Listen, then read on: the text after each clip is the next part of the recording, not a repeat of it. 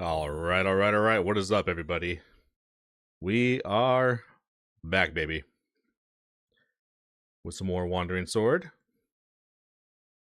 Give me a moment here. We'll get chat set up. We're all good. Beautiful. Looking good, feeling good. Feeling good, feeling great. How about you? All right. We're back with some more Wandering Sword. Going to be continuing these Mirage Islands, like secret boss fights. These have been super fun.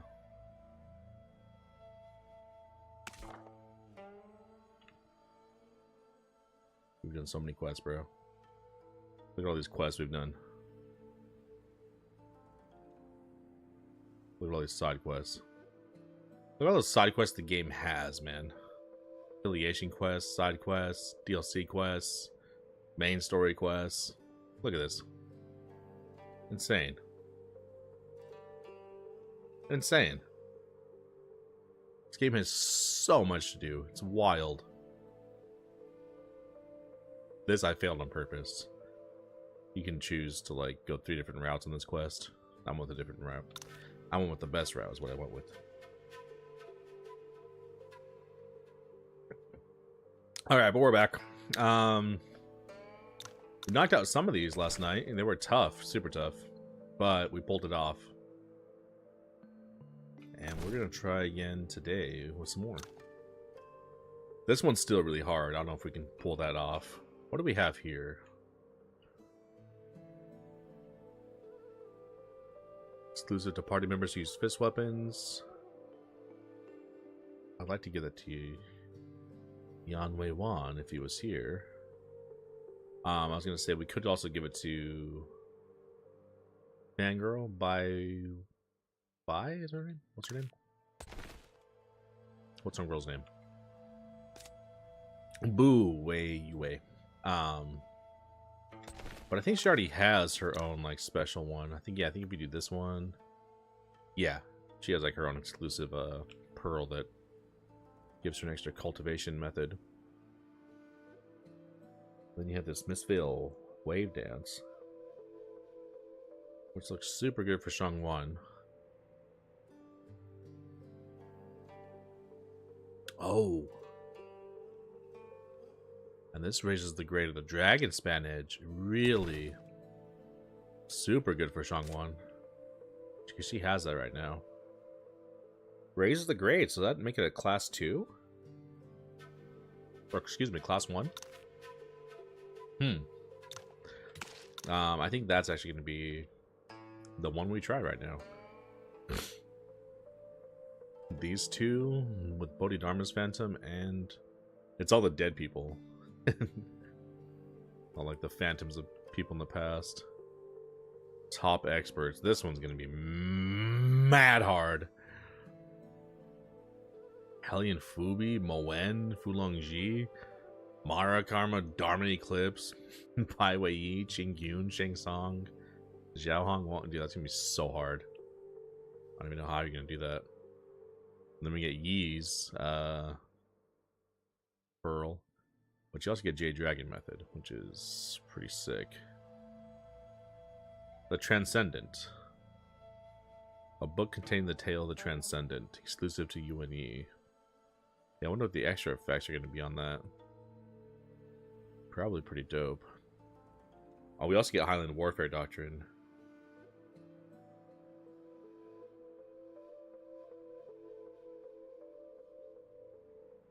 Which is also very good.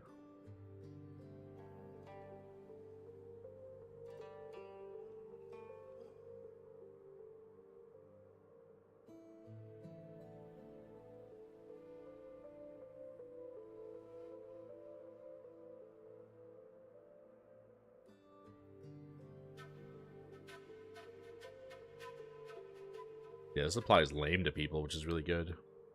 Just it's like the Grand Taoist swordplay.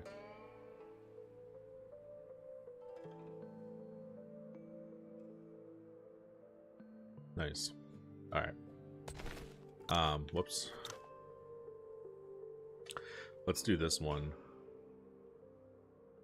This has a very good immediate return on investment. Let's try it. What do we have to do? Yuan Yi uses unique moves no more than twice? Oh, really? Okay. That's gonna be tough. You have the chill music here? I can only use unique moves twice for Yi. Huh. Okay.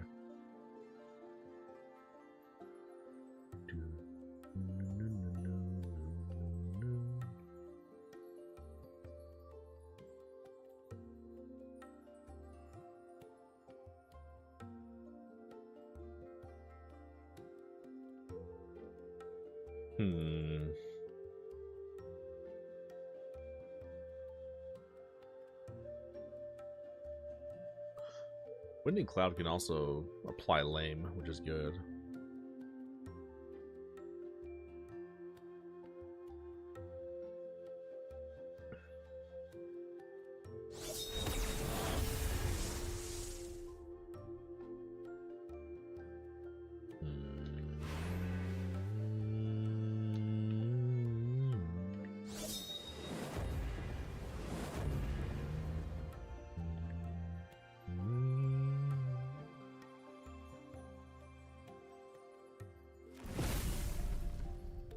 Okay.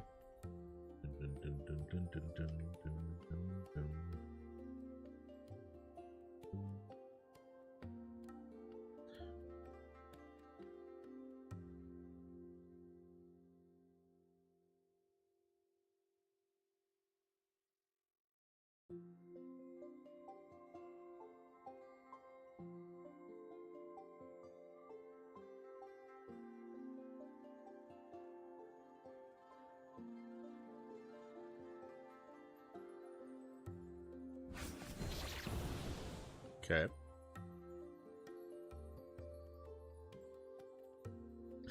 All that deliberation for nothing.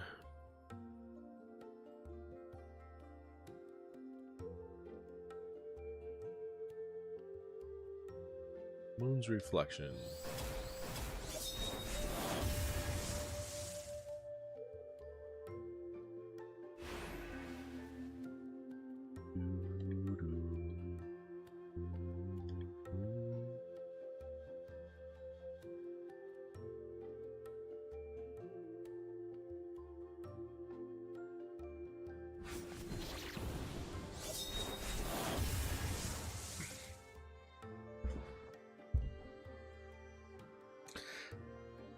$7,000 damage in a single hits.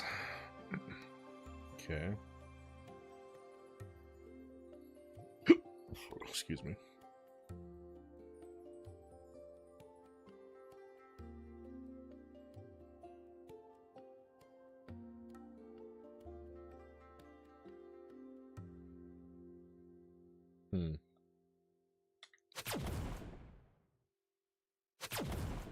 Come on. Come on.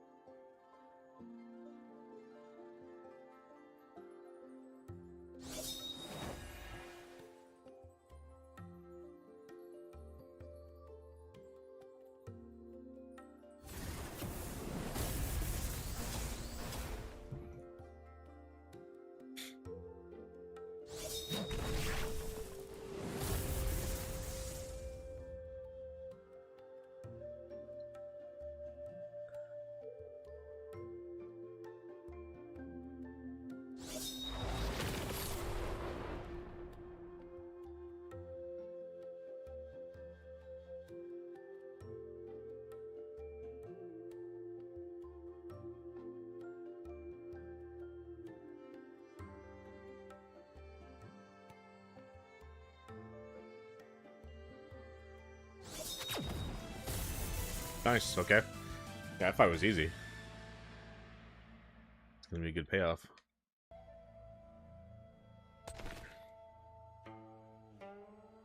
I thought they were kind of like in order, but they're not.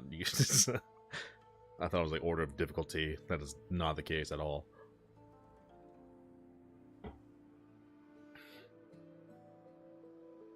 Raises the level Dragon Spinach. So this is like class 2 right now.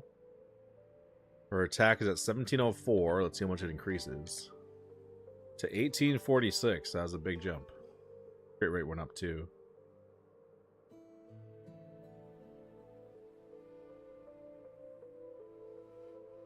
That was a good jump. It's a class 1 weapon now. That's cool, because I was kind of like, why are these like her exclusive weapon? Like some of these exclusive weapons we got in like the quests. I was like, why are these class 2s? That kind of sucks. But knowing now that later on they're gonna give you some better stuff, it's pretty dope. Pretty cool.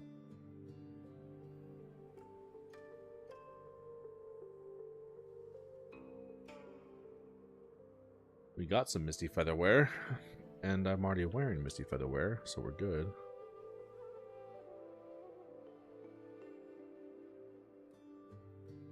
Perfumed hairpin.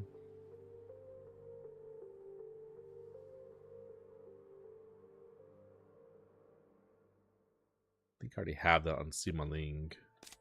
Yeah.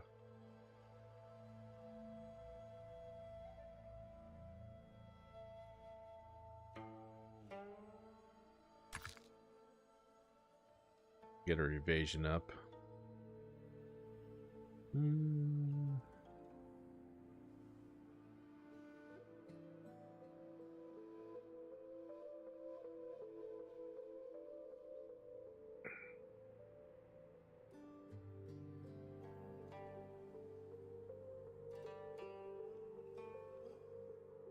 The Qingyun's mask gains 1 stack of deft every turn, and if I'm not mistaken, deft increases evasion, which is good for her. And that's one of the only reasons I think I prefer that mask over perfumed hairpin.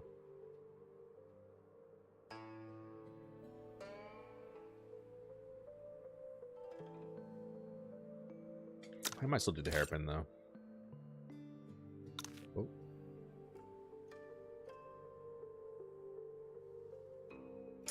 Yeah, that 65% crit rate is nice.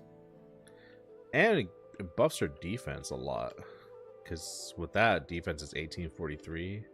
This gets her defense to 2281. It's a pretty significant jump. And then for you, let's get you your exclusive new cultivation method. Nice. And a girl. What do we have? Yeah, it's just simply not as good. Miss Vale Wave Dance. I feel like it's good for Shangguan. But she already knows it. That's why. Okay. Will it help you is my question.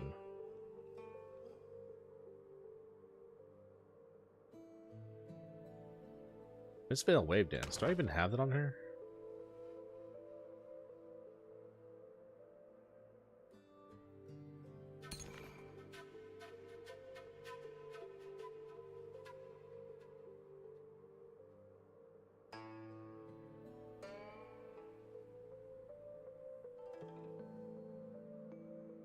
You know, I never got Herbal States Compendium to max level for her.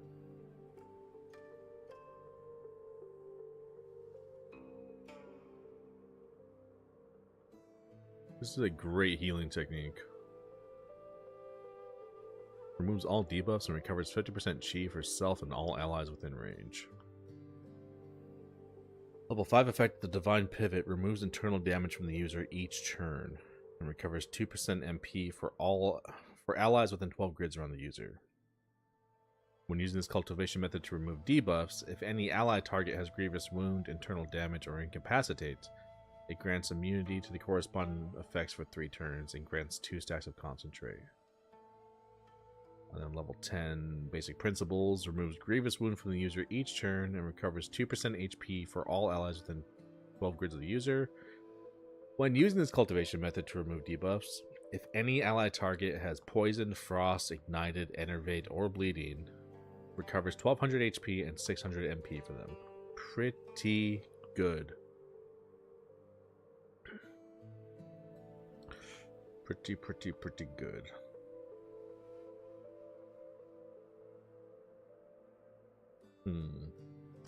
But where is that, Oh, duh, the Mistveil Wave Dance is the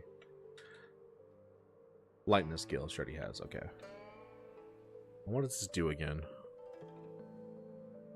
Gains leading bow effects.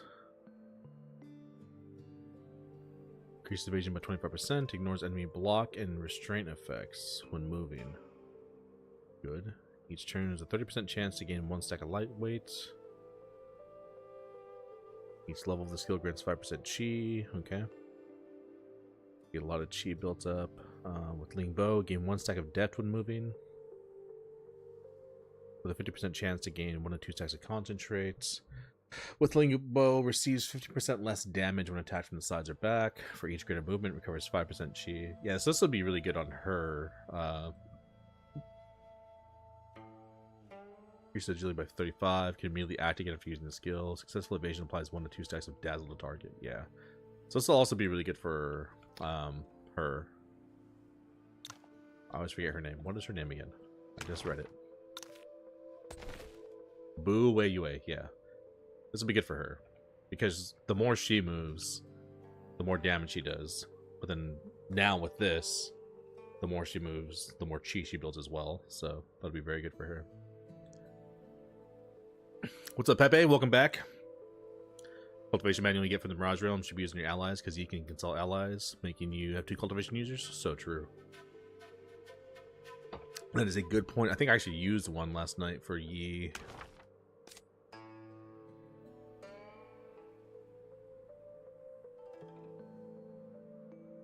One of the ones I got. Oh yeah, the Timeless Seasonal. And maybe Evergreen? I think I got Evergreen from there too. Oh well. What are you gonna do?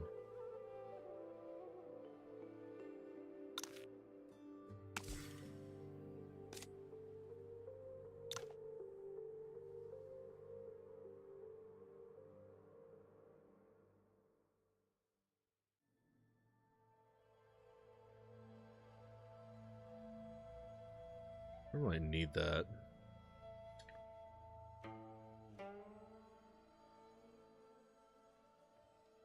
Because she acts immediately after her lightning skill.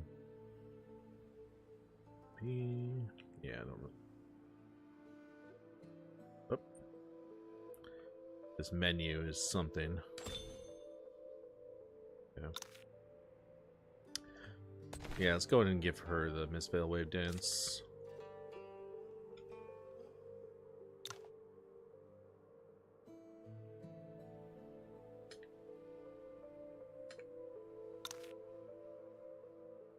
See, Maling already has it too, so.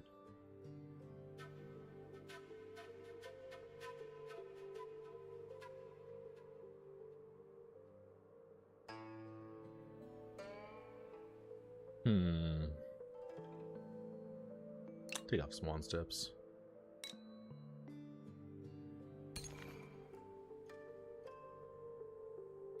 Last challenge is impossible without Jade Dragon or Fan or Tianji Legacy. Yeah, it seems really hard.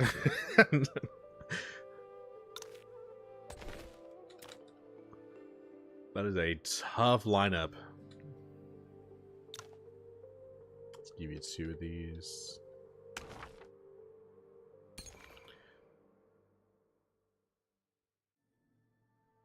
Alright, you can give 1 more.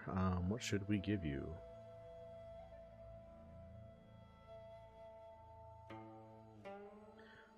Could give you Dragon Grappling.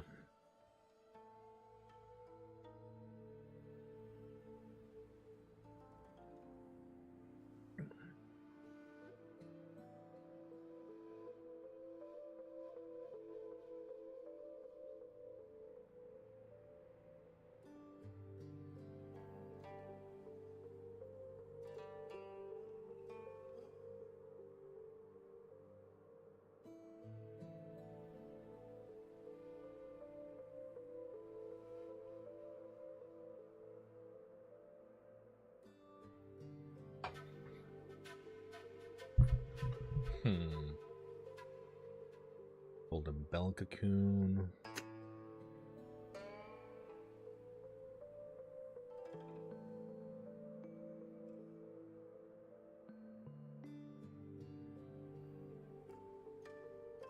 Yeah, I'm kind of thinking Dragon Grappling.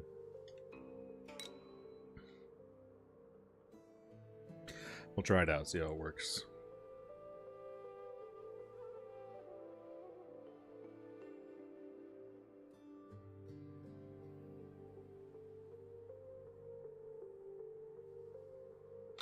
But she's got Dragoness Palm Strike and everything. Alright, what do we just get? Whoop. We use those.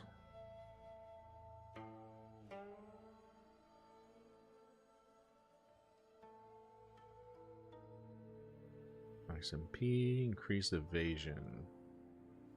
We use those. Meridian points, alright. Founding Masters. We can do this one probably.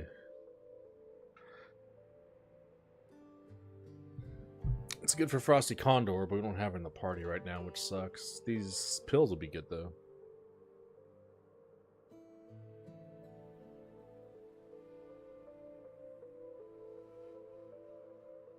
Increases max HP and MP.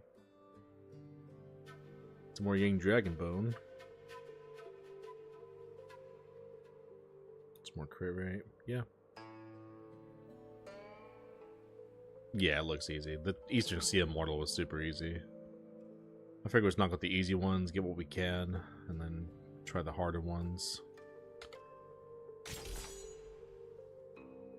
What were the conditions? Our side does not use any Wudong Sect or Shall. Oh shit. Well, brought the wrong characters for that.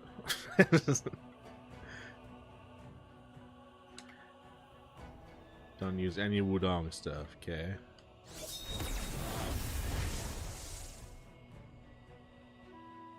Luckily, Grand Taoist is not Wudong.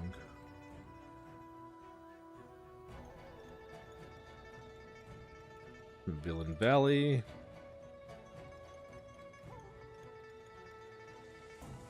Xuanho.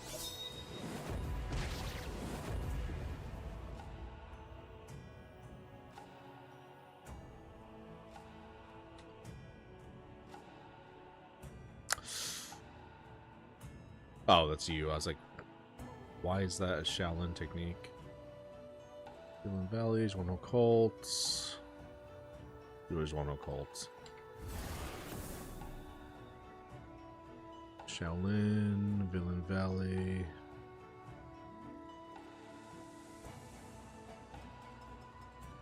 Let's do is one occult. Tian Shan.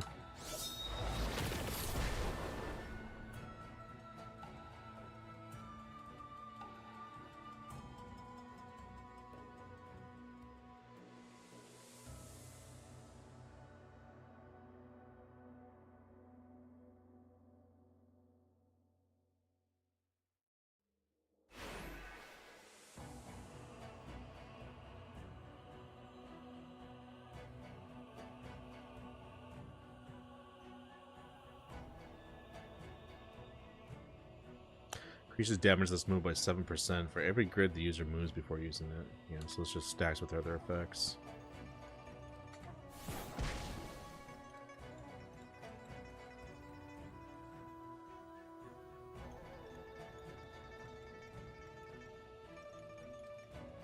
Which one was the Wudong one? What did I use?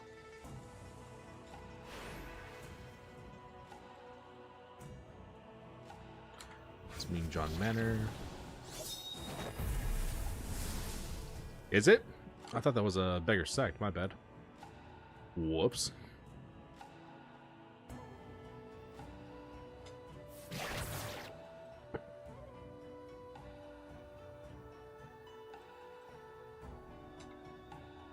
Yeah, I thought that was a beggar sect technique I used for her. My bad.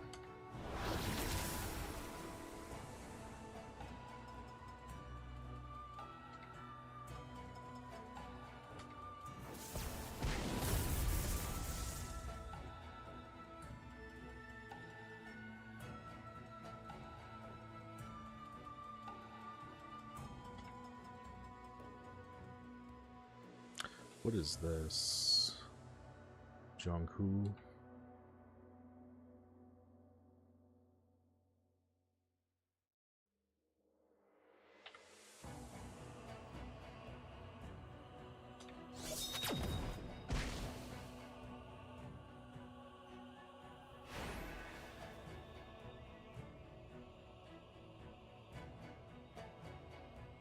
Oh, I did the wrong one too. I meant to do Dragon's Palm Strike. That's why I was thinking that.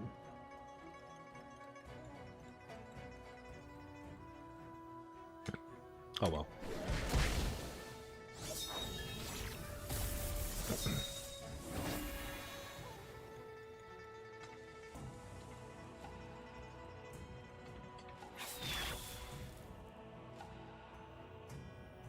Well, this one's easy. We'll just go back and do it real quick. Let's do finger blasters.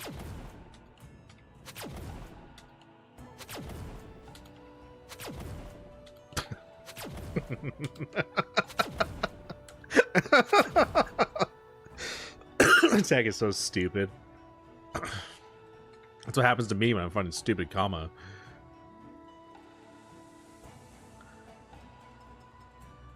It's getting the finger blaster 2000, dude. Pause.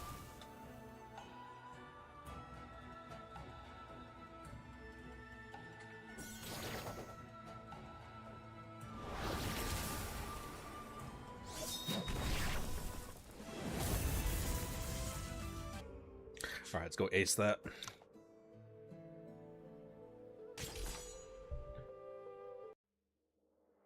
This one's super easy.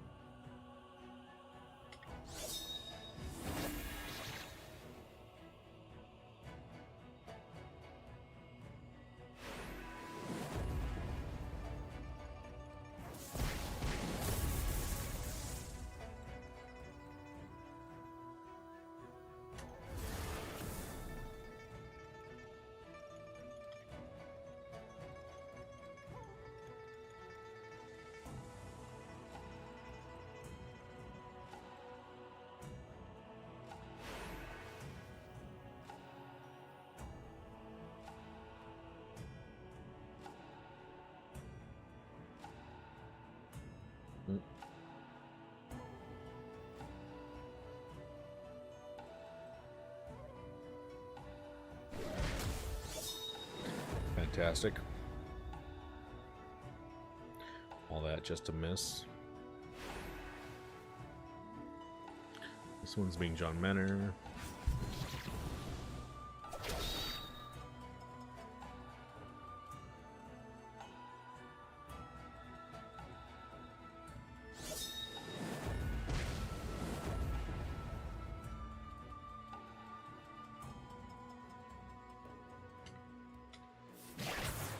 What?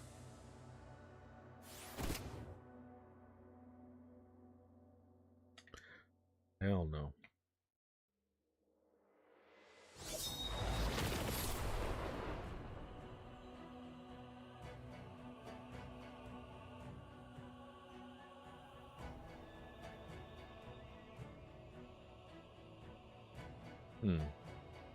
Let's do here. Actually, let's do here.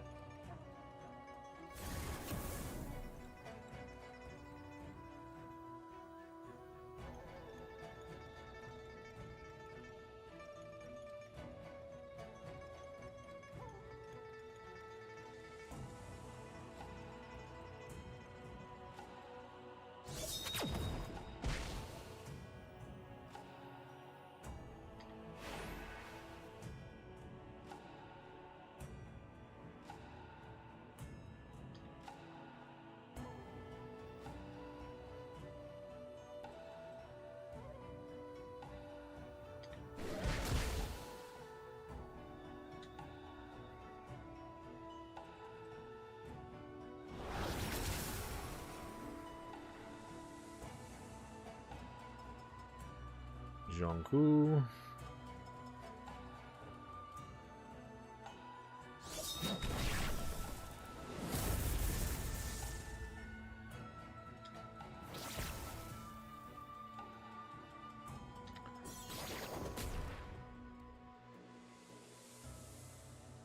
This is Jonku as well.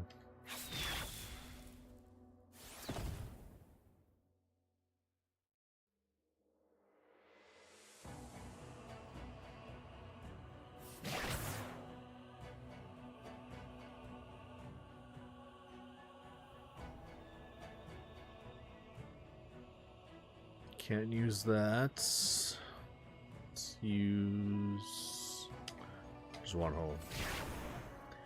Put some ignite on him. And then she can use Wildfire Rage. Nice. Does good damage.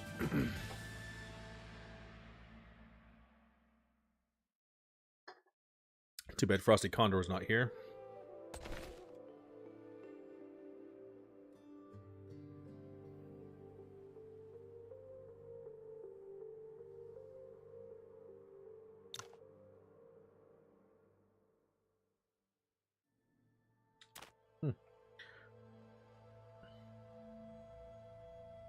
Makes them both class 1 weapons. Wow, Condor Trials is base attack of 750. That's even more than Qing Yufan. And base crit rate of 17.89. Damn, that's super high. An incredible fist weapon.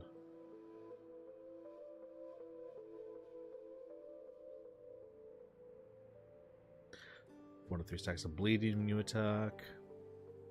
Restores HP equal to 15.3% of the damage dealt. This is a very good weapon. And now I wish Frosty Condor was here.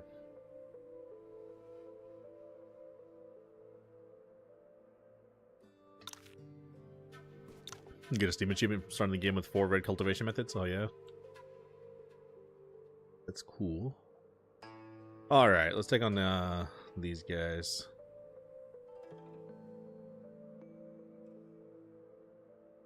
Cloudform Tai Chi. Already have it. Can be used to raise the grade of Seal of Death. Okay. Let's increase. Another Zhuan Wu robe.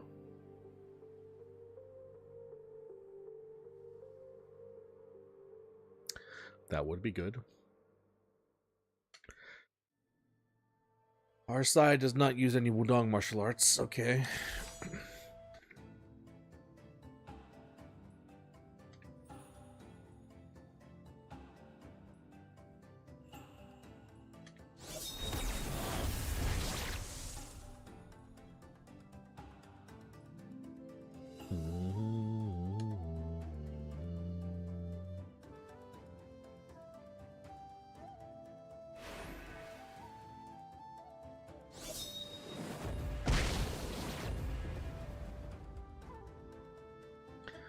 Can use our Shaolin stuff again. But you know, we'll use this. Put a bunch of Ignite on him. So, Sima Ling could do some good damage.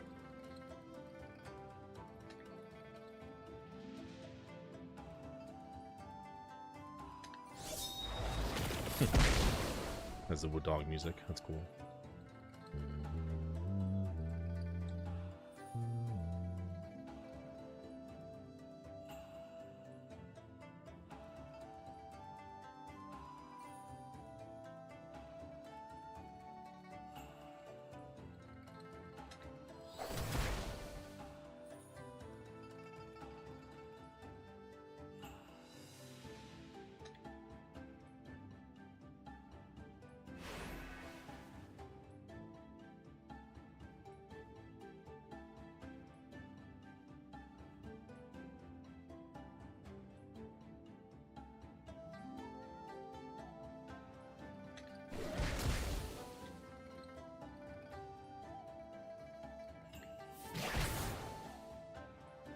I can use a Finger Blast again.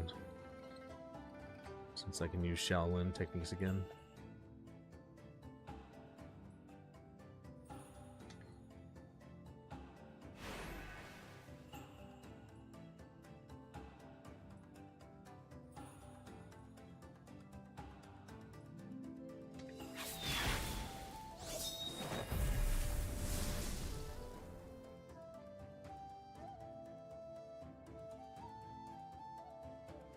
Yeah, Moonlit Lake and Moon's Reflection, they work off each other. They'll stack what is it called? Charge attack. So since Yi has it, she'll give him 2 stacks of charge attack, and then vice versa.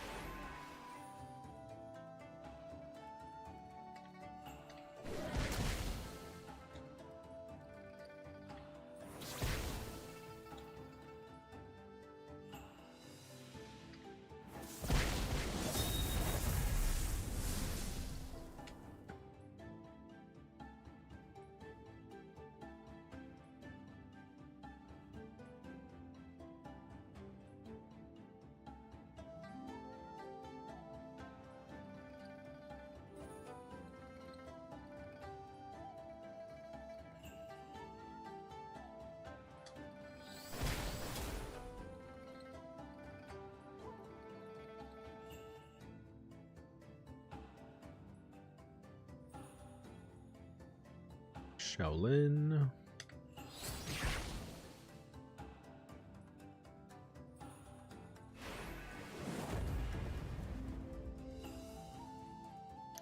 Like this will actually do more than her unique. Yep.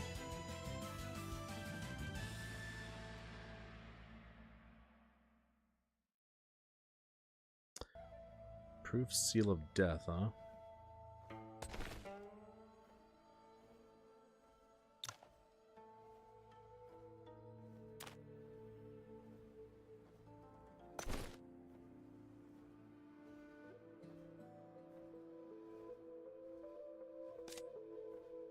Do you have Seal of Death? You do. Becomes a class 1. Chi Gathering 230. Plus 127. Pretty good. Immediately restores 200 Chi after launching a critical attack.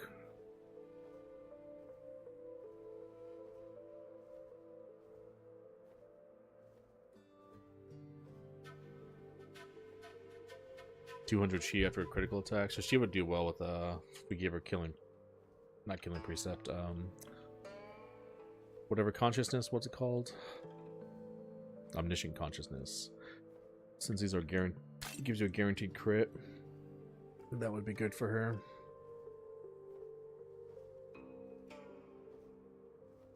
We can give her one of the female party member things too. These boots are fake, but whatever.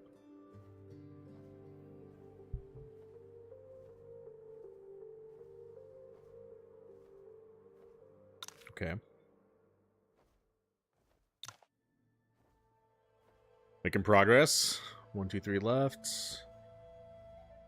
We'll do this next.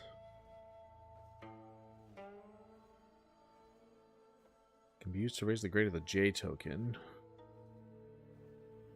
Raise the grade of Blazing Silk Mantle. 9 Dragonstone. Also get Instant of Infinity and Storm Gallop. More Rhino Pills. Meridian Points. Okay. Try top experts? Not right now.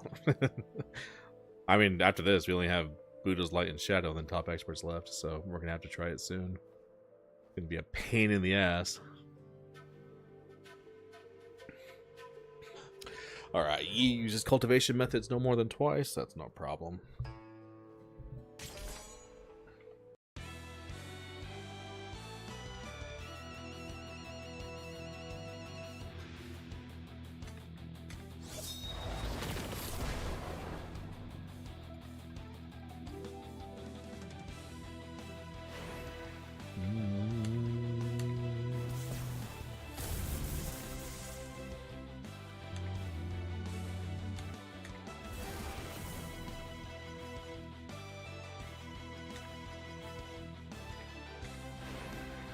This song's really good too.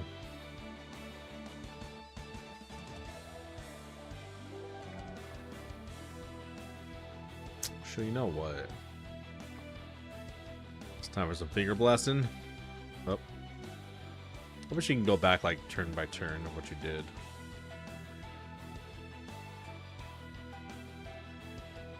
Come on. I want to use all her steps so she gets more damage.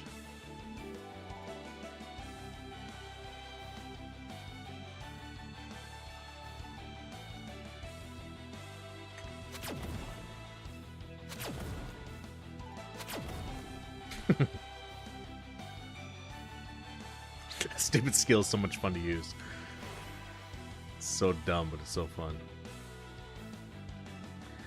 Body sword formation.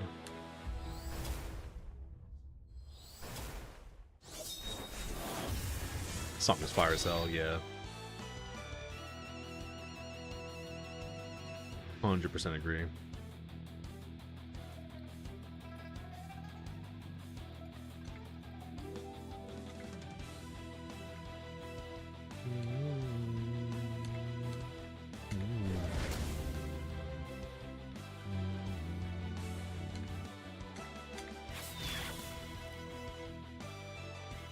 Anything lined up? No.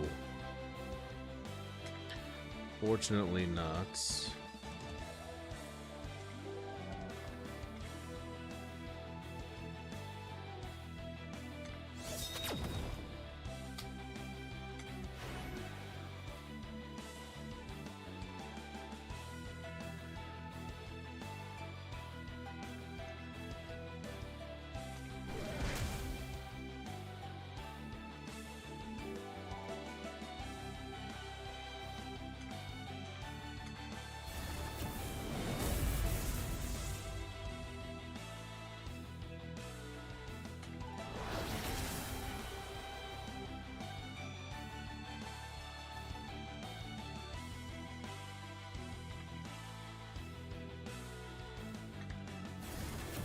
What?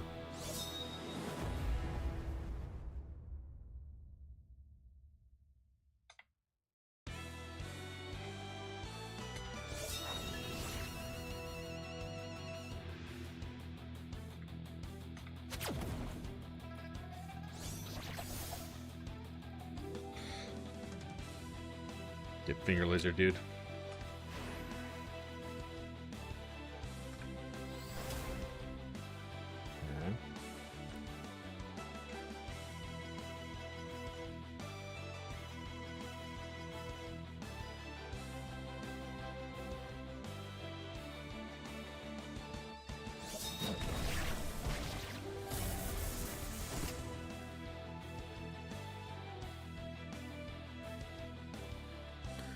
Cultivation methods no more than twice. I think this is my second one. First or second, can't remember. But just in case, we'll just do that one.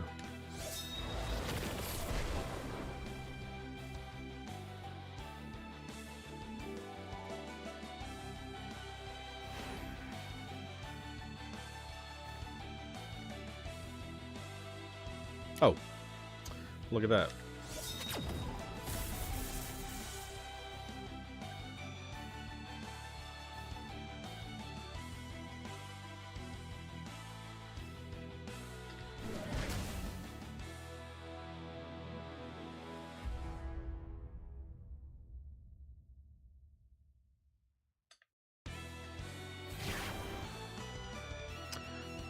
Disagree.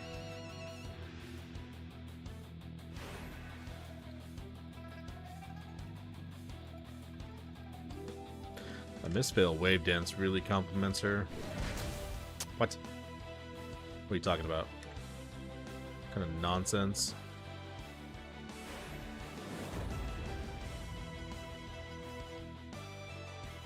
Please have Ignite on you. Ow.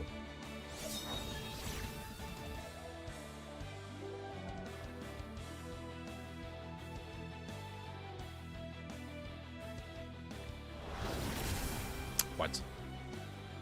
Excuse me?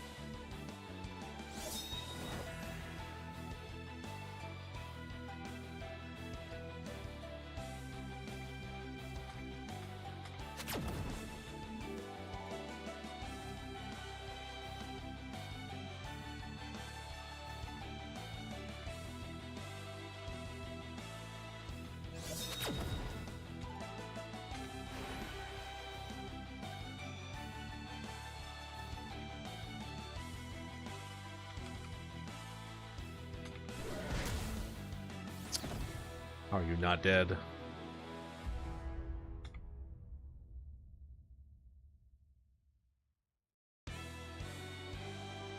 Oh, he did die. Nice. Alright. It's only Yi that can't use cultivation methods. I'm gonna go do Bodhidharma.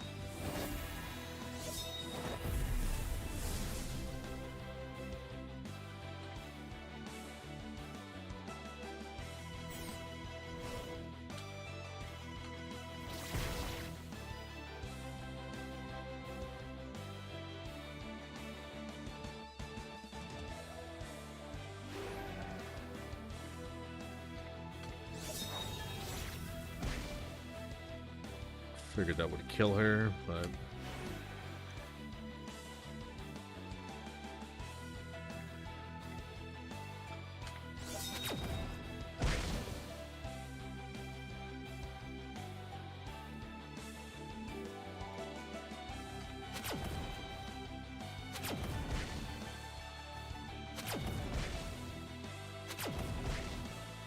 stop exploding.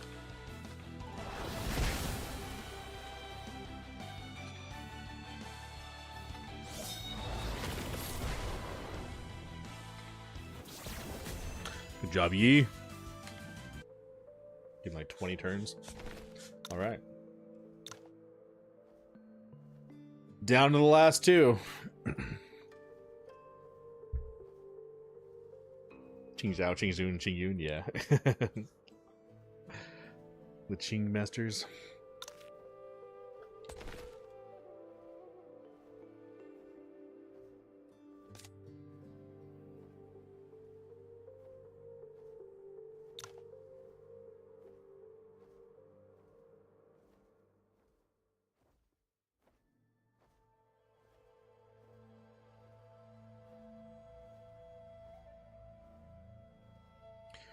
Instant of Infinity.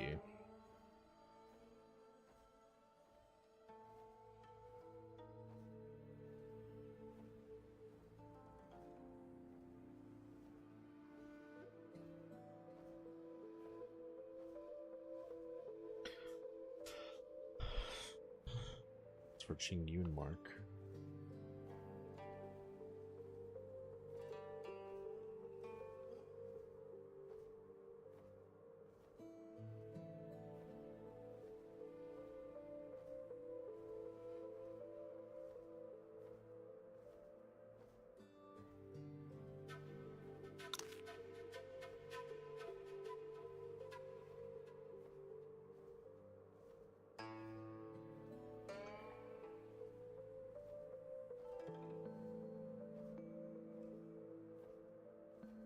I don't think she has anything. No, okay.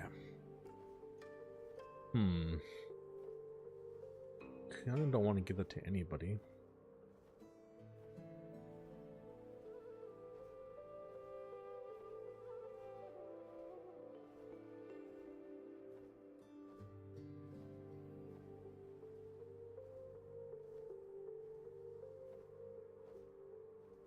Yeah, the whole point of those is like Qing Yun fan arts. Doesn't really work for anybody else. Outside of Boo, obviously. It's political, obviously.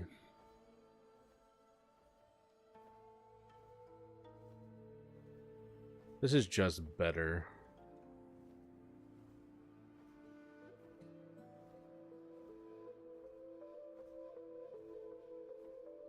And actually fits her kind of well. Attacker's bonus accuracy will not be effective on you when they attack from your back, so it gives her more evasion. Or chance for evasion. Okay.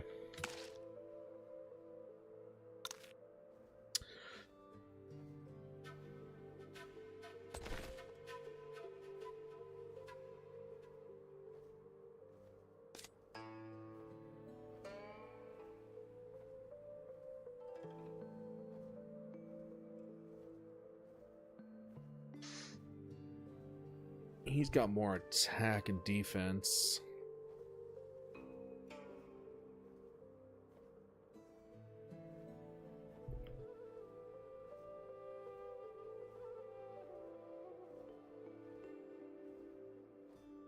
Increases damage dealt.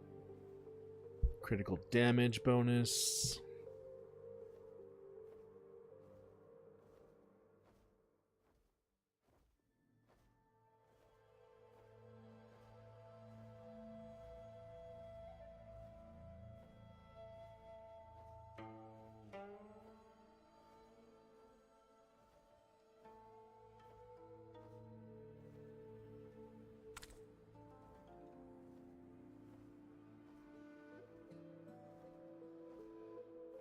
I'm gonna put him in because we can't use lightning skills in this fight, which kind of negates the strength of Shengwan.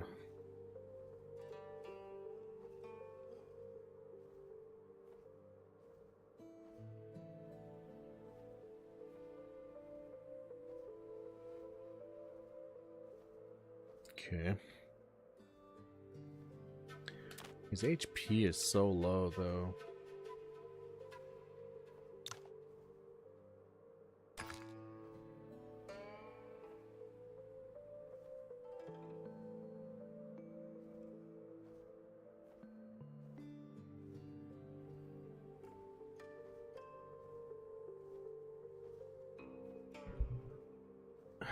Immune to a lot, but it's only for 3 turns. Increase attack by 10% for the entire battle.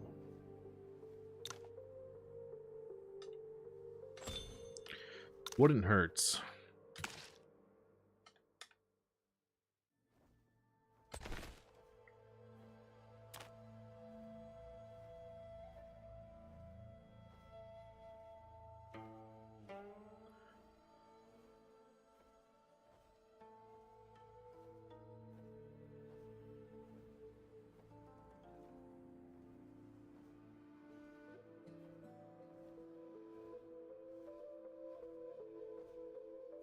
We also just have a huge HP boost, which could help.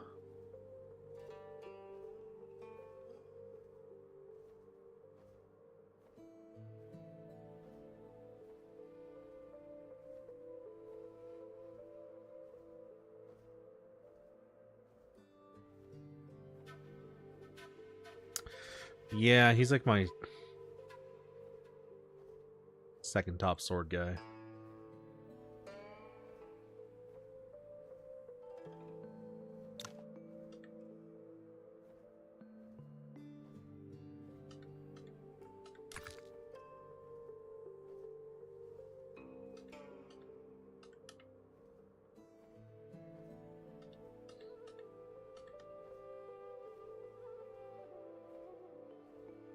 I think I'm going to give him the extra cultivation method. We'll give it to Yefei.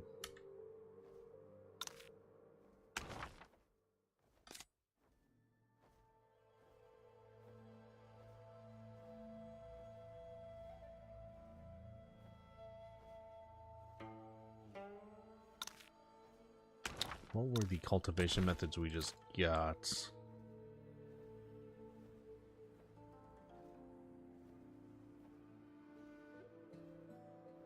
Did get Cloud Form Tai Chi.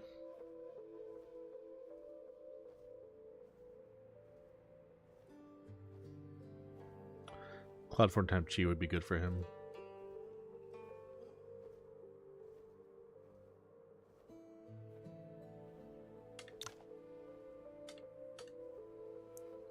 Gonna give him that.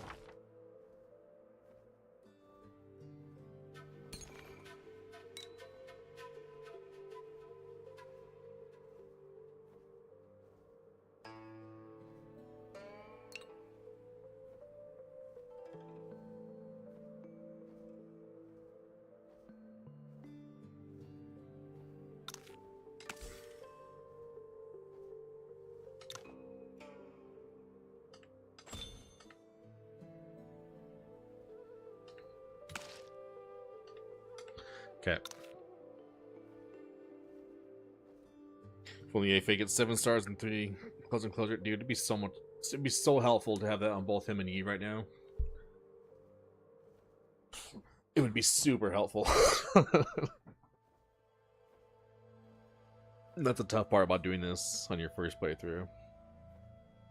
It's a lot of stuff you're just kind of locked out of. All right. Then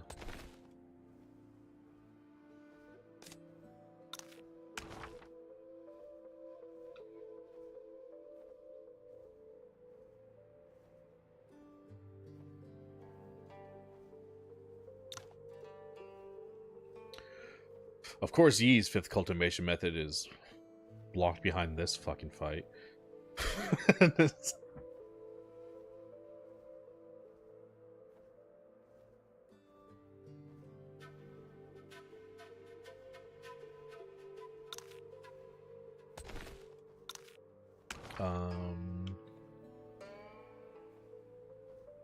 I'm actually gonna drop this. We'll keep timeless seasonal.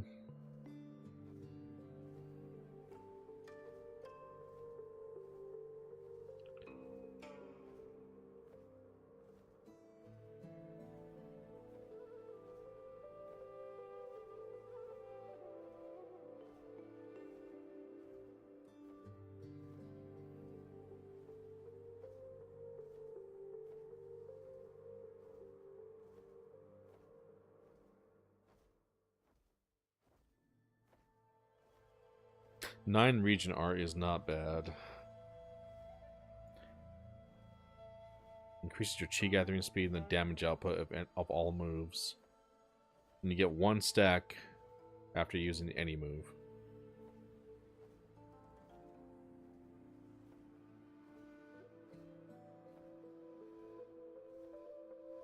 And you also get an extra 1000 HP and MP for yourself and all allies at the beginning of the battle.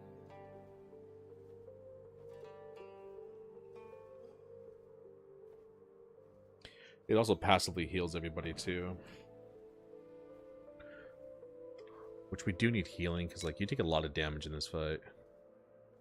So 9 region. She has 9 region.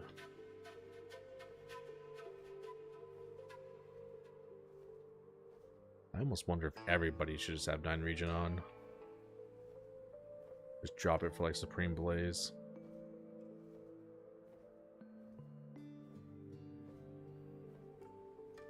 You know, I can even drop like 9 Zen Demon. Oh. Do we have more?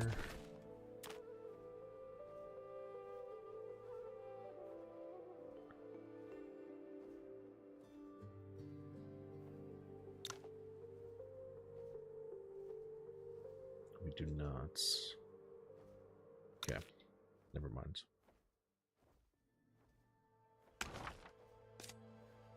Not everyone can have 9 region, but these 2 can, so keep it on her for sure. Then I'll keep it on Yi too.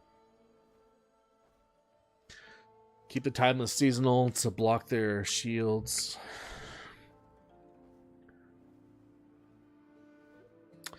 Well, timeless also blocks their shields, and it blocks removes and blocks HP shields and Vajra protection, which is really important against the monks here. Which is the biggest thing like Evergreen doesn't do. Evergreen's more of like sustainability. You also apply internal damage and stuff. And removes 5% HP from enemies with Ignited. So it's got some good passive stuff too.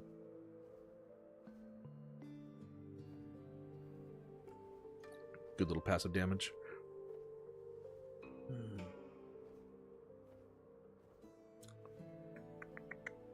Okay.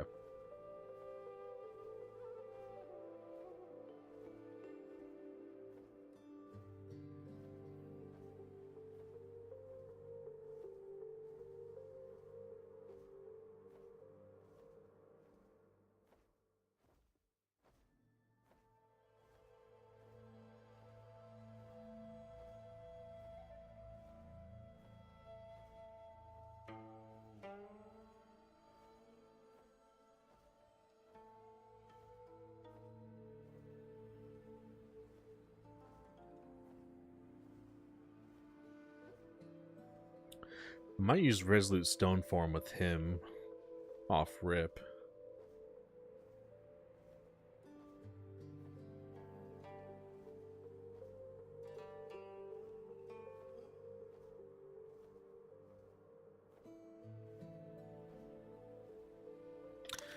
Just so anyone who attacks him, he deals damage back.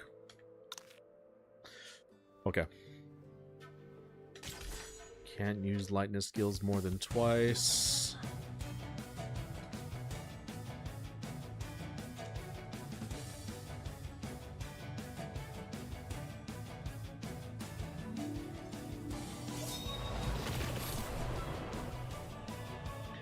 Just gonna hit them all and force them to do their healing. Keep all my good skills too.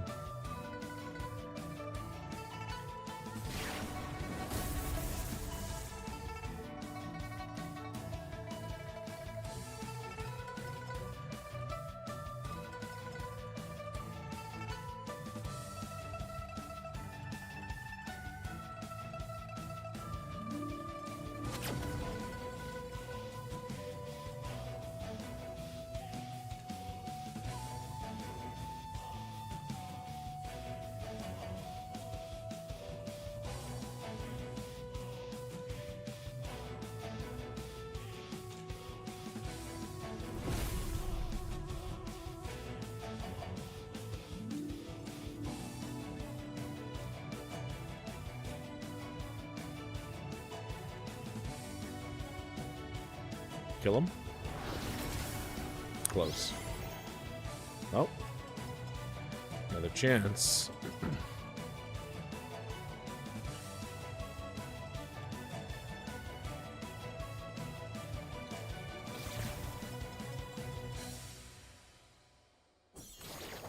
Nice. It's one kill.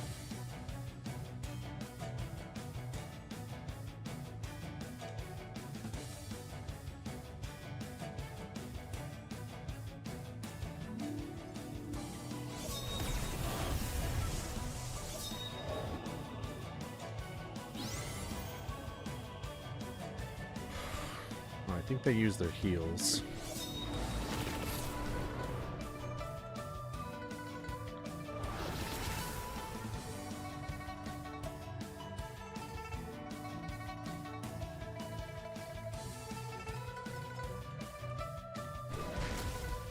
Nice.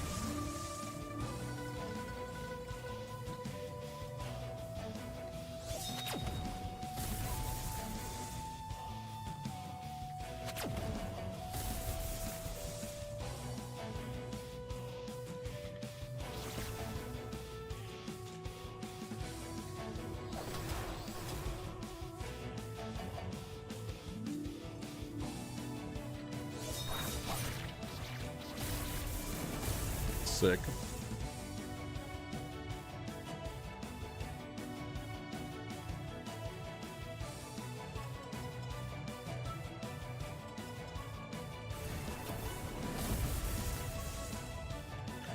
There was no way that did that little damage.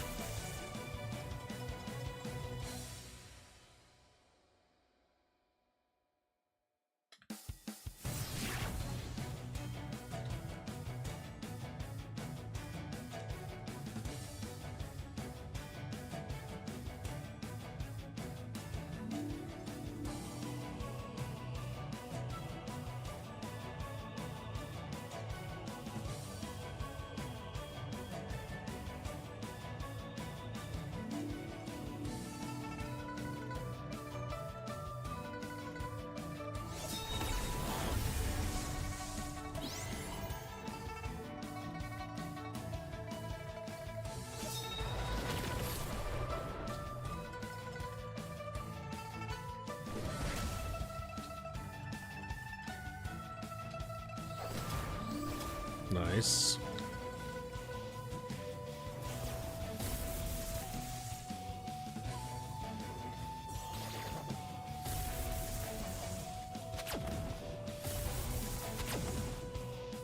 No way, brother. They start deflecting, reflecting so much damage at this point.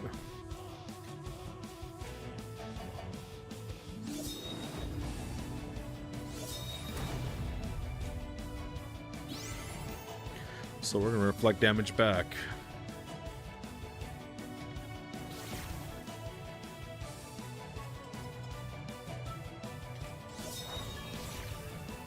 Get that defense break. Brother, 17k damage? Come on. You gotta be kidding me.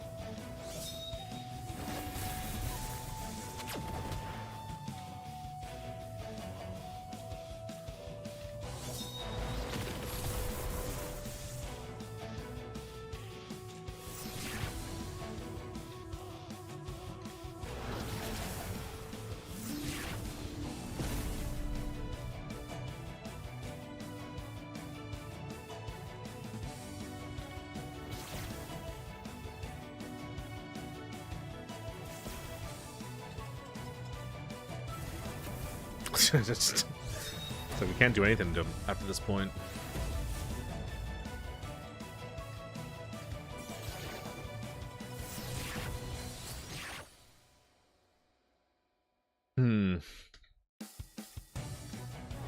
They just become like Super Saiyan at this point, and it's like you can't do anything. They do insane damage, they reflect damage back to you. It's just like you're just screwed. Yeah, just get stronger as the fight goes on. But the damage output from Darman Eclipse gets insane. He just starts doing like 17k in a hit. It's like, I don't know what I'm supposed to do about that, man. What the hell do I do? What do you want from me?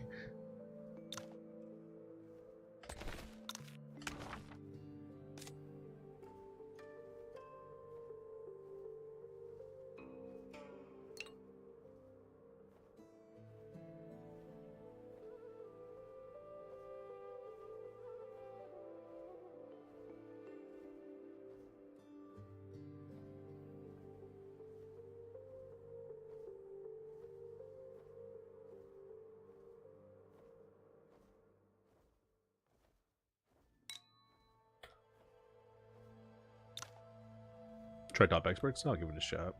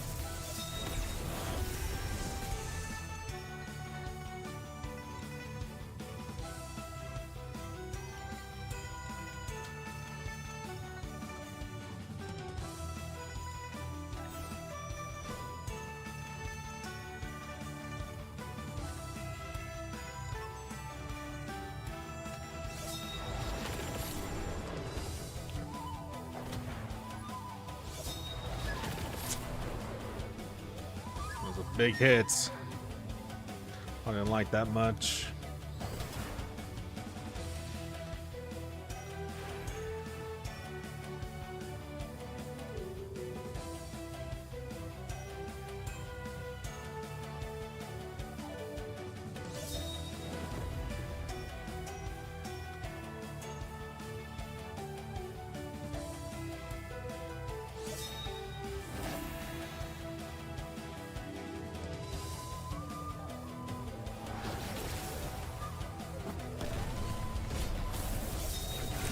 I don't want auto. What the hell? How'd I get auto? Did not want that. That was unfortunate.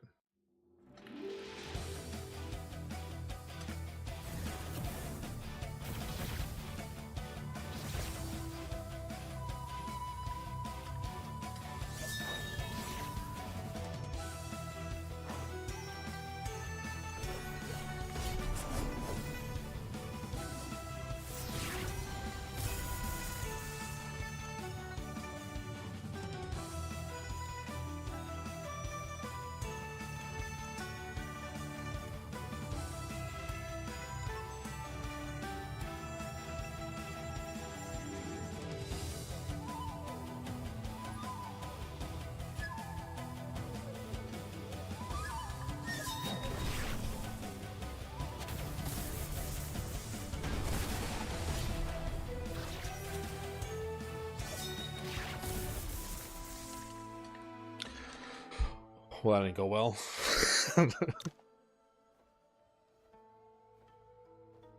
At least some of them are going down, though.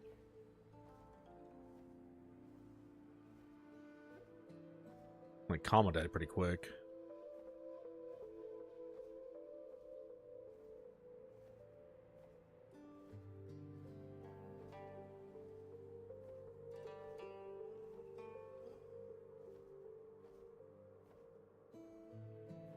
Attacking with the moon's 25% chance that every point of strength deals 3 additional damage. And to inflict 2 to 3 stacks of enfeeble to target.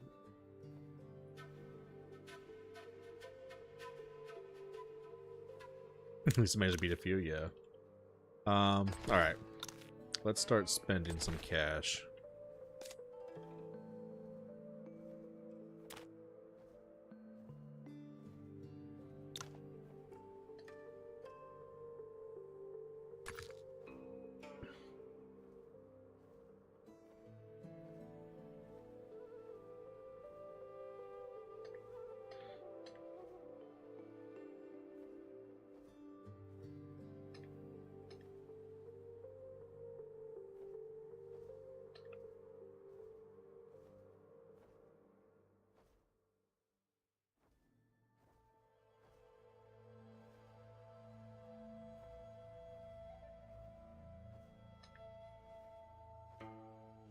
I forgot to use one of these too.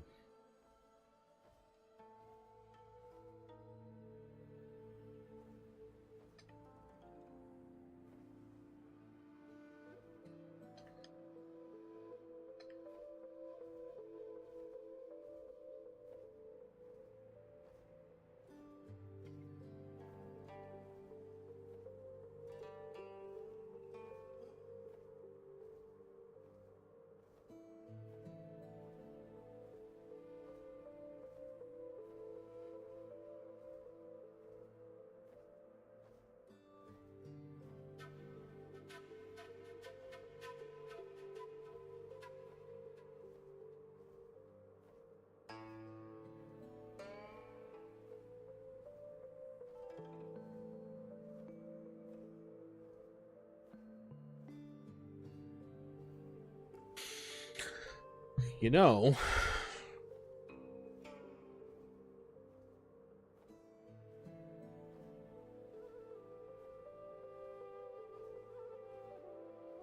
after using the Mighty Move, gains 1 stack of Peerless Virtuosity. If using this move when Peerless Virtuosity reaches 3 stacks, consumes all stacks to ignore 50% of the target's defense.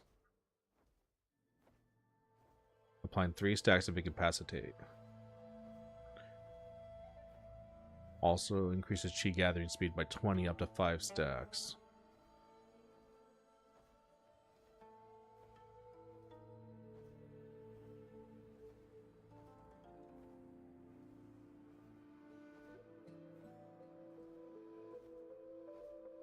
This is a unique move. I don't think it's better than what she's got, though.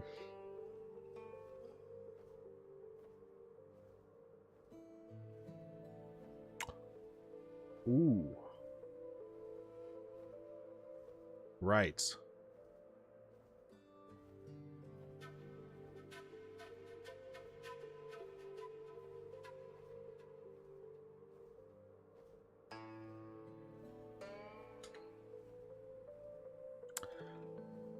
I wish Yanwei Wano was here, but he's not, so it's going to her. I forgot about that.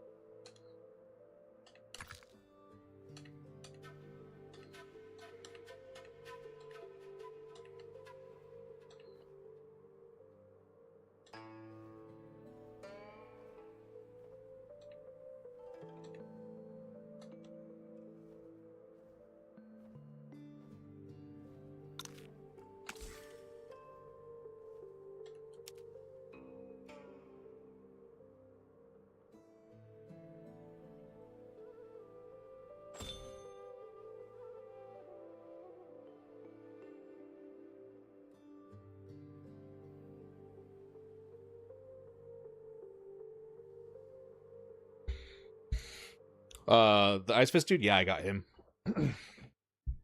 At least managed to beat a few. Yeah, a couple, but we need to spend like everything we have. Really improve. I should even go to do some alchemy, honestly. 10 more? Okay.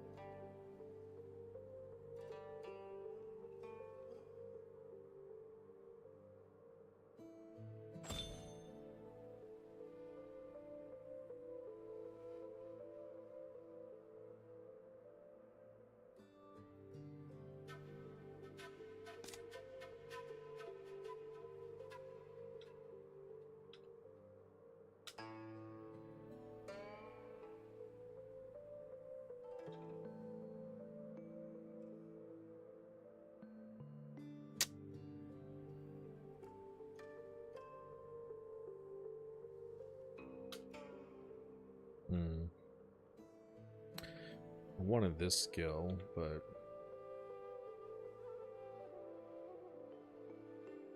gonna be short a couple hundred. We still have some more meridian points though. Spend some on her.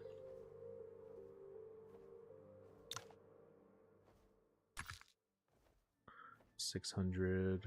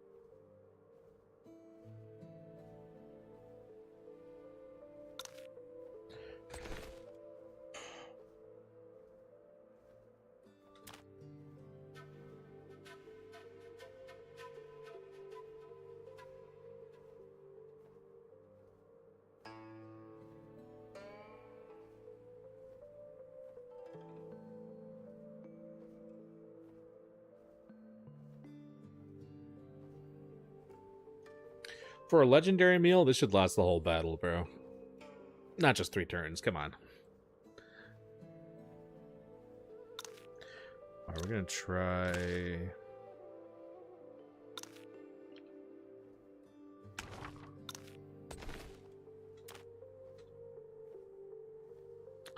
Let's try the attack one.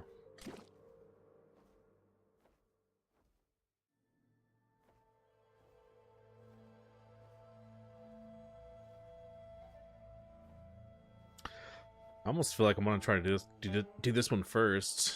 It probably will be harder though. I would like Yi's 5th cultivation method.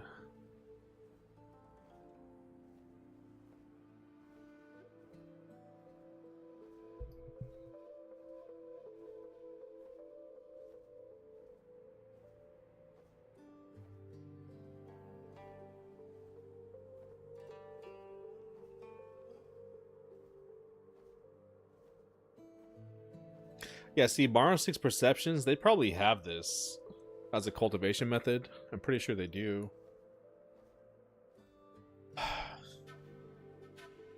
You get it for 6 turns. Randomly increases attack, defense, crit rate, evasion, crit damage, or chi gathering speed by 50% every turn. When attacked with Mars 6 Perceptions, you reflect 25% of the damage taken and inflict a corresponding stat debuff for 2 turns.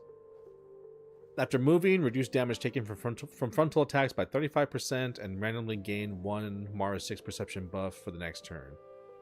If no movement occurs within a turn, increase all enemies' damage taken by 35%, with a 35% chance to reduce the user's cultivation method cooldown by 1 turn.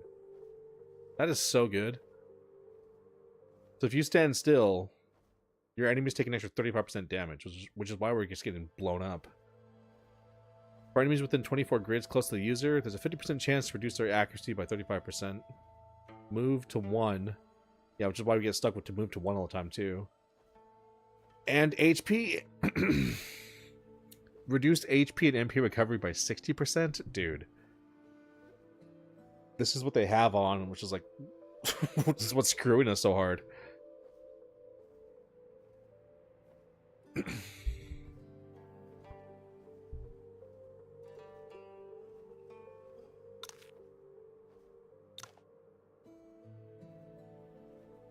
It's such a good attack.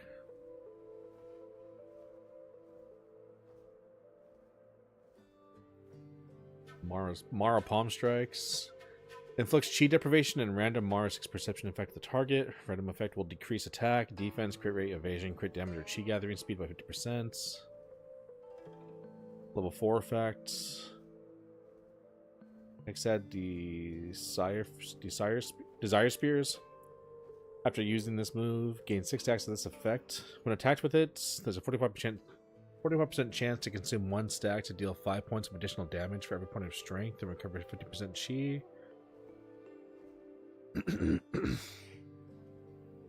Level 7 effect, Parvartan Surge. After using this move, removes 1 to 2 debuffs from the user. When attacking a target with any Mara 6 Perceptions debuff with other moves, there's a 50% chance to gain its corresponding buff. Level 10 effect, Mara Animita. Each time after using Animita Finger Strikes, there's a 35% chance to reduce unique moves cooldown by 1 turn. Really? So this buffs Animita Finger Strikes too, the little finger blaster thing we do. Wow. With any Mara 6 Perceptions effect, this move's damage increases by 35%.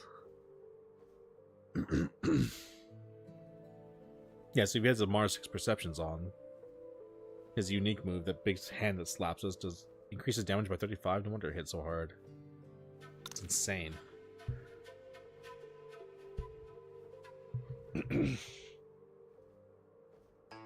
That is so insane.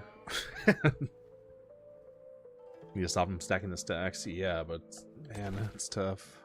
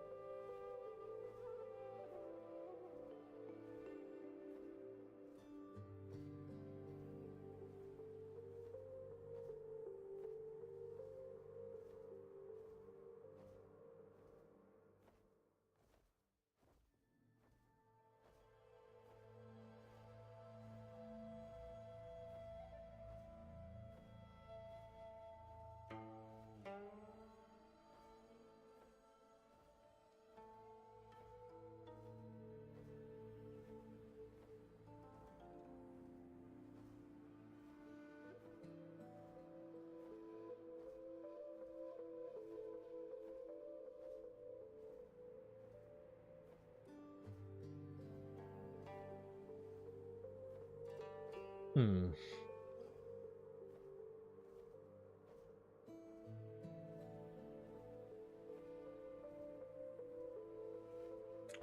I'm wondering if we can use him for bleed stacks.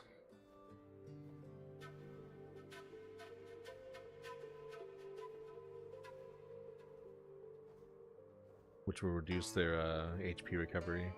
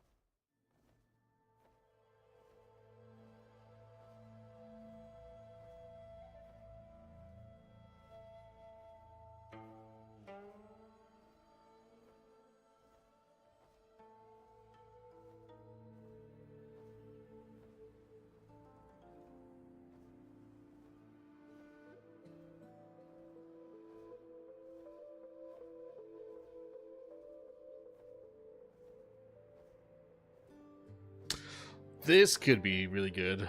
The Vengeance of the Scorching Star. Applies 5 to 7 stacks of bleeding to target. If this move deals a critical hit, additionally applies 3 to 5 stacks of poisons.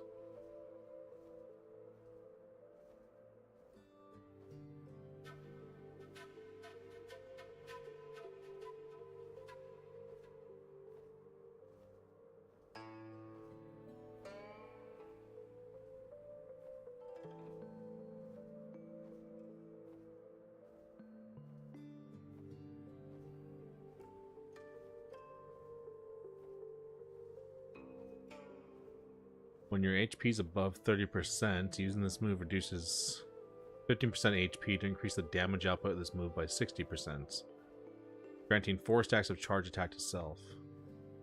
When HP is less than 30%, attacking a bleeding target with any move grants the HP drain effect that can absorb 35% HP to self.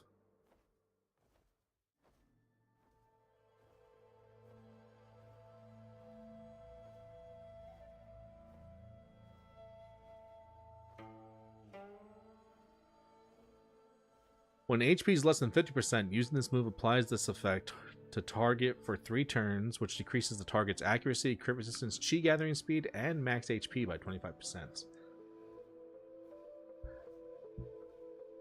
Bringing their max HP down by 25% is huge. That's incredibly good.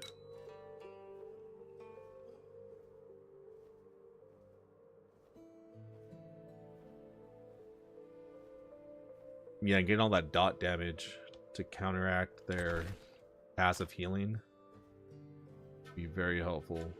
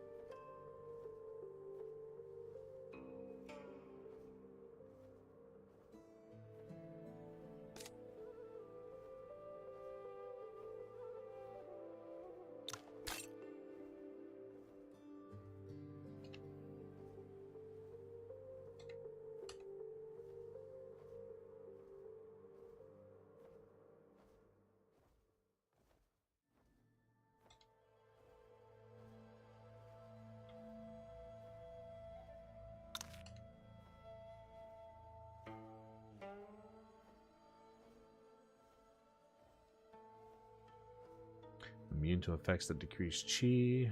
Okay.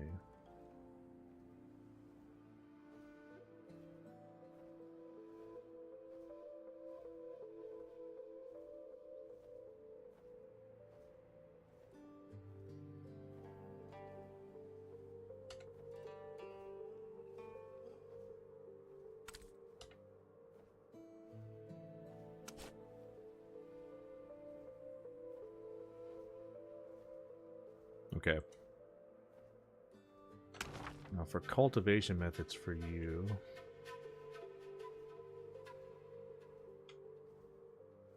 Six Nax, Golden Bell.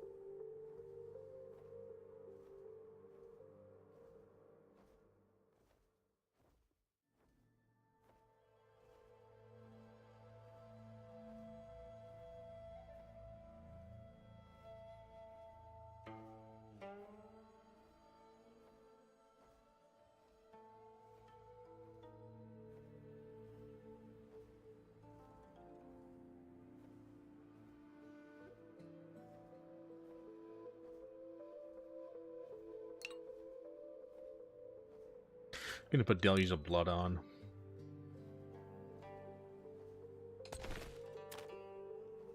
Try to get more bleeding.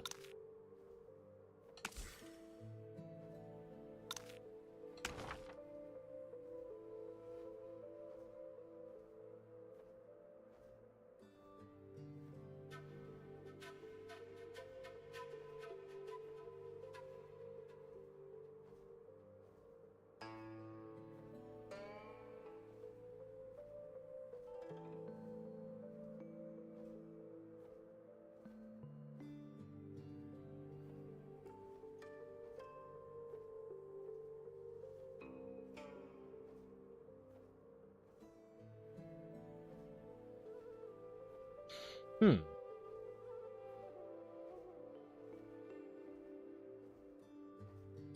Elusive Ore increases attack by 20% when it disappears every point of the user's internal power and deals 4 additional damage to target within 24 grids.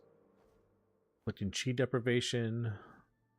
While Elusive Aura lasts, recovers 8% MP every turn, and returns 50% damage taken when attacked.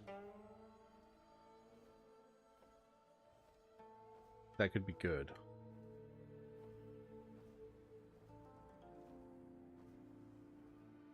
Honestly, I feel like reflecting damage does more damage than our attacks in this fight. It's going to be like damage over time and reflecting.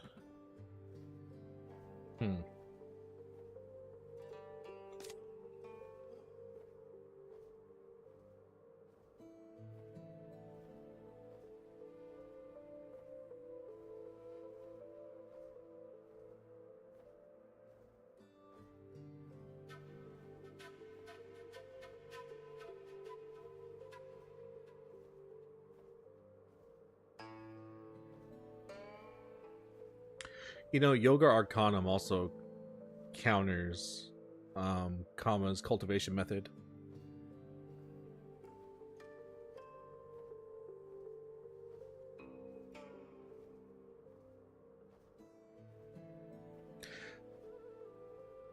If equipped with the Yoga Sutras, increases its Brahmin, nature, and humanity effects by 100%. Now, just what are the Yoga Sutras? I don't know what those are.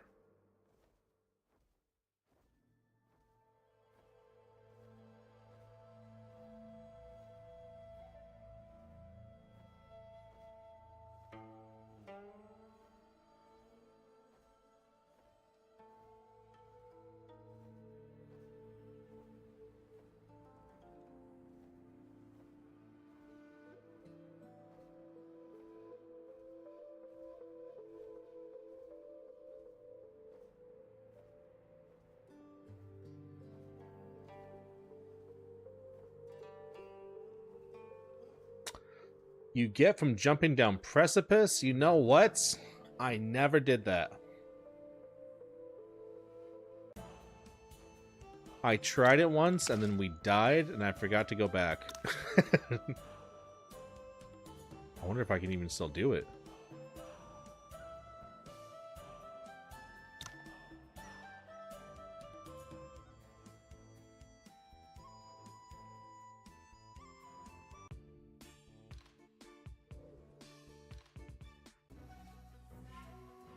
It's been so long since I was here.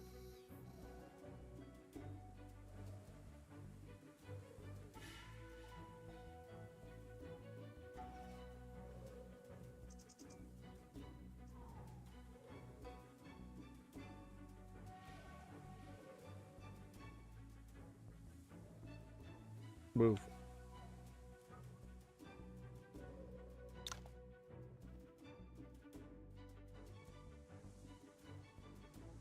Aha.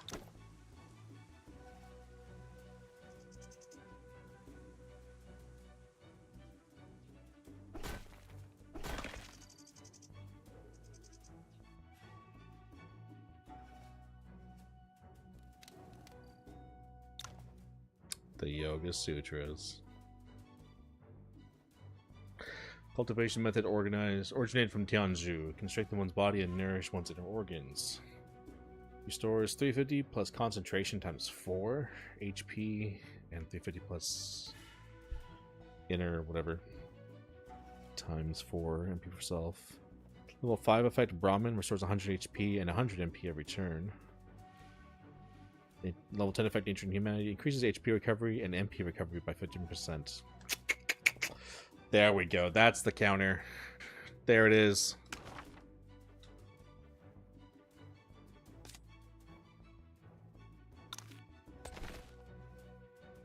There it is.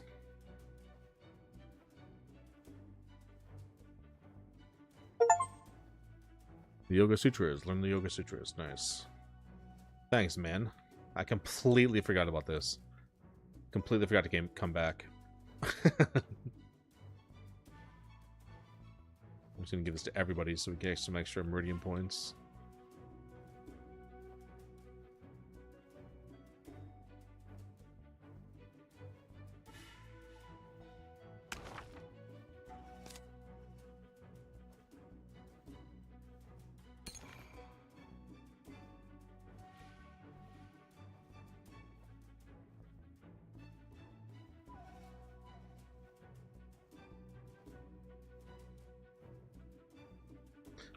Dun dun dun dun dun dun dun dun dun dun dun dun.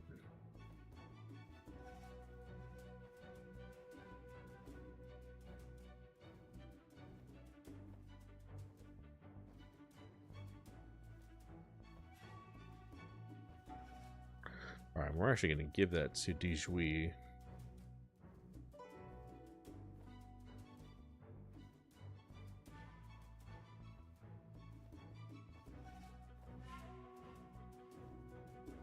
As much as I like Zen Demon subduing, we gotta put the sutras on.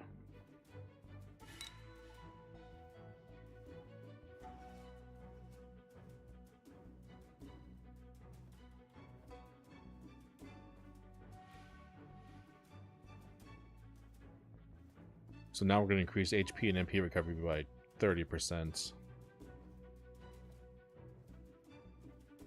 Nice. Perfect. Yeah, Yoga Arcanum is going to be the counter here.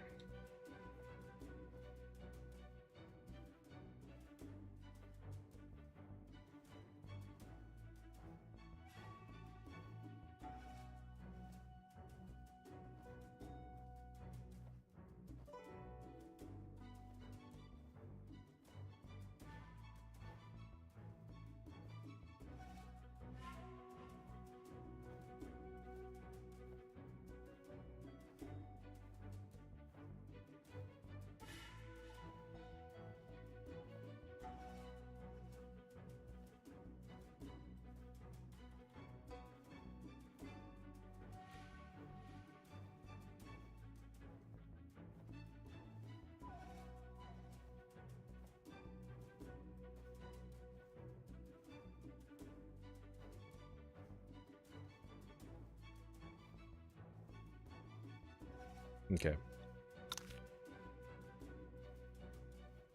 Oh, look at that little bed. How nice.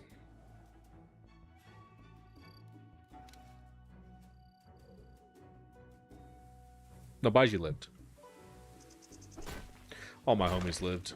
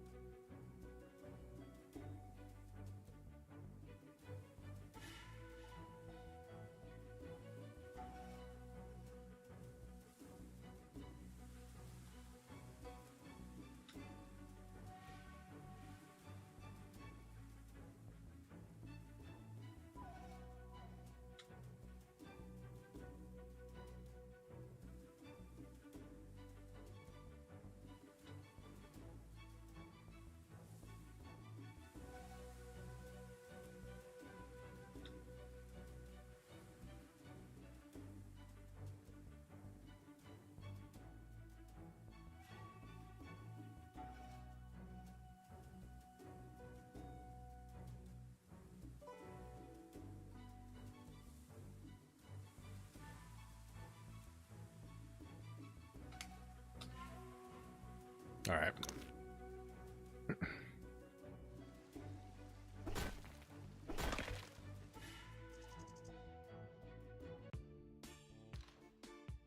All right.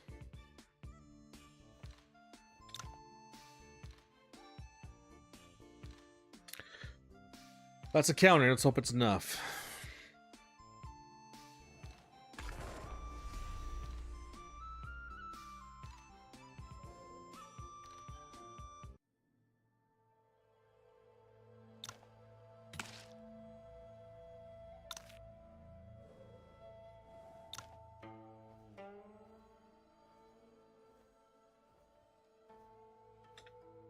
No, I love Lujonair. So her, Yanwei Wan, Dijui, and the Fangirl were my team. And Liu Jonair is OP as hell. She's so strong.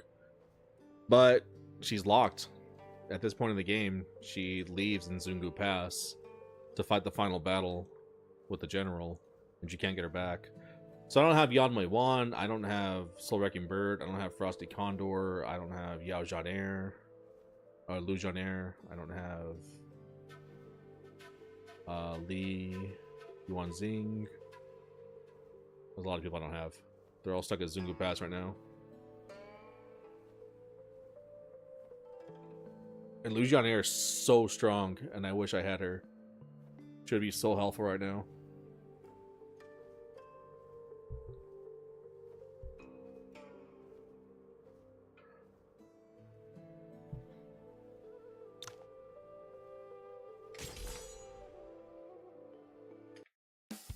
She's like OP as hell, actually.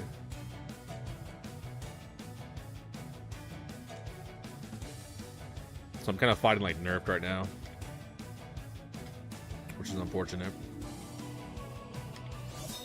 All right, let's try this again.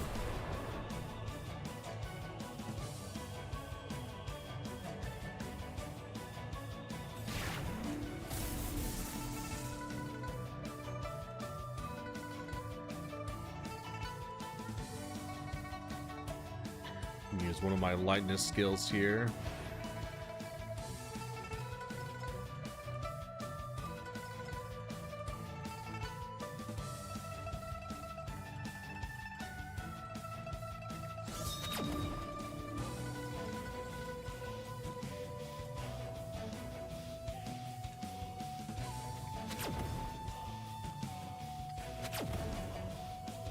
It's one dude dead.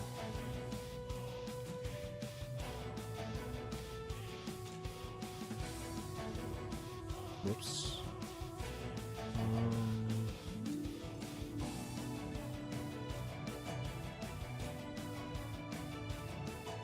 Her AoE is so good.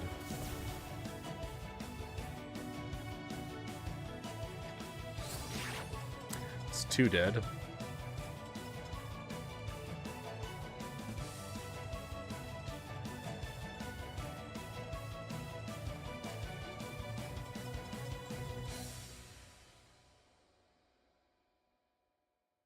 Chance to apply chi deprivation.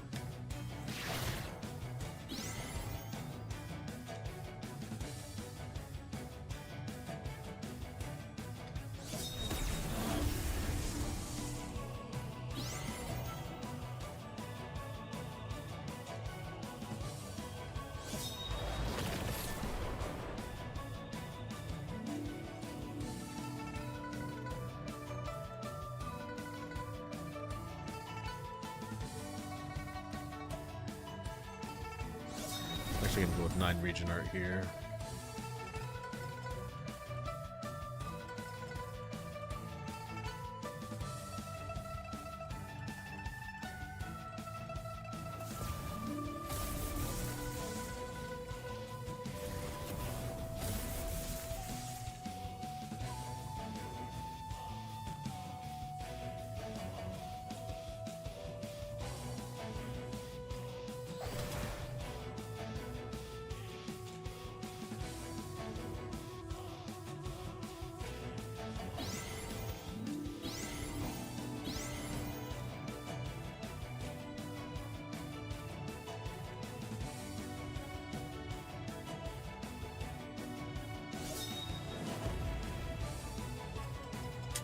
Everyone has debated it.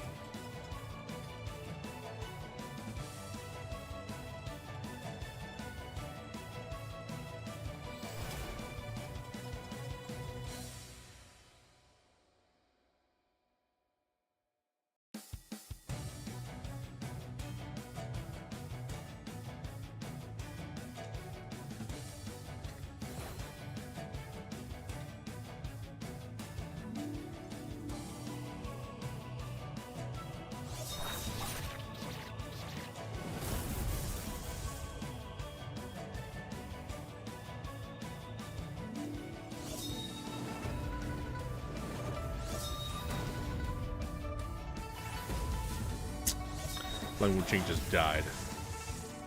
So stupid. Does so much damage.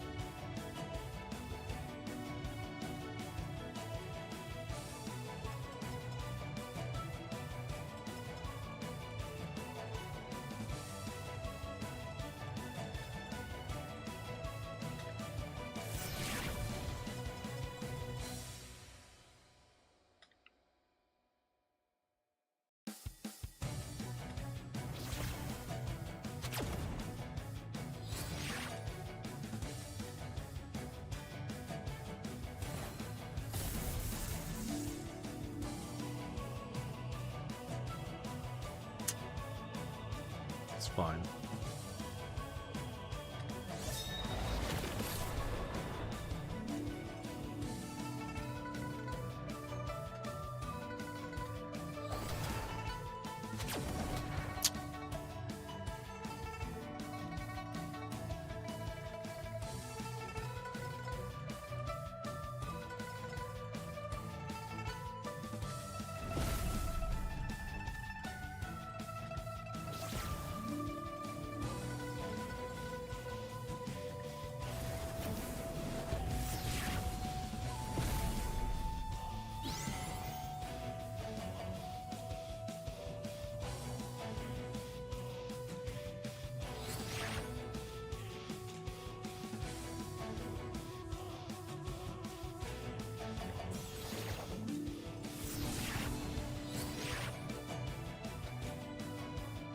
Yeah, the healing, the damage, it's all insane.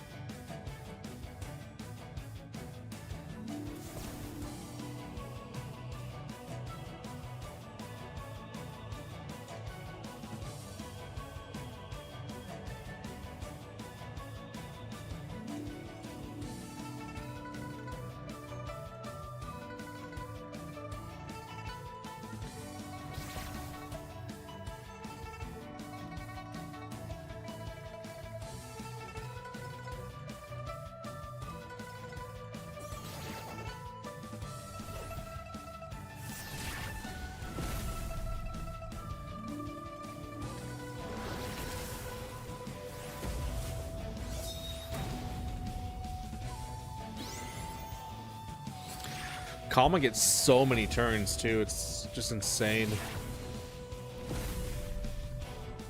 Both of them get so many turns.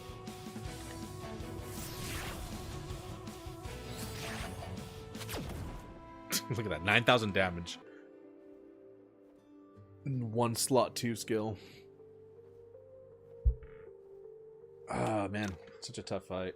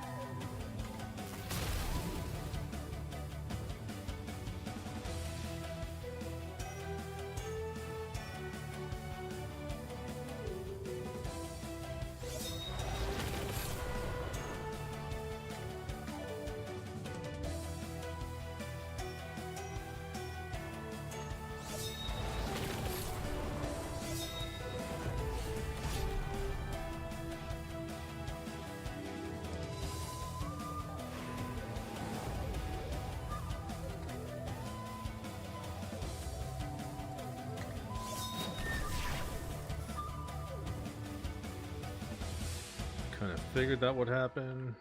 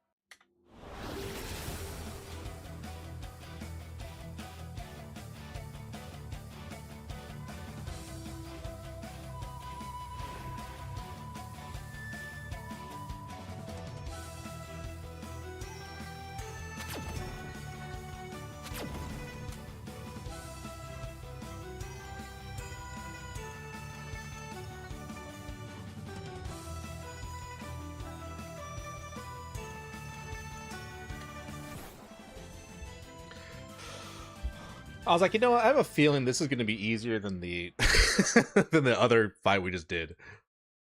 I was like, let me try. Because at least these guys take damage, you know? At least these guys I can fight. That other crap, dude, I don't... Brother.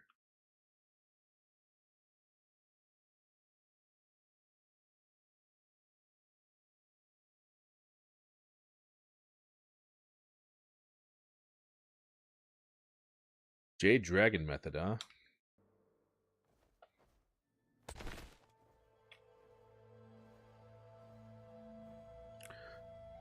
The Transcendent Accessory. A book containing the tale of the Transcendent, exclusive to Yuan Yi. Agility is not as good. Chi gatherings. Whoa, whoa, whoa, whoa, whoa.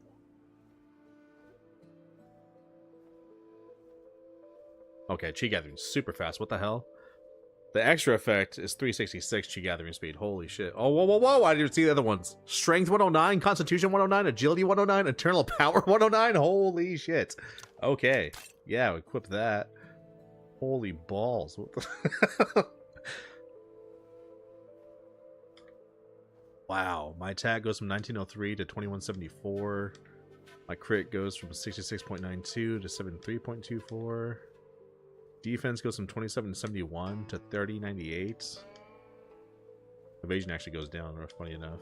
And then HP increases by like 3,000. Wow, that's an incredible accessory. Holy shit, I didn't realize.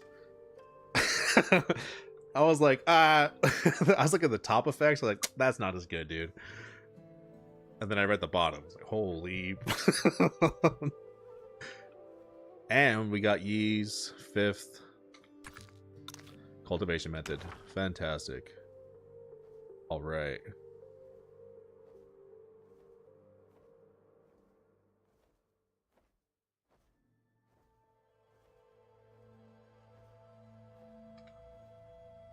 I'll put timeless on him. Because with more than 50% MP, you become immune to internal damage, chi deprivation, and lame, which is really good.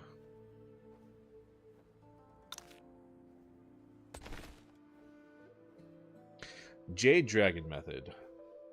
Sleek and transformative is the Jade Dragon, yet guided by an unwavering purpose. This is the portrayal of Hellion Yunshan's life. Restores 10% HP, gains 6 stacks of Jade Dragon method effect, each stack increasing the damage output of 100 Jade Dragon forms by 4%. Okay, up to 9 stacks. Using 100 Jade Dragon forms with the Jade Dragon method effect restores 2% more HP for each stack. Level 4 effect, Transformative Jade Dragon. When inflicted with a debuff with the Jade Dragon method effect, consumes 1 stack of Jade Dragon method, transfer the debuff back to its dealer. Wow, okay. Level 7 effect, Martial Essence. Gain 6 stacks of Jade Dragon method upon entering the battlefield. Each time Transformative Jade Dragon is triggered, recovers 3% HP, and if MP is below 50% when it's triggered, the user recovers 5% MP, and the enemy loses 5% HP. Wow. Each turn has a 50% chance to gain 1 stack of Jade Dragon method. With less than 50% HP, there's a 100% chance to gain 1 extra stack each turn, and a 50% chance not to reduce the Jade Dragon method stat count when Transformative Jade Dragon triggers. For every debuff transferred, gains 3 stacks of them. I can't read the rest of that. Okay, that seems super good. Like, super, super good. I think I actually want to give that to Dijwi.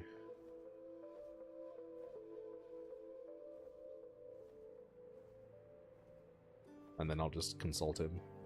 And then we have Highland Warfare Doctrine.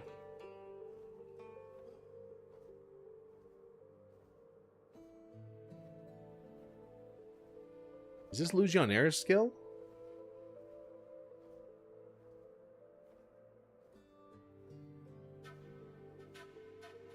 She has that one Warfare Doctrine attack. Is this the same one?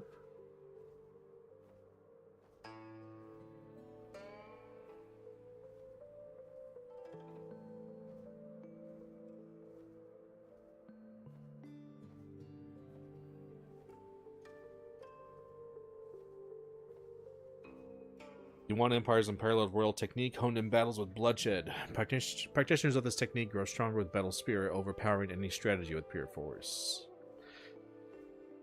Applies 2 to 3 stacks of lame. Increases the damage output of all polearm techniques by 25%. It's unfortunate. That'd be, yeah. Is this Legionnaires' technique? I can't remember.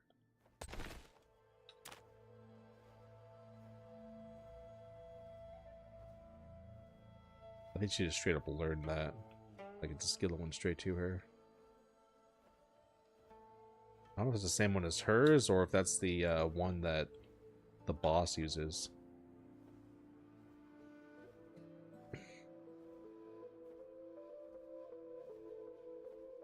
Restores 25% more chi next turn. Attacking with a move has a 25% chance that every point of strength deals 3 additional damage, and to inflict 2 to 3 stacks of enfeebled to the target.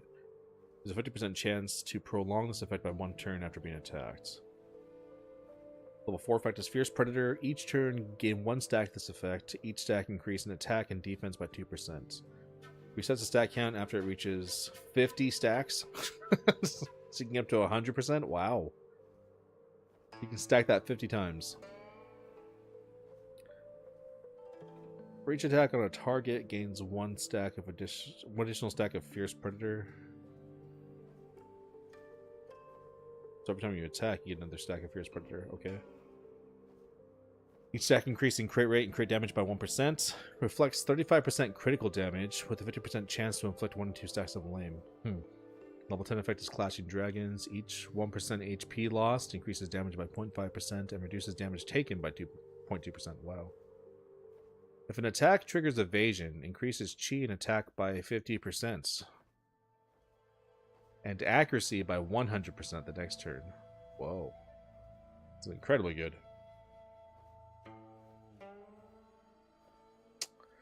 Who would I put that on realistically? I mean, I could put it on Dijui.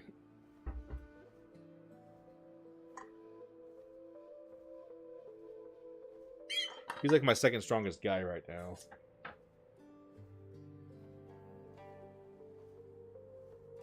Oh, I could put it on Boo, actually. It wouldn't be bad for her.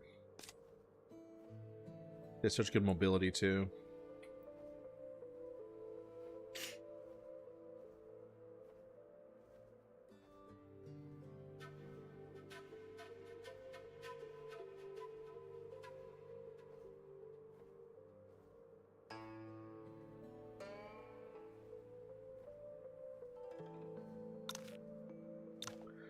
Here's what we're gonna do. Do a separate save file.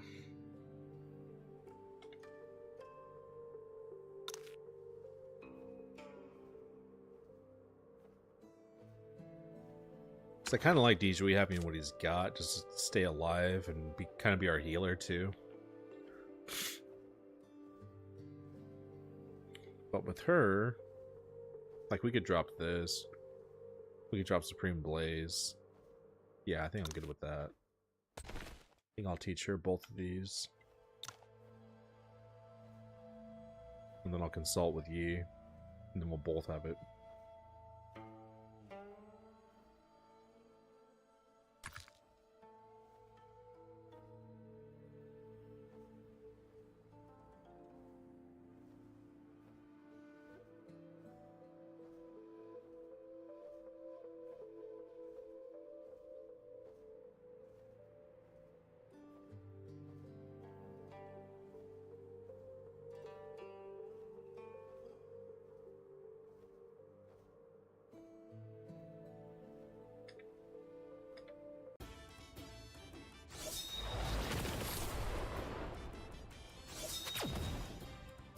Ow, ow, ow, hold up. Chill.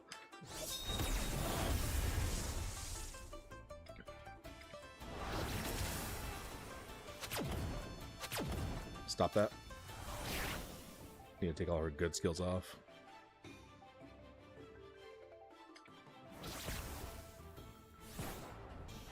She might be too strong. Come on.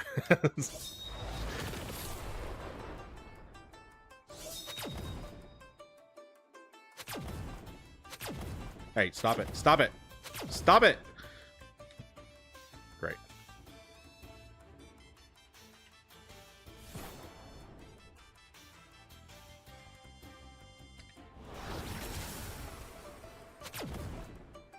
Alright, I need you to stop using that shield.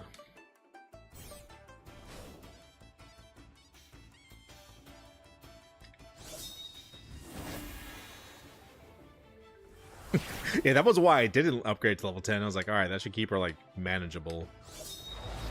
But even I don't know about that. She might still be too strong.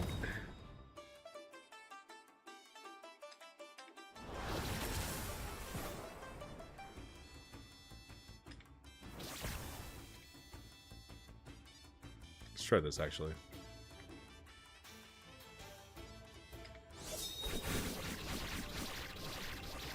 There we go, much better.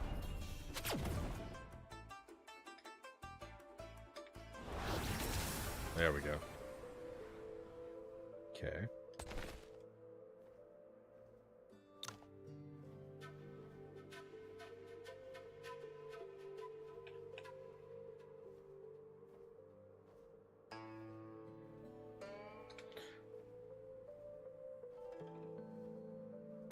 I need more martial points.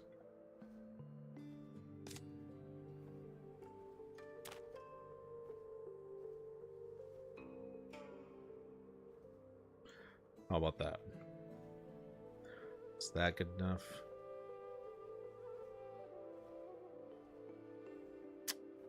Hate this.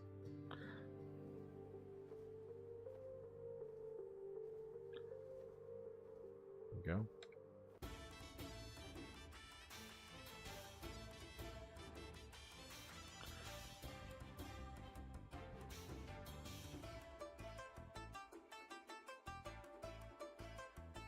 What is going on? Excuse me? I was moving my cursor. Nothing was happening. Stop that.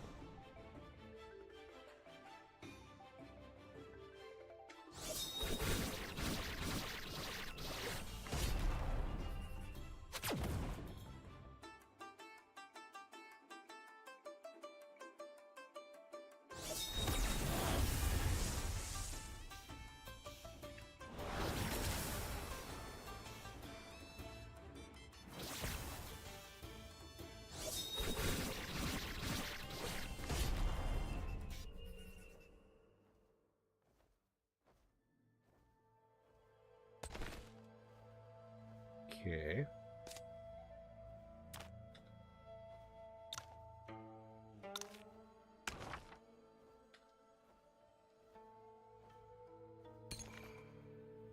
Damn. Expensive.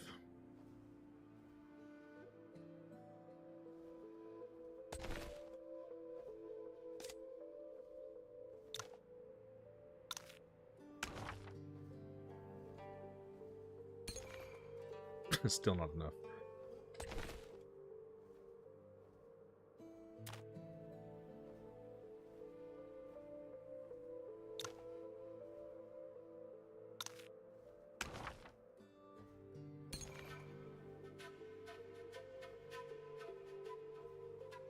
Okay.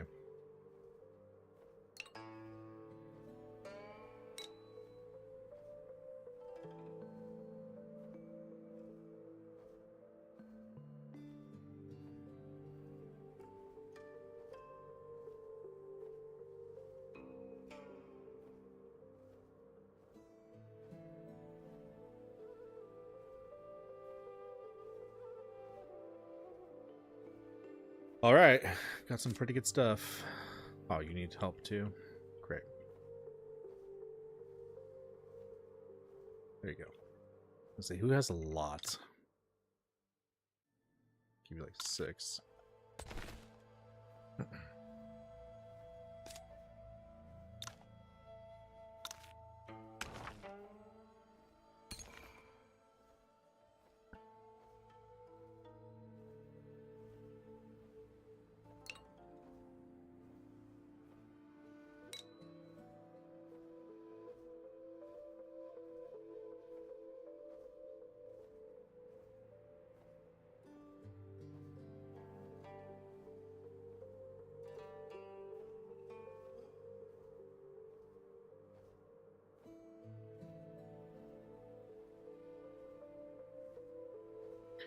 Yeah.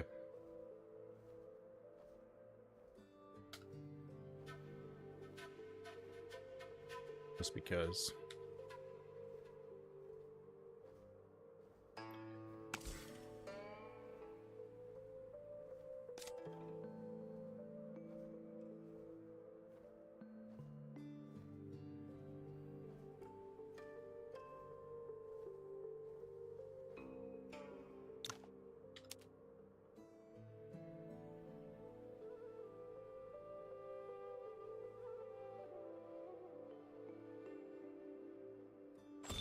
It's cheap, so I'll get it.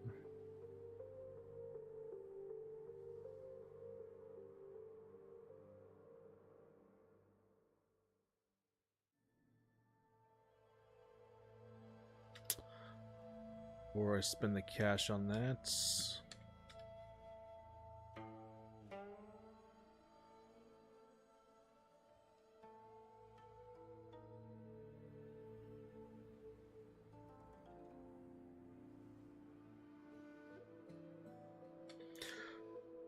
That's good for extra turns.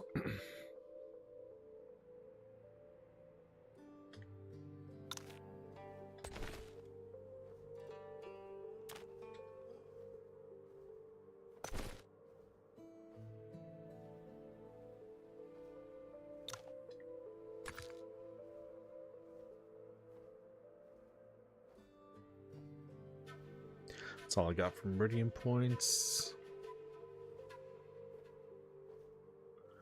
I think so.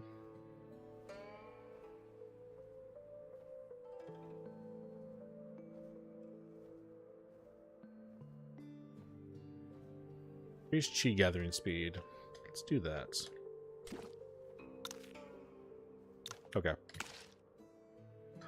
Do this save file in case I have any regrets. I don't think I will.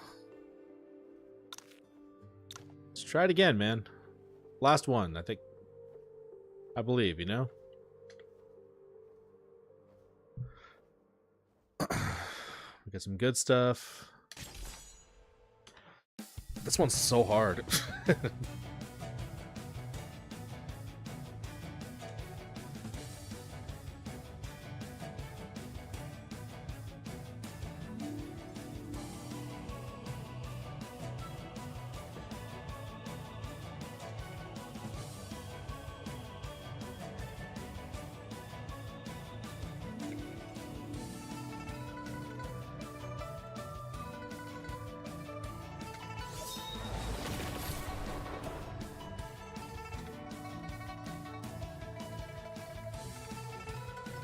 What the hell?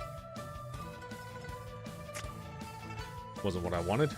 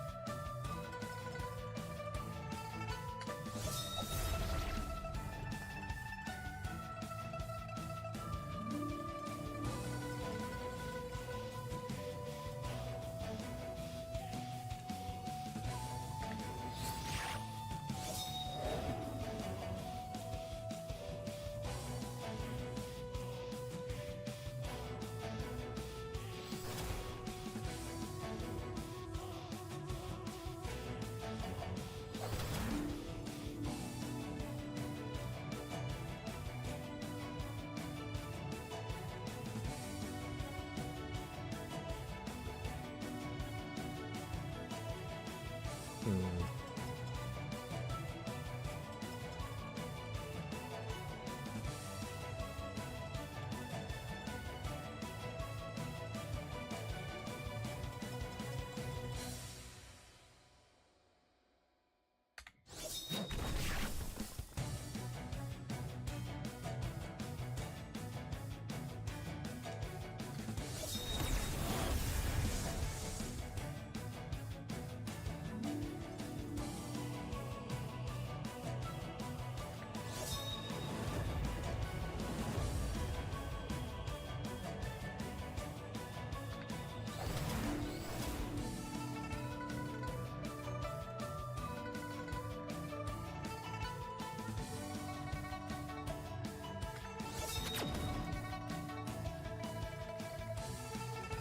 Could be huge.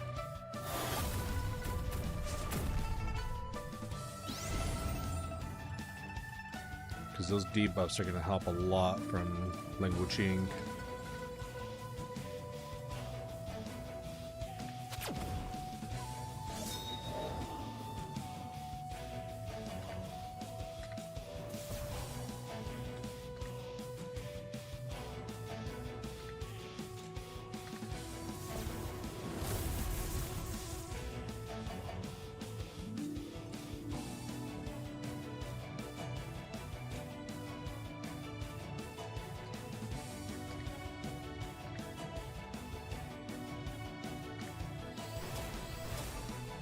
Killed Kama.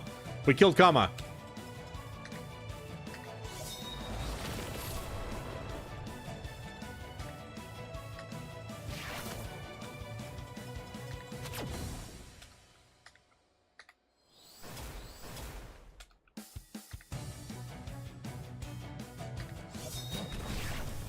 Bodied.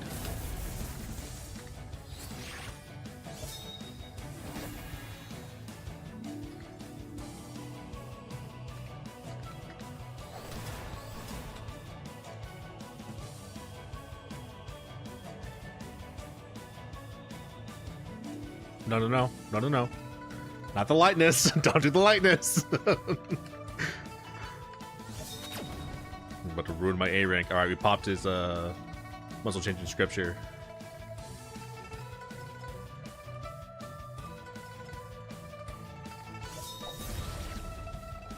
Get more of those debuffs on you.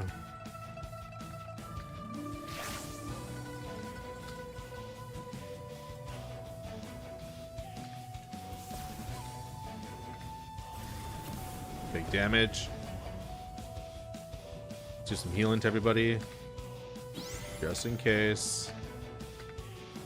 I'm not trying to die now. Grand Taoist. Get that defense break. Love to see it. Mirage Realms. Complete all Mirage Realms challenges. Oh, we did it, baby. Ah. Mars Legacy is cool. They'll hear all the enemies using it, making LP. Yeah, I know. Super broken. Nice. Waning Lights. Dharma eclipses Dragonwood prayer beads. Each inscribed, forming the complete Lankavatara Sutra. Immediately gains 200 chi after attacking with Soul Scorch.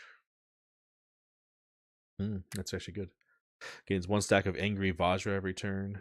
Gains 100 chi when attacked.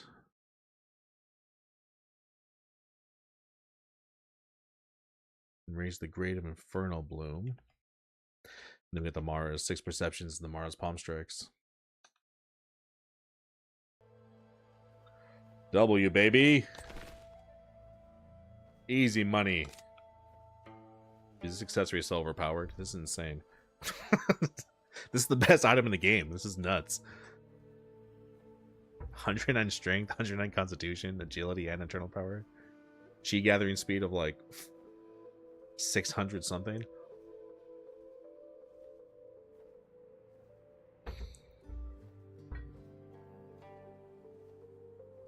Almost 600. That's what? 591.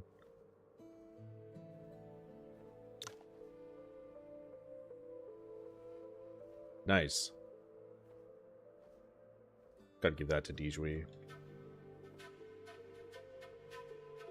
What is the Infernal Bloom?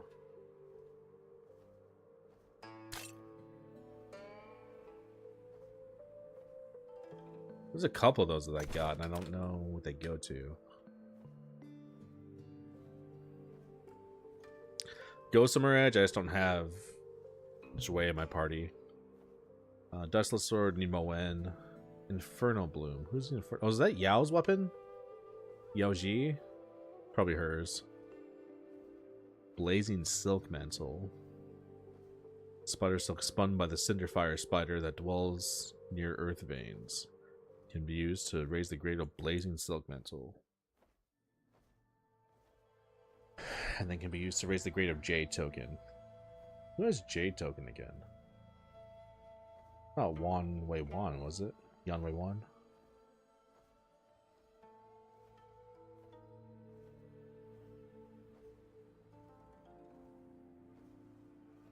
Yeah, who was what? Once I got his unique move off, that big old attack that applies a ton of debuffs to everybody, I was like, we actually have a chance this time. I completely forgot about this too. This is the Yin Yang School technique you get on the Eastern Islands. You just stack so much bleeding and poison on people.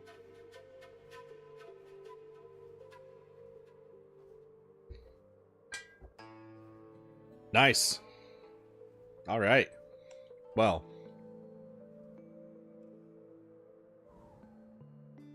Shall we pass the game? And just like destroy Moen and last boss. Just curb stomp them.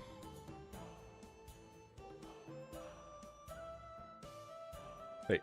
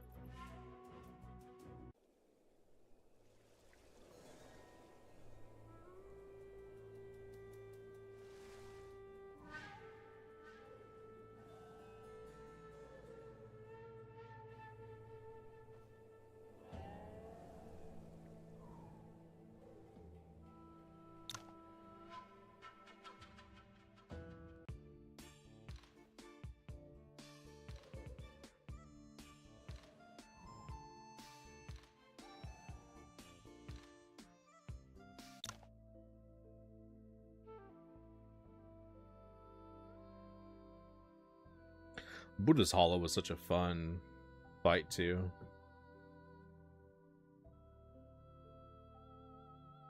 It's too bad I can't get Moen up to this point. It'd be cool if he rejoins your party like after he's strong. Like rejoins your party and you can control him. Because I have an upgrade for Dustless Sword.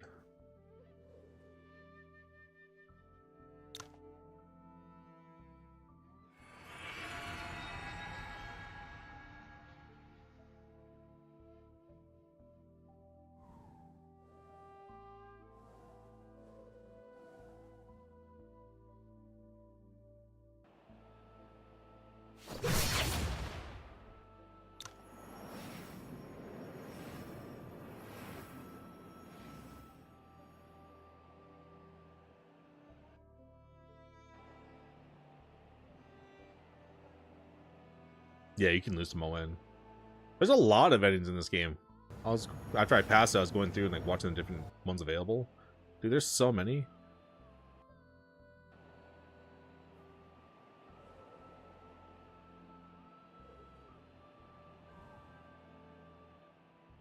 But there's so many different ways things can play out.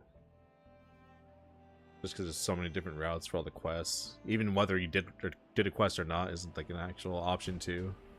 Like not just what you did within the quests themselves.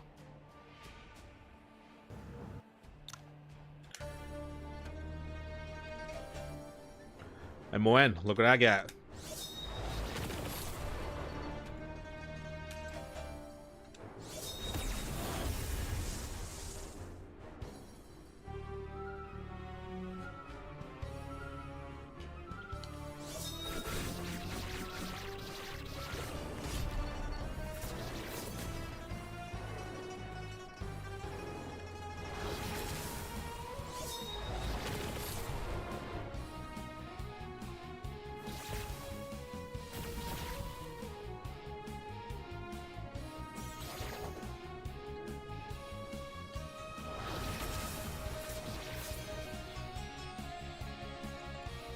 Die.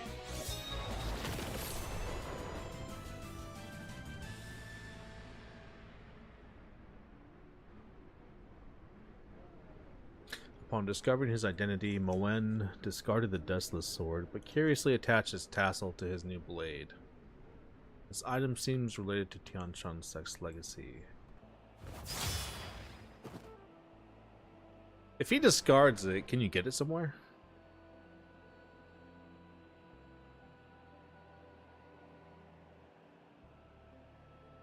I wonder. Whale Slayer fragment. Soaring Sword events blueprints.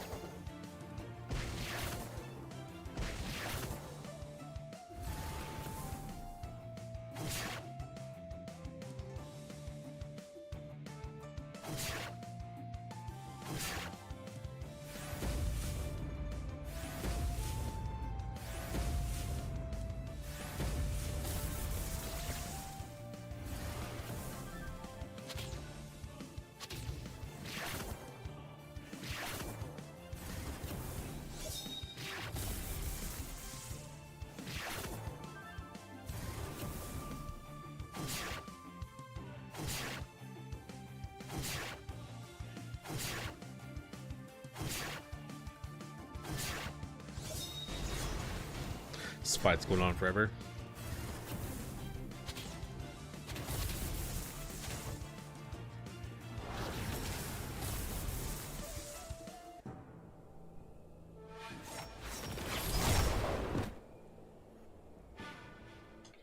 Come here, Shang Tsung.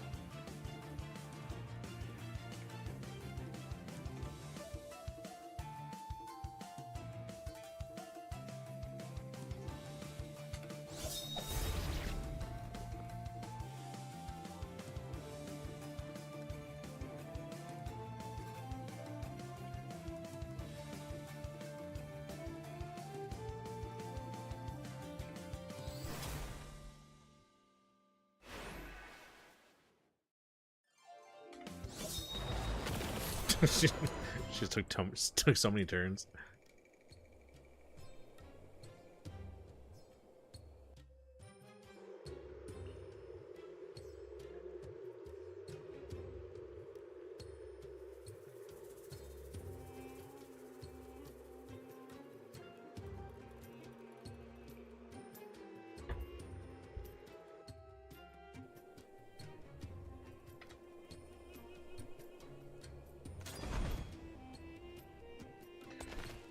G. Infernal Bloom, yeah. And the Blazing Silk Mantle. So she gets 2 upgrades. Her armor and her weapon. Let's see. What's her defense going to go to? 993 to 1184. A good jump. Attack from 1308 to 1466. Nice.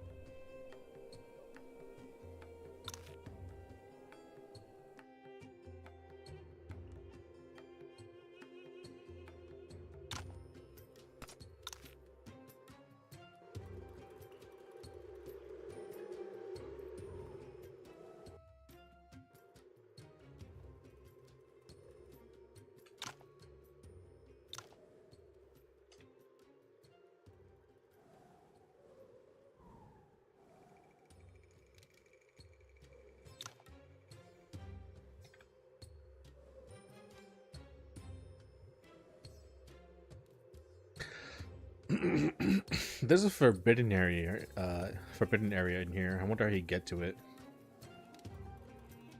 Because shortly after this, you pass the game.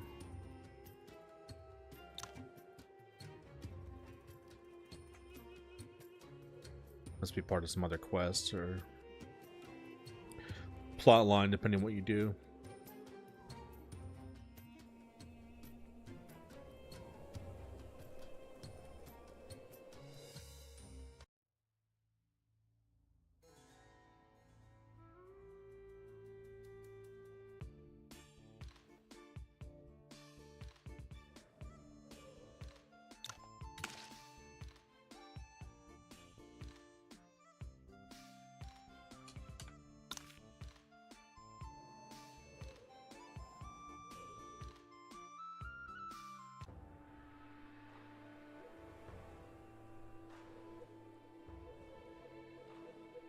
What?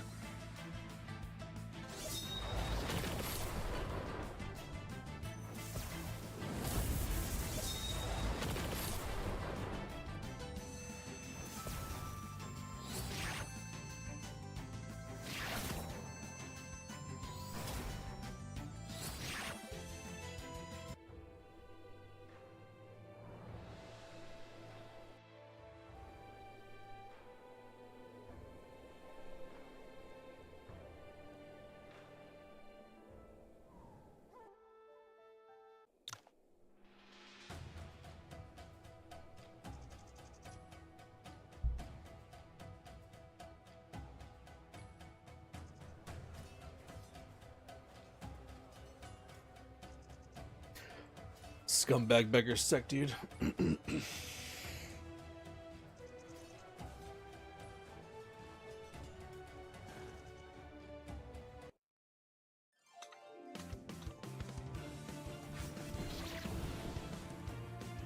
Frosty Condor.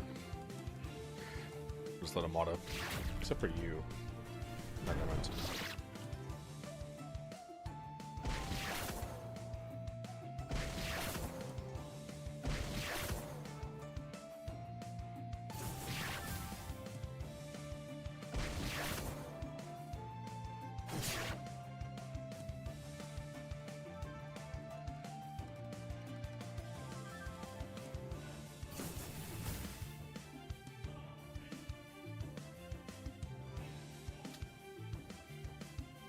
Here, Conquest Doctrine was hers. That's right. So sick.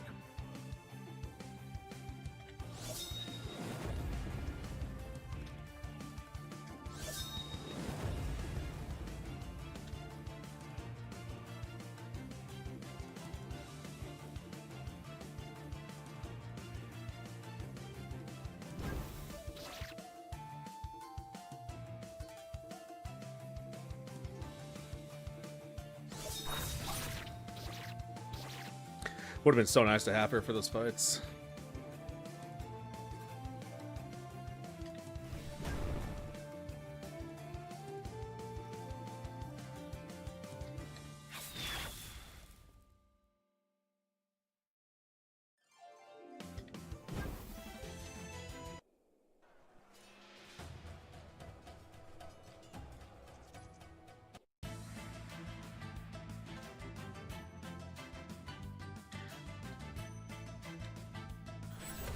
I mean, Yahweh Wan would have been sick too. Use his ult after rip too, which is awesome. One, two. Give me another turn. Dang it.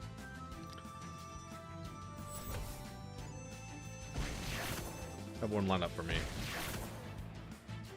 1, 2, 3, 4, 5. It's about equal.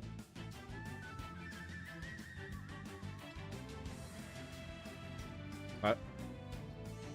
Be shorts.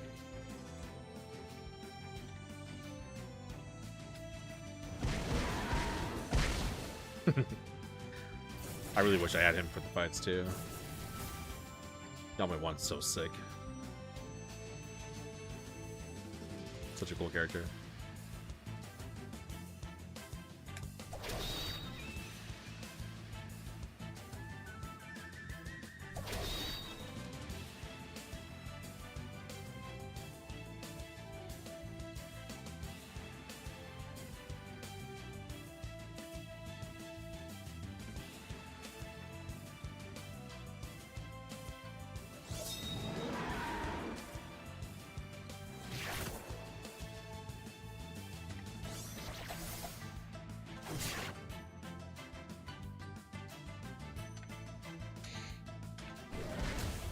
Yahweh Wan makes the masters look like bums.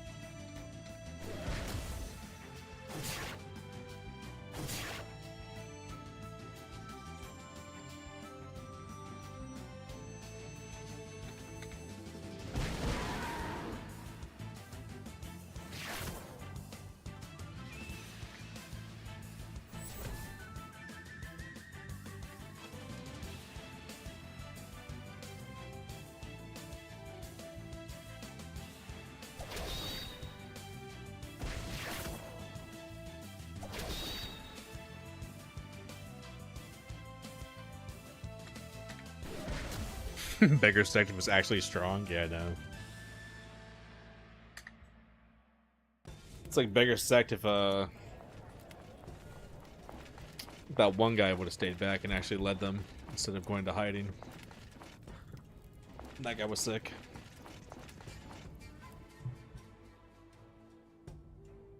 Not like this bum.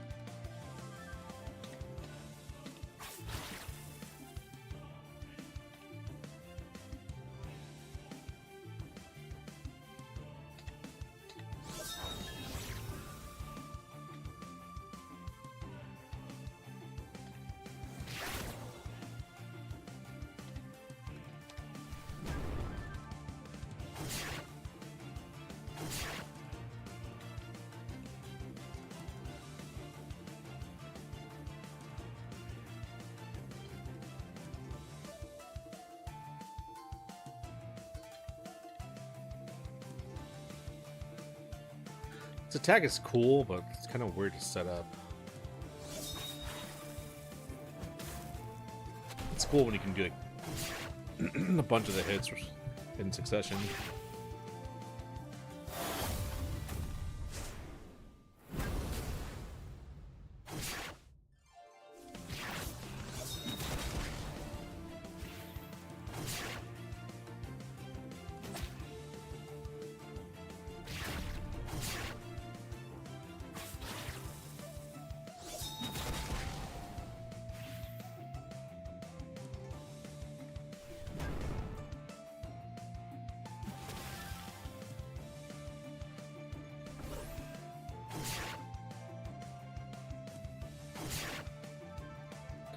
Try again.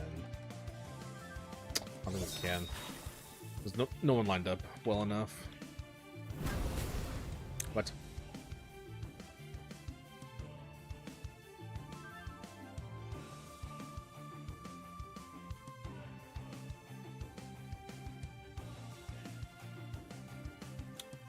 Unfortunate.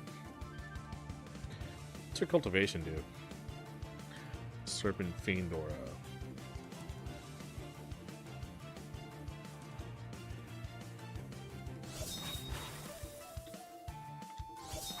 Yeah, there we go. It's fun to use when it works.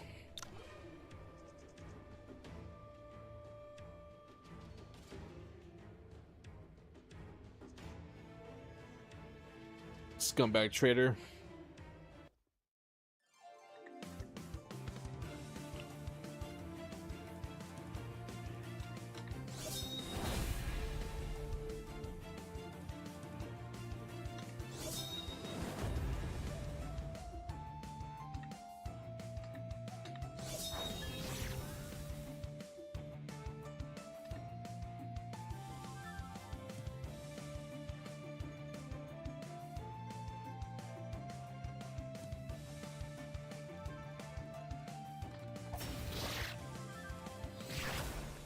She would have been really helpful for that monk fight. All her debuff she applies.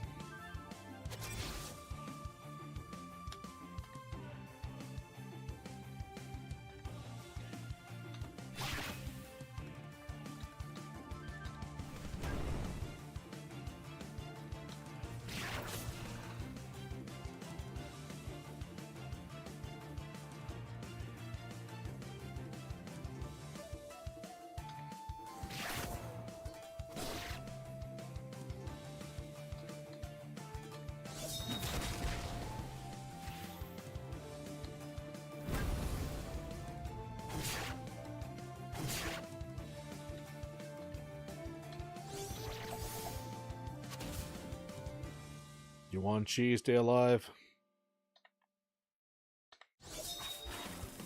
Sick.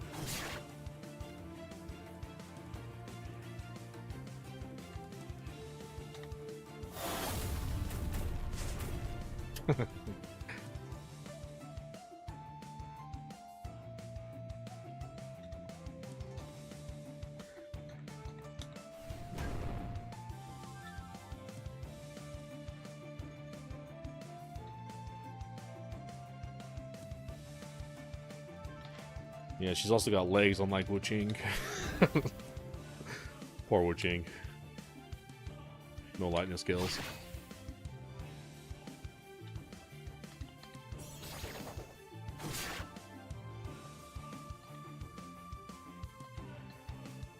Oh.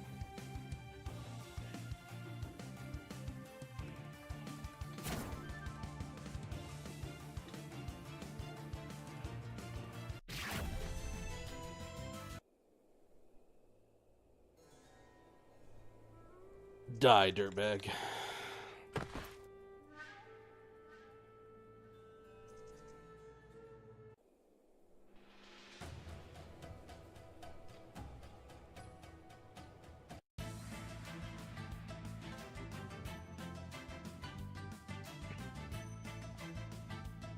What?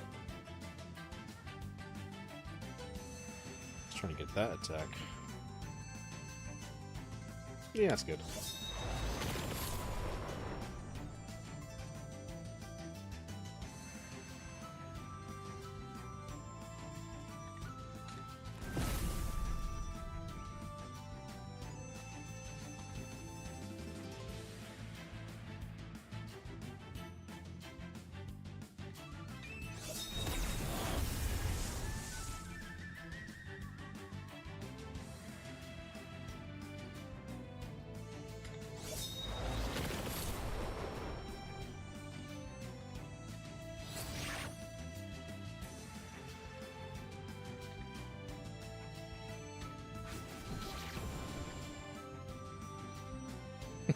Deejui and Yi just solo that whole army. Nobody else even attacked.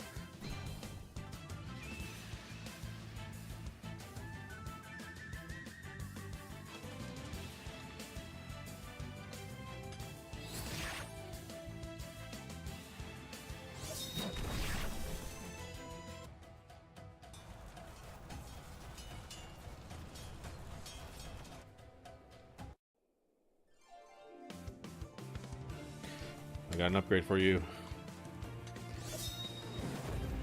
Let me go to the menu.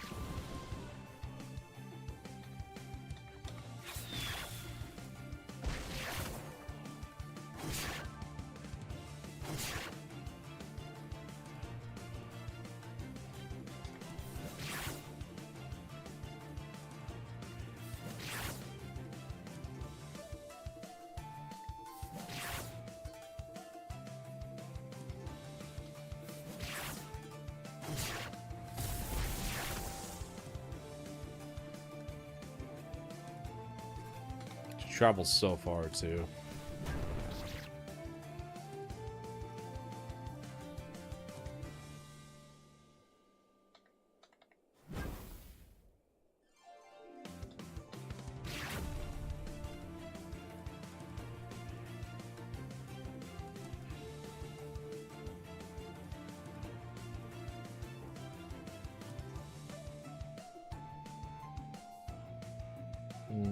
Yeah.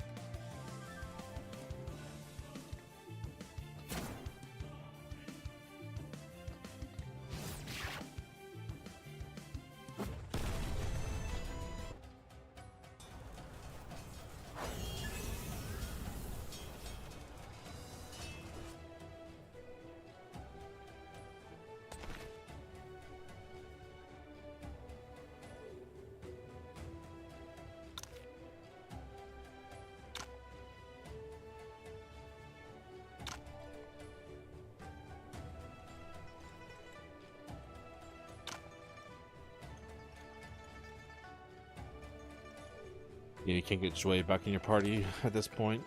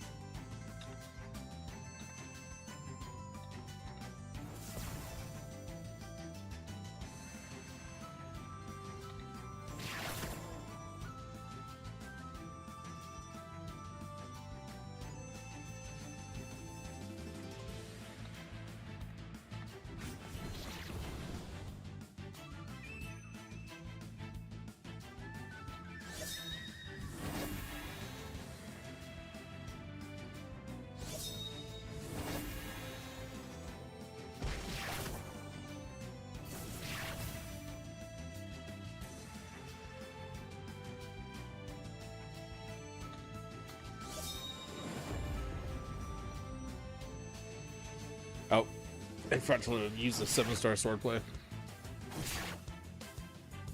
Let me actually get that. So I want to use it.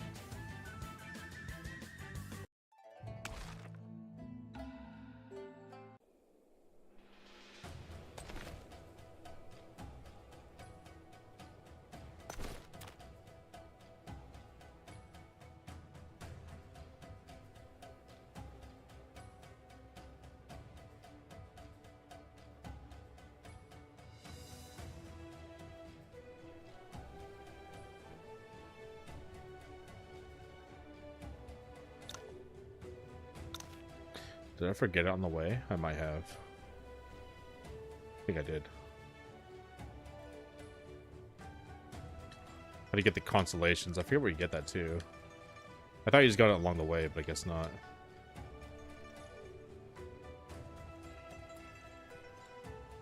Oh, here we go.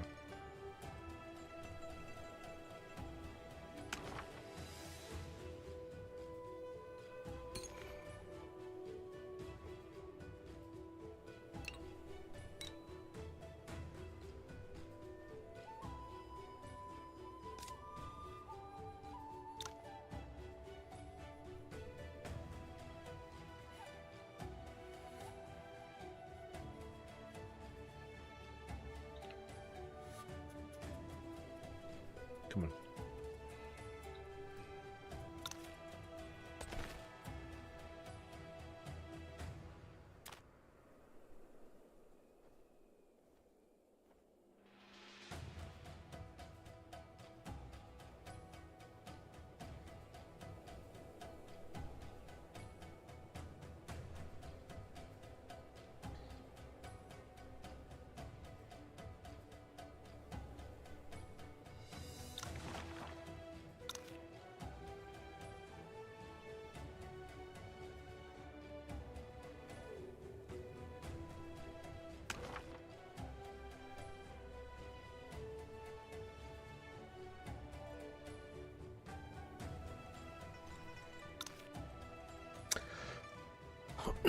Did I miss the enclosures?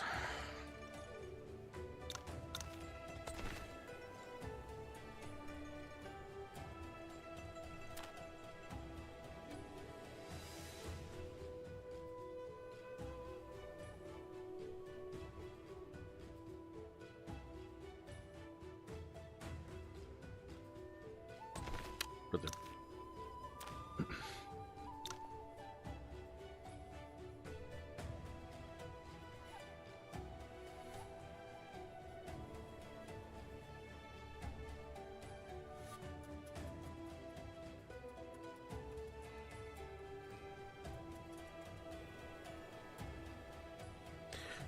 Where's the enclosures again? Did I miss along the way? I must have.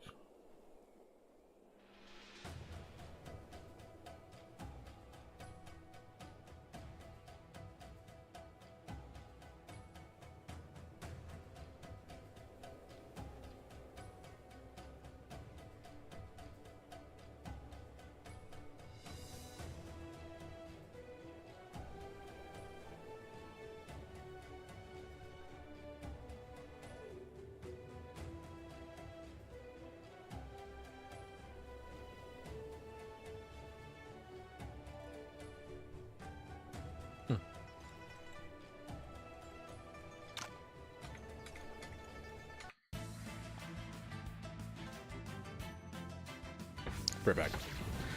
I'm gonna auto this.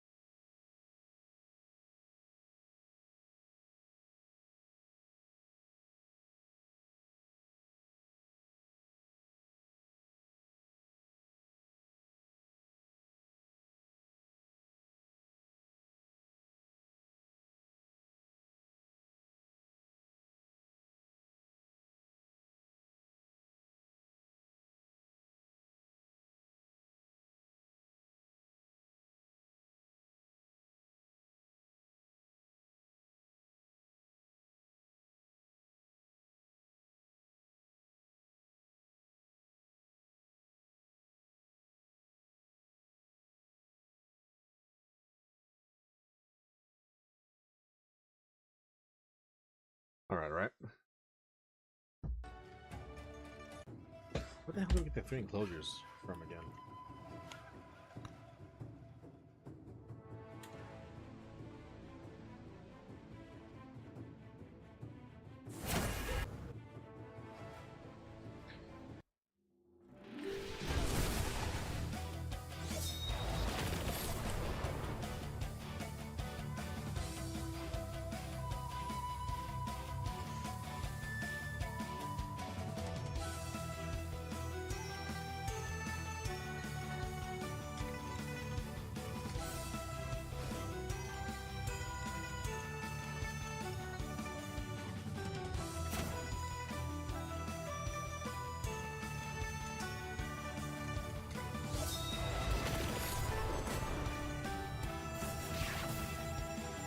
Double ground Taoist.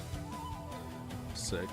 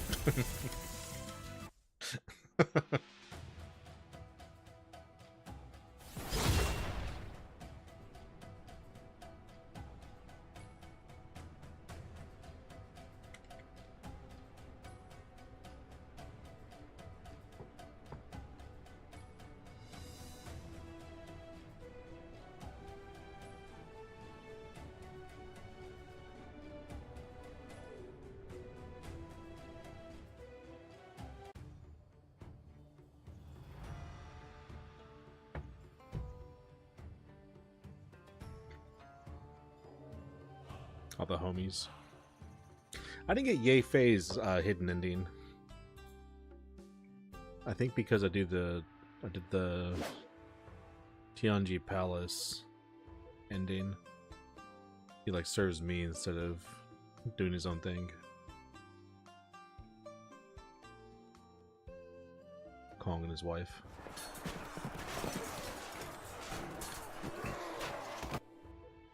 It was Jean airbotting people.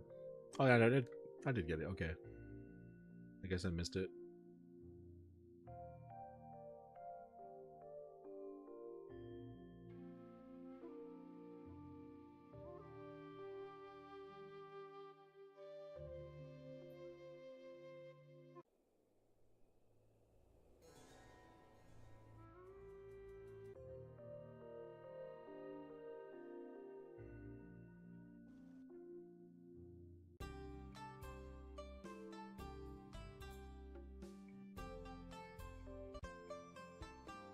I like how the 3 of them get like their own little hidden ending.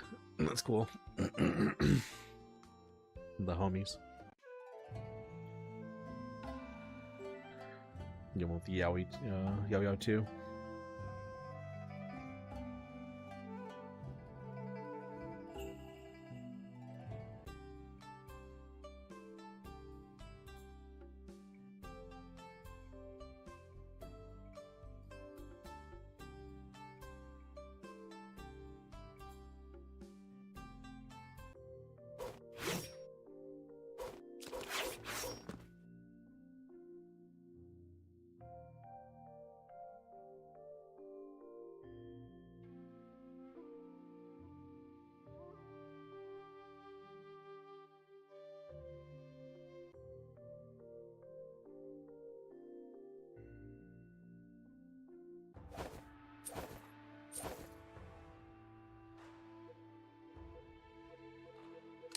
don't know what I need to do to get her secret ending.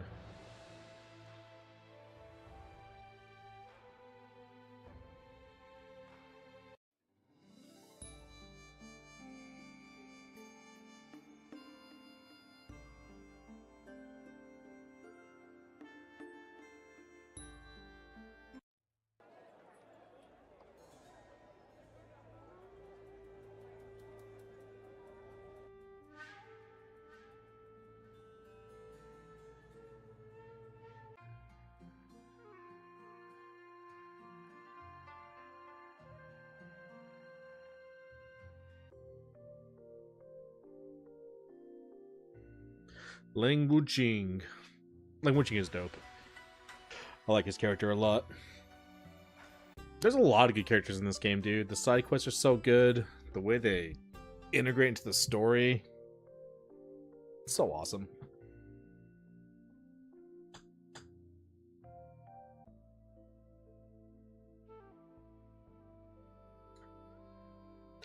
I like this game so much more than I thought I would.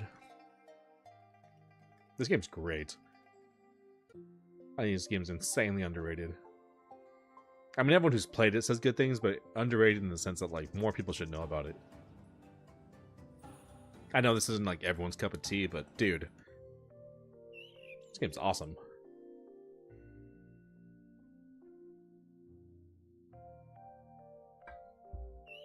If you're an RPG fan, dude, absolutely play this. Me and the girl Yao Ji.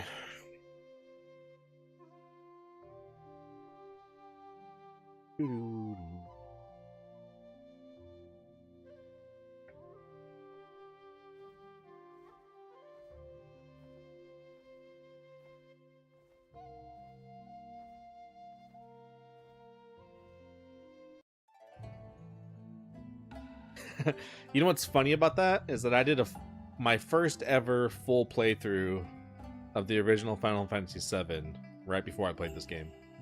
It's still on my YouTube channel. If you go to my live streams, hit the live tab, it's all right there. My full playthrough of Final Fantasy VII. I tried doing a playthrough of Final Fantasy VII on like the PS3, PS1 port, like when you can play the PS1 games on PS3. And I put like 40 hours into it, something like that. And then somehow my game data got corrupted. My save file got corrupted. And I was like, I don't want to do all that over again. And I just never touched it again. But honestly, like, when I was trying to play it back then, I mean, the game just had aged so poorly. There were times I didn't even know where to walk, because I couldn't tell what the hell was what. On, like, the map. It was just so pixelated and bad. Like, yeah, I get PS1 games aged, and I don't expect it to look amazing, but it was to the point I didn't know where to walk or like where to climb. I was like, I don't know where I'm supposed to go. So when I did this playthrough, I used this mod called the Seventh Heaven mod.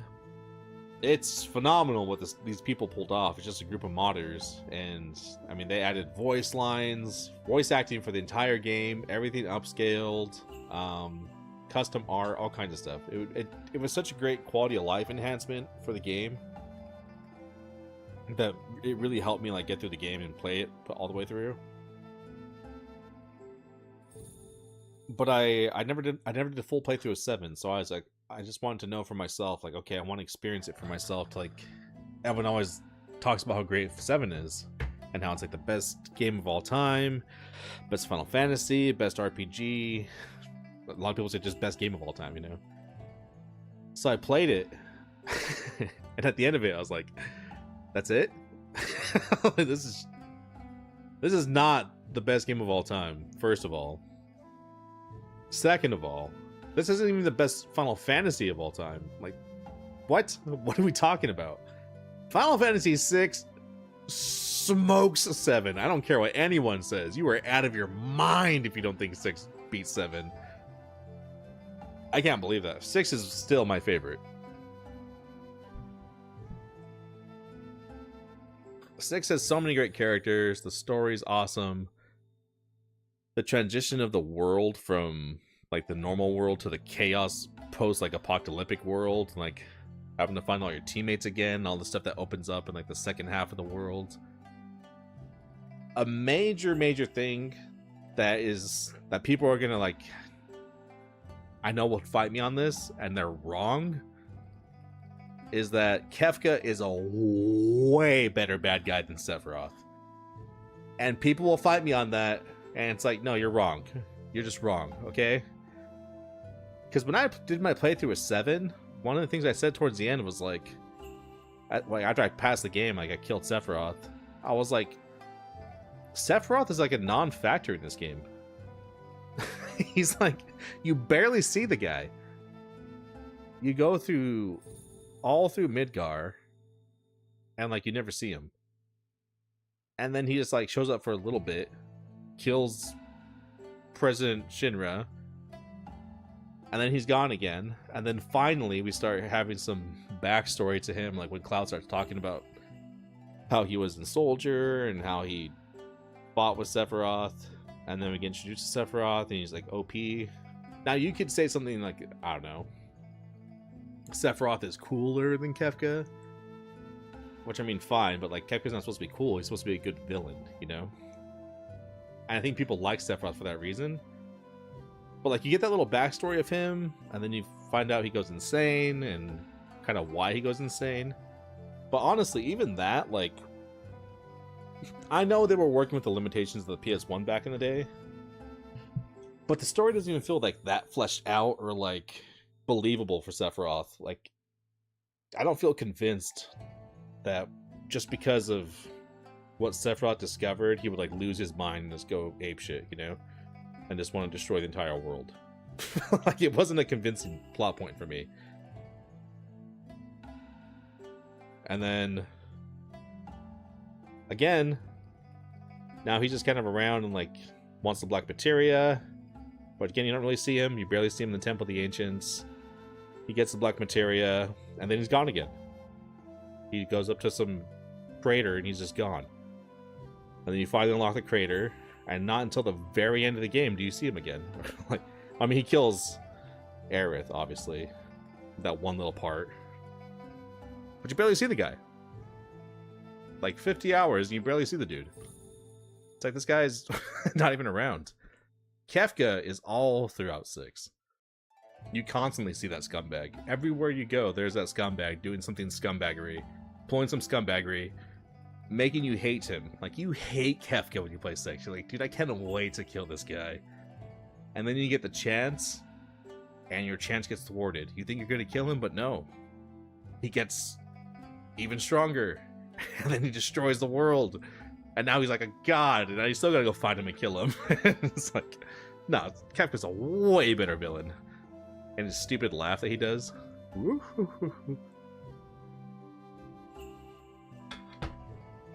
Yeah, 7 is...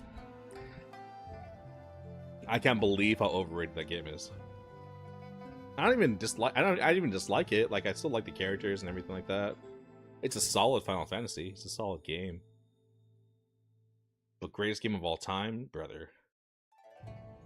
I also thought, like, the process of getting Knights of the Round, like the Golden Chocobo and all that, would be, like, something more fun and cool. But no, you just do this stupid RNG crap with chickens, and then you get the Chocobo, and then you just walk to some island, and you just get Knights of the Round. I thought it was, like, some cool quest you'd have to do to get Knights of the Round. It's like, no, it's just lying on the floor. You just get a golden chocobo and it's just on the floor, and that's it. And the Knights of the Round is like the coolest attack in the game, but it takes 20 minutes every time. It's like, brother, I don't want to do this every time. Wildly overrated. Insanely overrated. And Golden Saucer's annoying. I'm gonna also put that out there. Tactics Ogre, I have been meaning to play Tactics Over for like the last 30 years of my life. I will one day do a playthrough of it. I've been meaning to buy that game on PS1. I've been meaning to play Tactics Ogre Reborn. I've been meaning to emulate it. I will get around to it.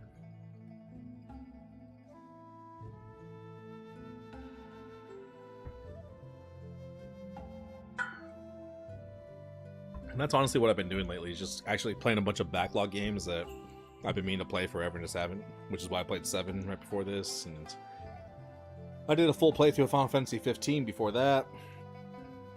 I always started it, but never finished it. But I played on the PS4 too. This time I played on the PC, and it made a world of difference. That game is so much better on PC. You got 1,000 hours on Reborn and 2013 version combined. Do you like that game or something? Just a little bit? Like that game just a little bit? You know, a game I played the absolute hell out of on PS2 was Disgaea. That game was so much fun.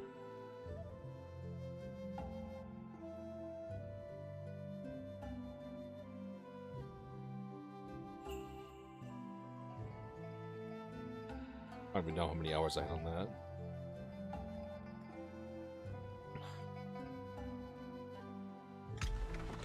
Alright. Well, that was fun. What are all the legacies again? Yonji Palace. Can you even get 3 Enclosures Force your first time around, or is 3 Enclosures Force only part of the legacy? I'd also like to try a Tianjian Sect playthrough, just with the Whale Slayer. It was like normal ass attacks.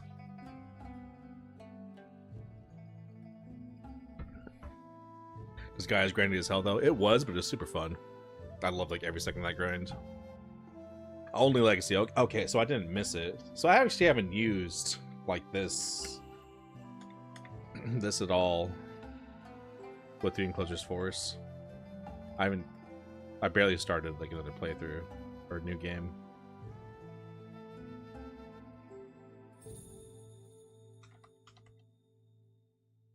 Turn everything on.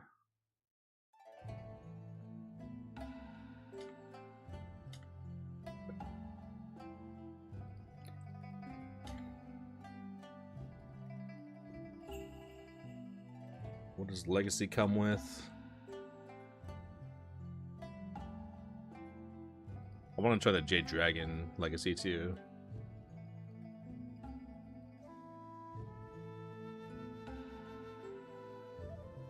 "100 Jade Dragon forms looks super sick. I want to try that attack.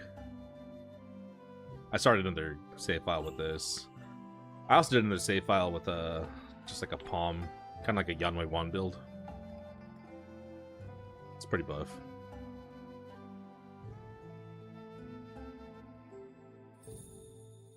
This stuff we all got from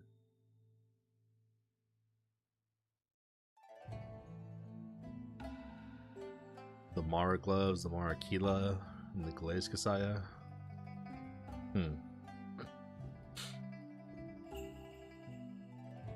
This is a new one too, the Millennium Sanctity. We didn't get that at all in the first playthrough. Crimson Hexablaze.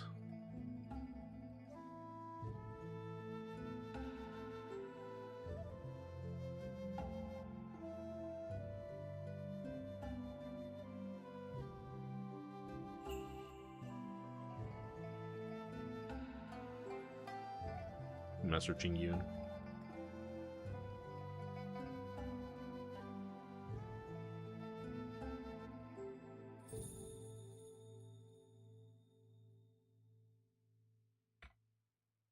I'll start to save out with this real quick. What do we got?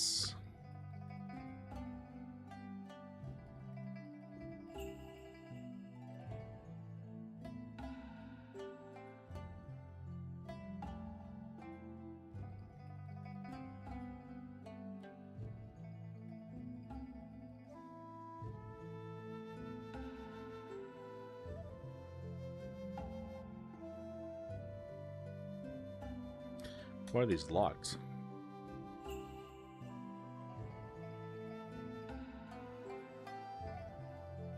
Daichi swordplay. Jade Dragon strong is because of AoE and debuff reflect? Yeah. Yeah, I start another save file with that. I'm gonna try that out too for sure. Dharma. 13 Spectral.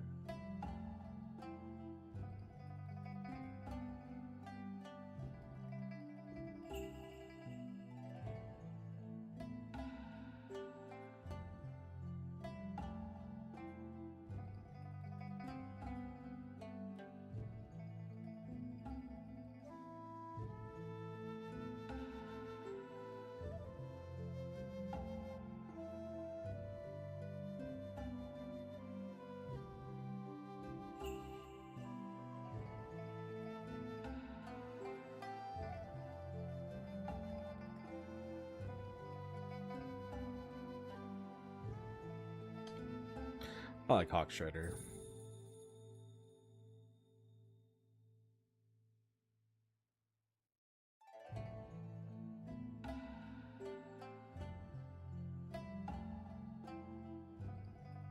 For a mighty move. Dragon Roar is pretty good.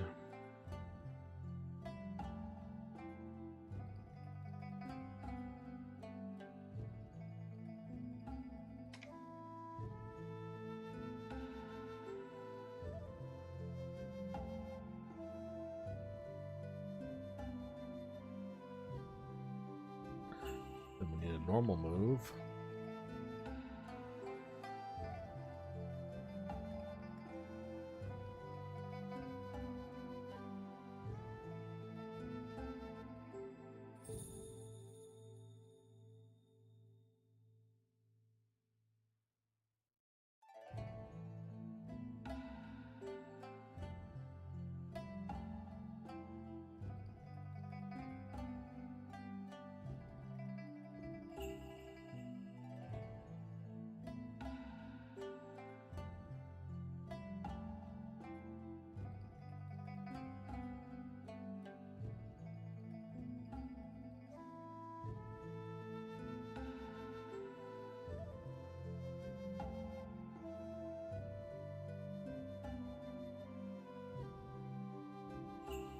Let's take Mean John.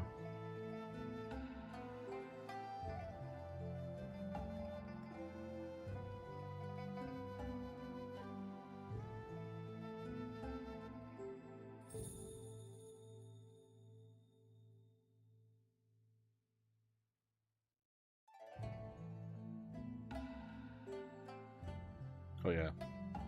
Gotta get my drip.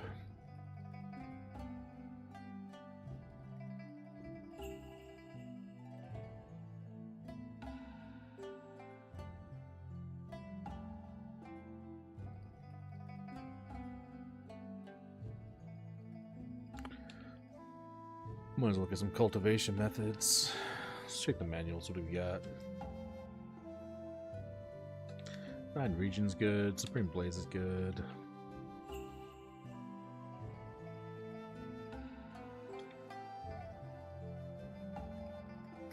$4,000 left.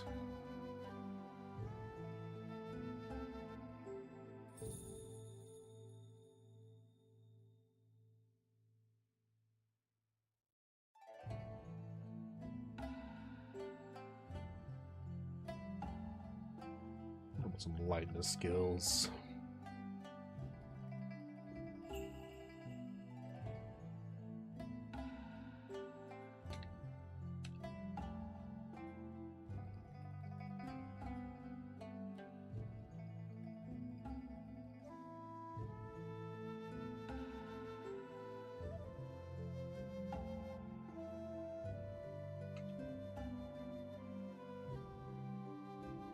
That'll work.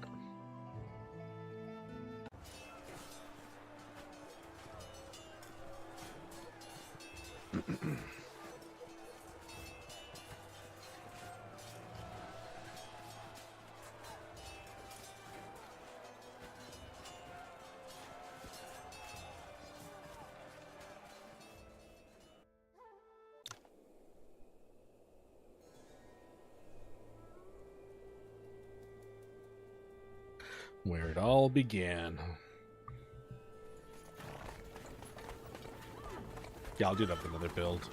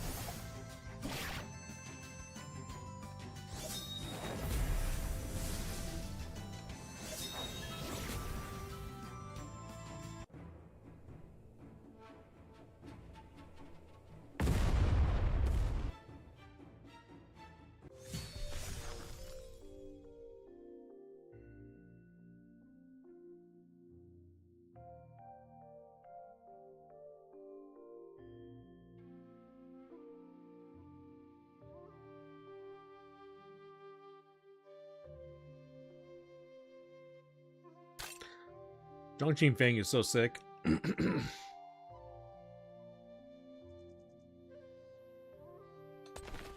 I was hoping he would like not be dead. Or like secretly find out he's not.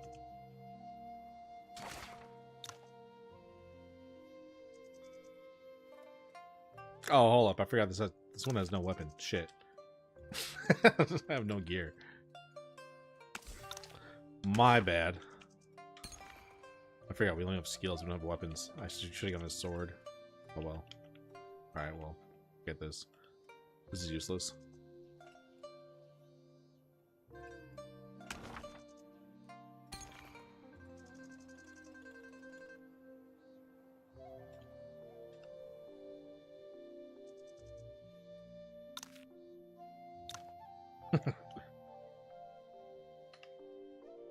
Let's do just my other one I made.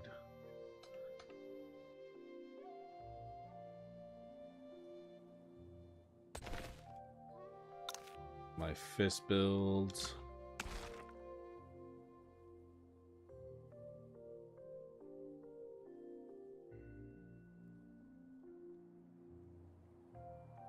Where's my other Jade Dragon one? The hell? Did I save over that or something? Oh well.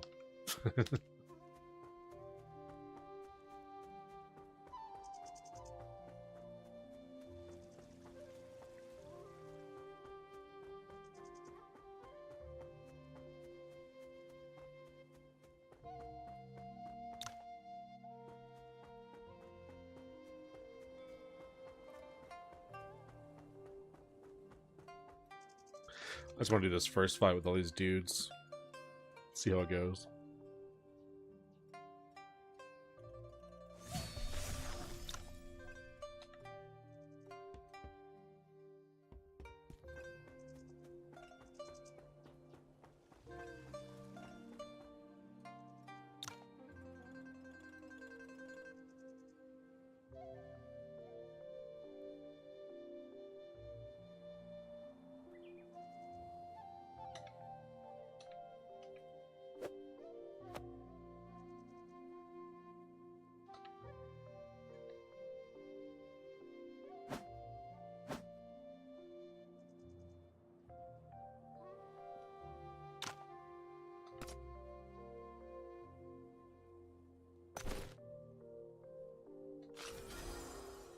Barely acceptable.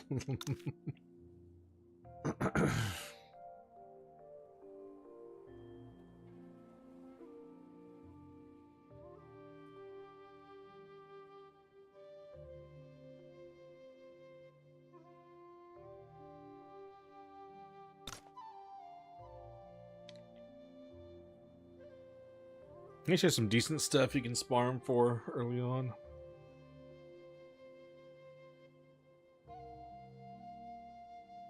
Affinity needed 80.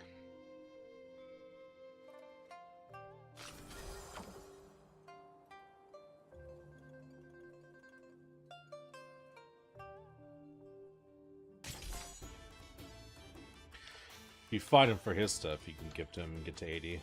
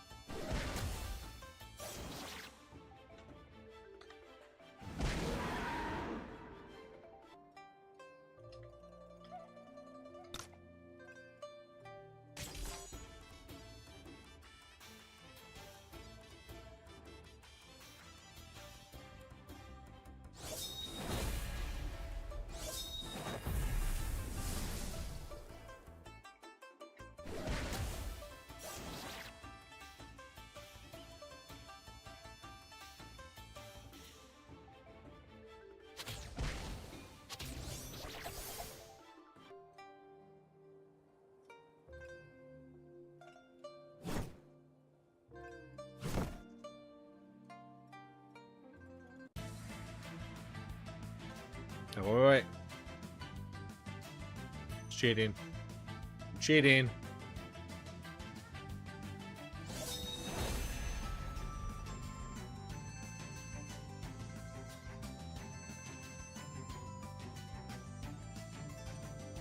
I'm gonna go heal.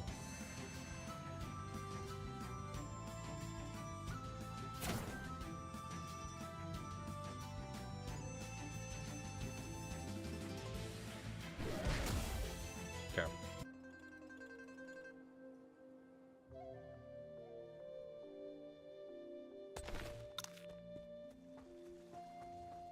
Oh, I'm healed.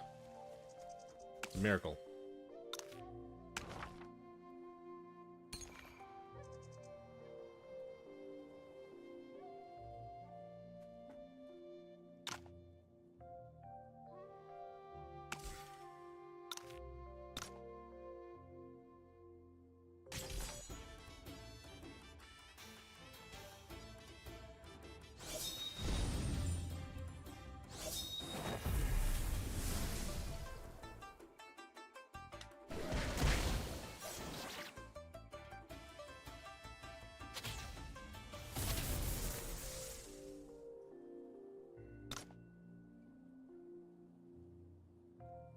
It's another Wuxia game, but the art is weird. I've seen a few others out there.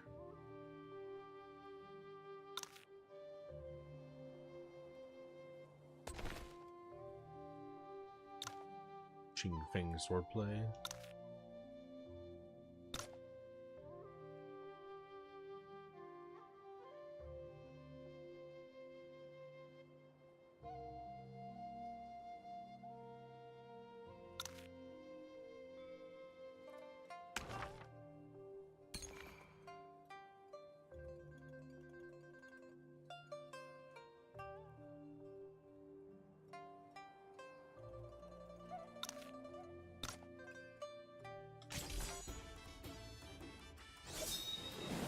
What's up, Mike?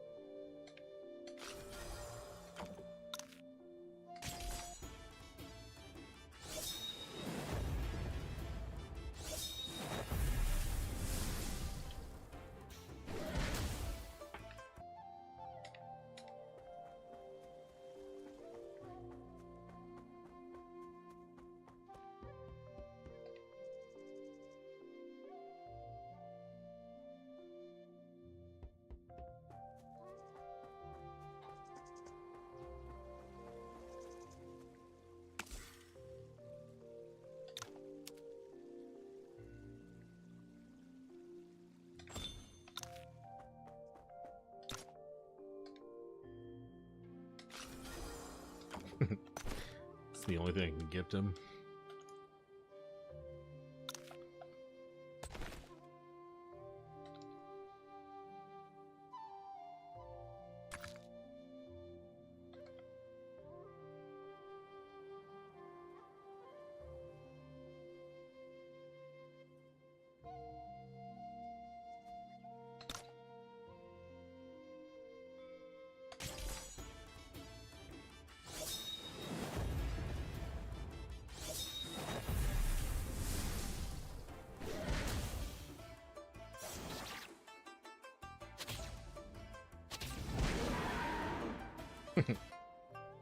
Proud Dragon Repents is so sick.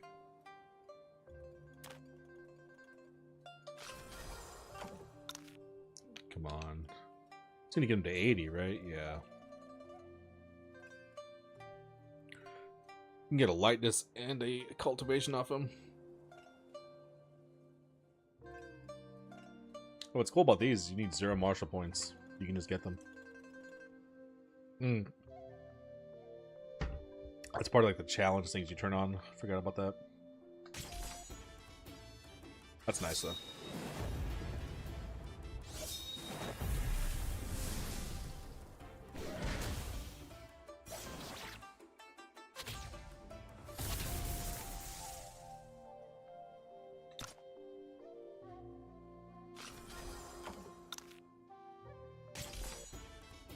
Actually, honestly, he could have kept the sword.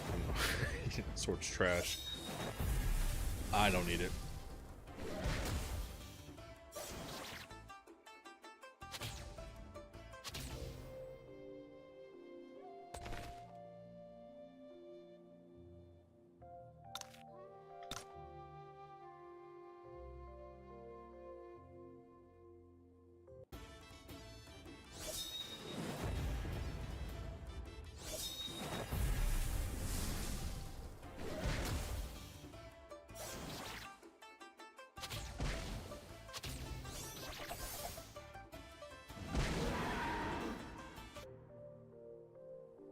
What's fun about another playthrough in this game is like you actually understand how the game works. Things make so much more sense.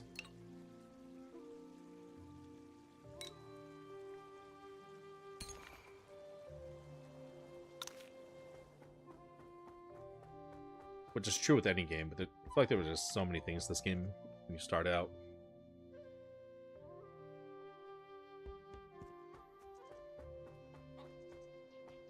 I can even remember to consult people. Or even being able to consult people. Take your lightning skill too.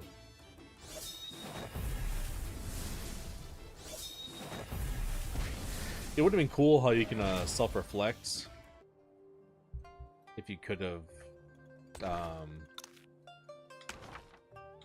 taken like a skill you don't want and given to someone else. Kind of like a self-reflect, but give it to them instead. But you have to give it up, you know? Like you can't consult with it after. That way it wouldn't be too broken. It'd probably still be pretty broken, but...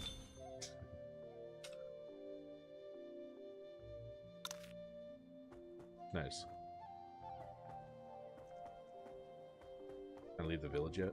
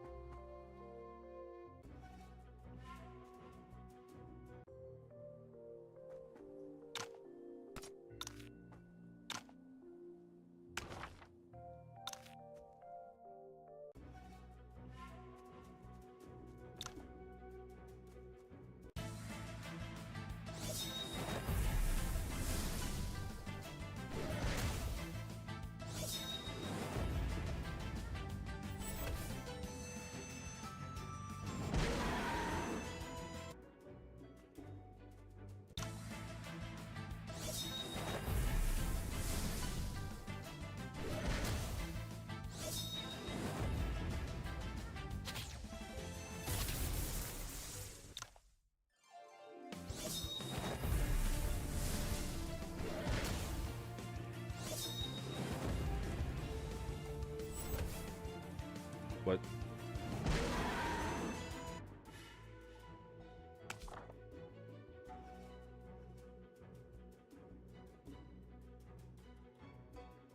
Alright, we killed the snakes.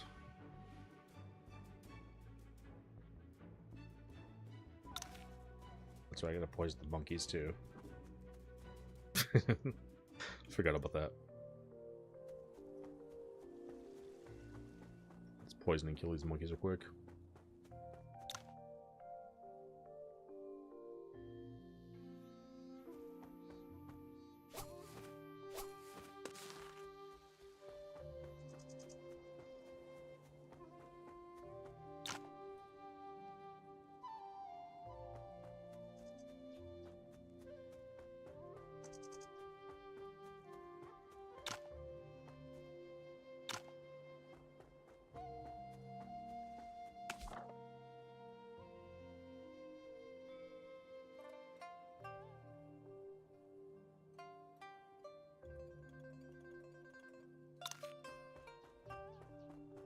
Need some D Wong for her.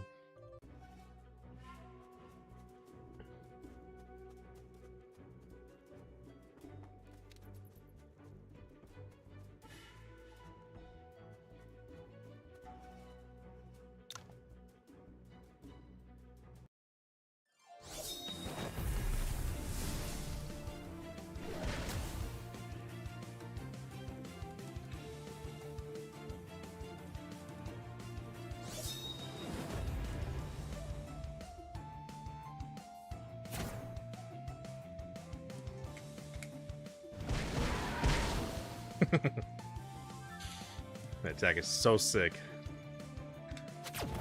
I'll never get tired of that attack.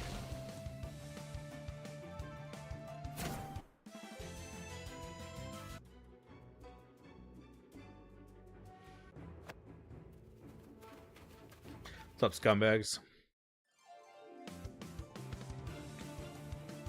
Stall for 2 turns. How about I just beat your ass?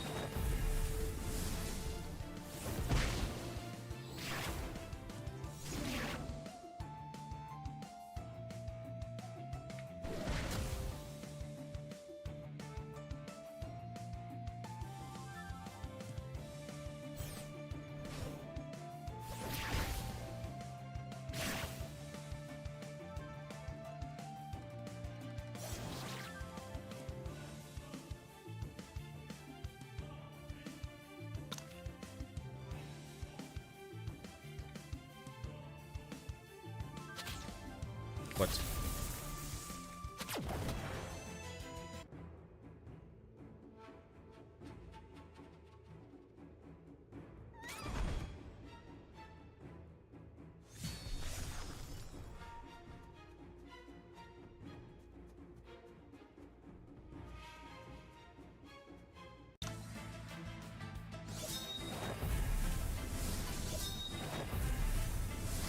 I like how your characters will use cultivation methods and stuff now on auto. Whoops. That's fine, actually.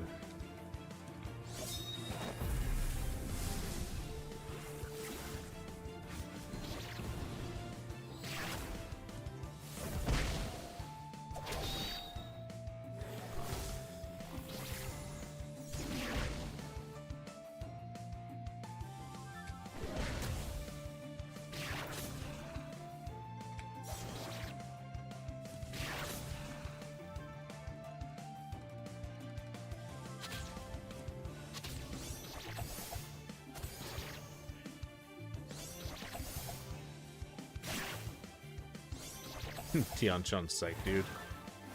This bum.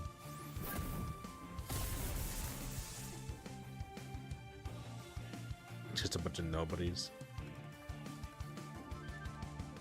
The one song is here.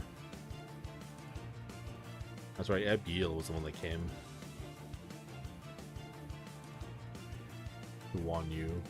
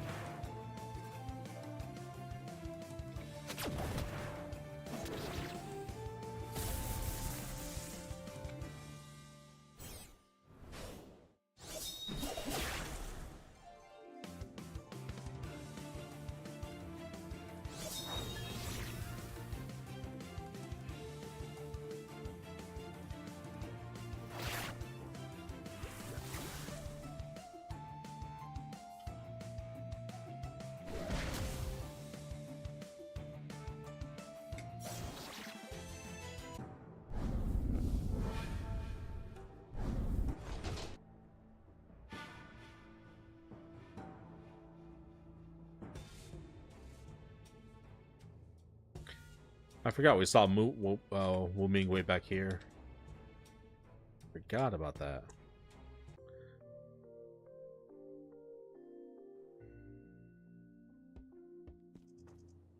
Cool. Which file was this? File 8. Okay. Alright, let me actually make a Tian Palace build. Whoops. Okay.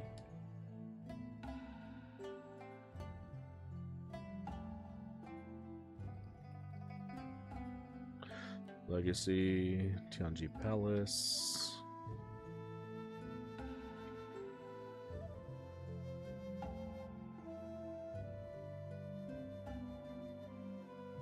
Items, initial sword.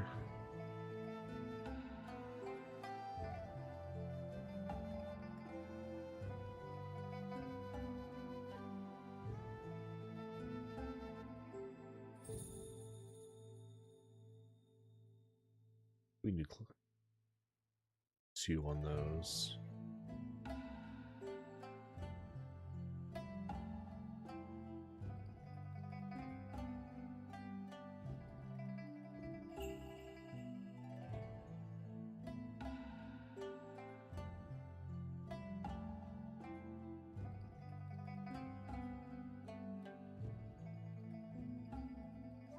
How do you recommend to spread out your points here, Pepe? Because you want to start with the 4 red cultivation methods, right?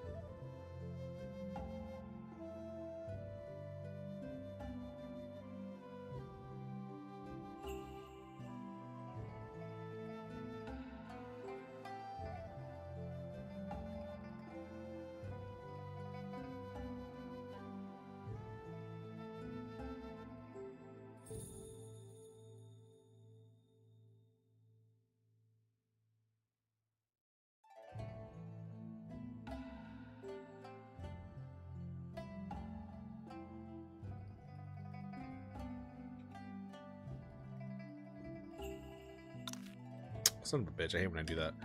I think I have to back out again, and I don't.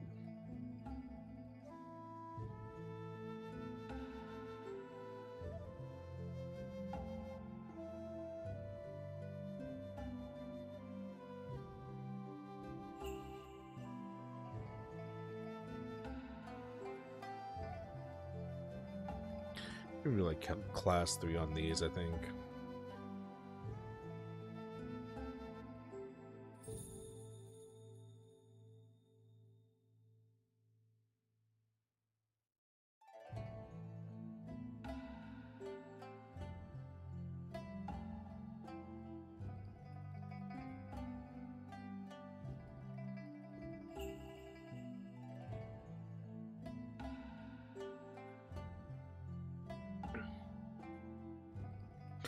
How do I unlock this?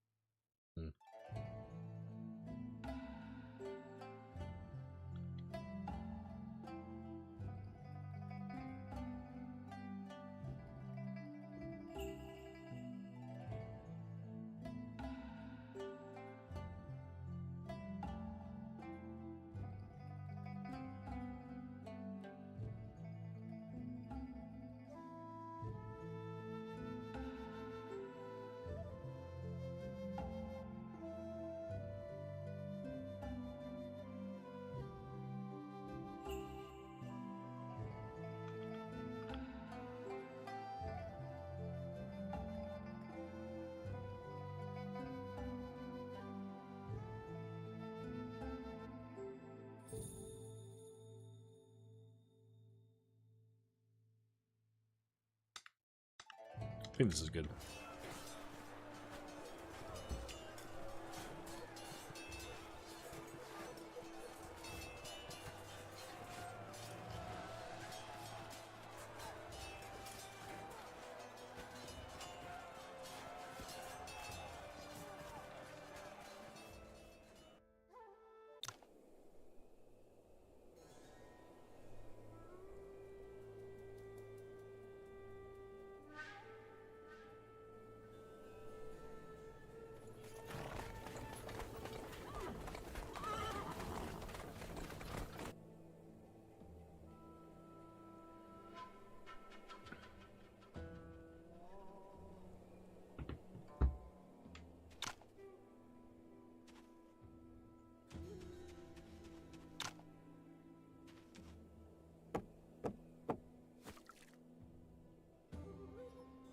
Wish you could skip all this.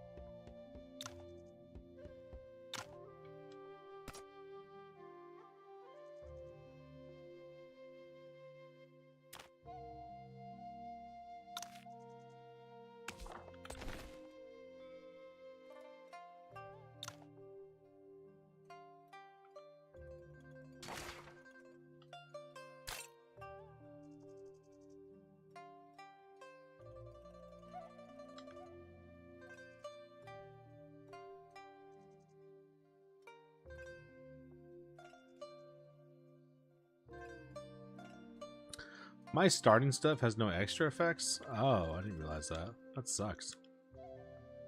That's actual trash. That's complete garbage. What? The hell? Astral Mirage. We never got that lightning skill before. Tianji Palace. 3 enclosures force. This divine technique absorbs Ji-Wei Enclosure's essence, developing 3 enclosures of Dan Chan the Practitioner, where Chi connects with stars, becoming vast and boundless. Removes 3 debuffs and gains 3 stacks of 3 enclosures. Every stack increases attack and damage reduction by 20%. Fantastic. So you get 60% attack increase and 60% damage reduction? Wow. Each time attacked reduces 1 stack. When this effect is completely removed, it explodes to deal 3 to 5 stacks of pace block and reduce 15% HP and MP to targets within 41 grids around the user. That's like the entire map. Level 4 effect, Skylight Infusion. Each turn there's a 50% chance to gain 1 stack of this effect. Up to 4 stacks. Each stack increases the composing efficiency by 100%. If 3 enclosures damage is triggered, removes all stacks, each recovering 7% HP and MP, and removing 2 debuffs. Beidou Stars, level 7 effect. For each stack of 3 enclosures, increases move by 1. Randomly gains 2 to 3 stacks of deft each turn. Successful evasion does not reduce its stack count, and there's a 50% chance of not reducing the stack count when attacked. Oh. Level 10 effect, 3 enclosures Dominion. With less than 70% HP and no 3 enclosures, gains 1 stack of this effect when receiving damage from attacks.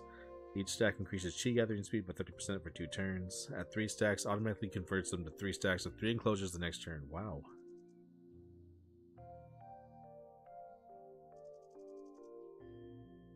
Dang, that's crazy.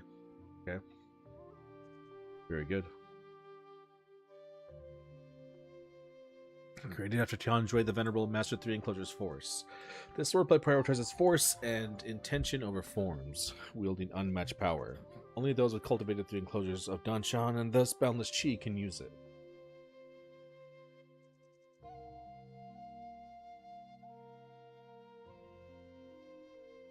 Deals damage to targets within 5 grids, super far away from the user. Interesting. Just super far away. Didn't even say how far. Just super far away. Use this move to gain 7-star swordplay for 3 turns and inflict 3 stacks of incapacitate on the target.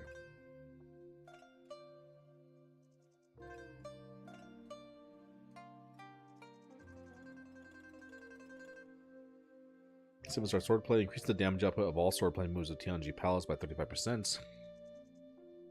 Sword's HP equal to 50% of damage dealt when using the Tianji Palace swordplay move. Incapacitate while the effect lasts, immobile, unable to use lightning skills. Yeah. Level 4 effect, Primordial Void. Each attack of this move inflicts 3 stacks of Enervate to the target. After use, there's a 60% chance to deal 0.75 points of additional damage for every point of attack within 25 grids from the target. If not triggered, reduces the move's cooldown by 1 turn. Level 7 effect. North Sovereign's Verity. Each attack of this move inflicts 3 stacks of stagnant to the target. After use and upon triggering Primordial Void, there's a 60% chance to deal extra damage equal to attack times 0.5 within 61 grids from the target. Not triggered, reduces the move's cooldown by 1 turn. So you can either trigger some cool stuff, and if it doesn't trigger, you get you just cool down the attack by 1 turn. Level 10 effect, Empyrean Nexus. Each attack of this move inflicts 2 stacks of Grievous Wounds. Each stack of 3 enclosures increases Primordial Void and North Sovereign's Verity chance by 50%. When stacks of 3 enclosures force decrease, reduces the move's cooldown by 1 turn. So when a stack of 3 enclosures force goes away, you reduce the cooldown of this by 1 turn. That's insane.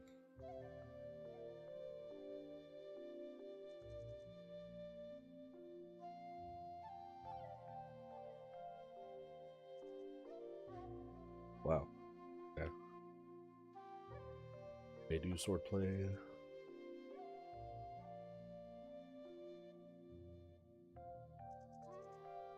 What is Yao Guang's Vanguard?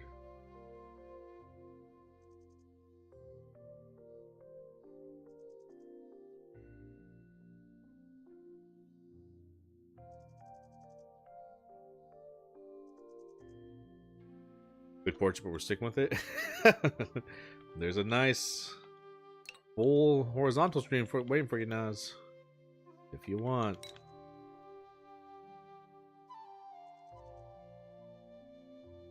Graduate tomorrow? Hell yeah, man. Congratulations. How's it feel, Naz?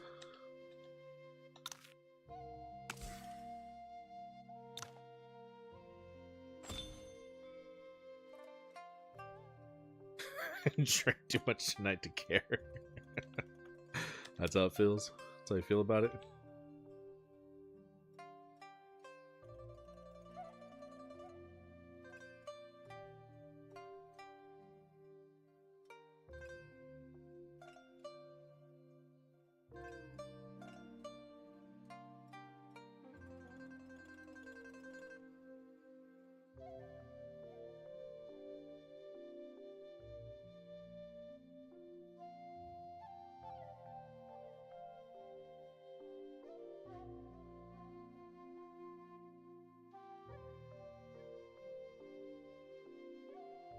What up, because the classmate invited you out? Probably shouldn't have, but at least showed up when invited. Yeah, man, absolutely. Plus, about to finish up. Gotta go out.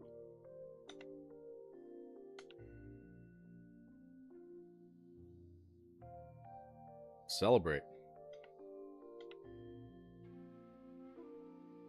What's the point of doing all that work if you're not going to celebrate, you know?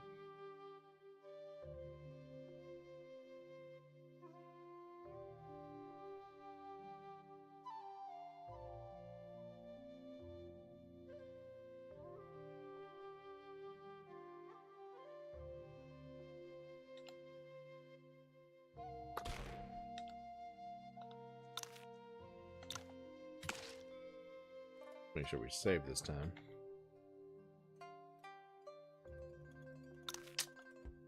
That's probably what happened, is I made a save file. And I tried to save indoors, and I couldn't save indoors, and I didn't realize it. Didn't realize I did that.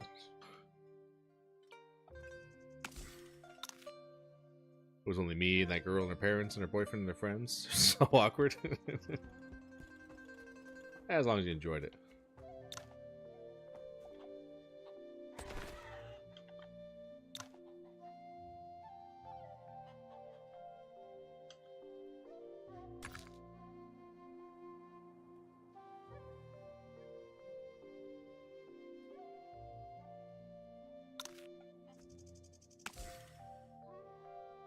With enough booze, you can enjoy anything.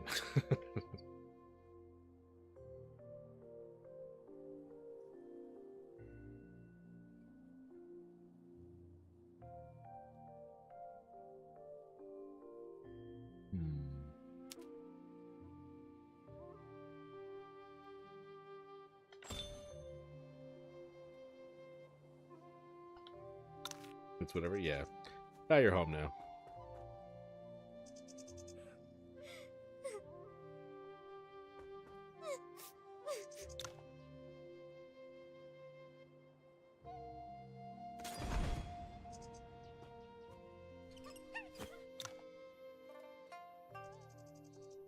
You clean your door and pick up your parents and drive home.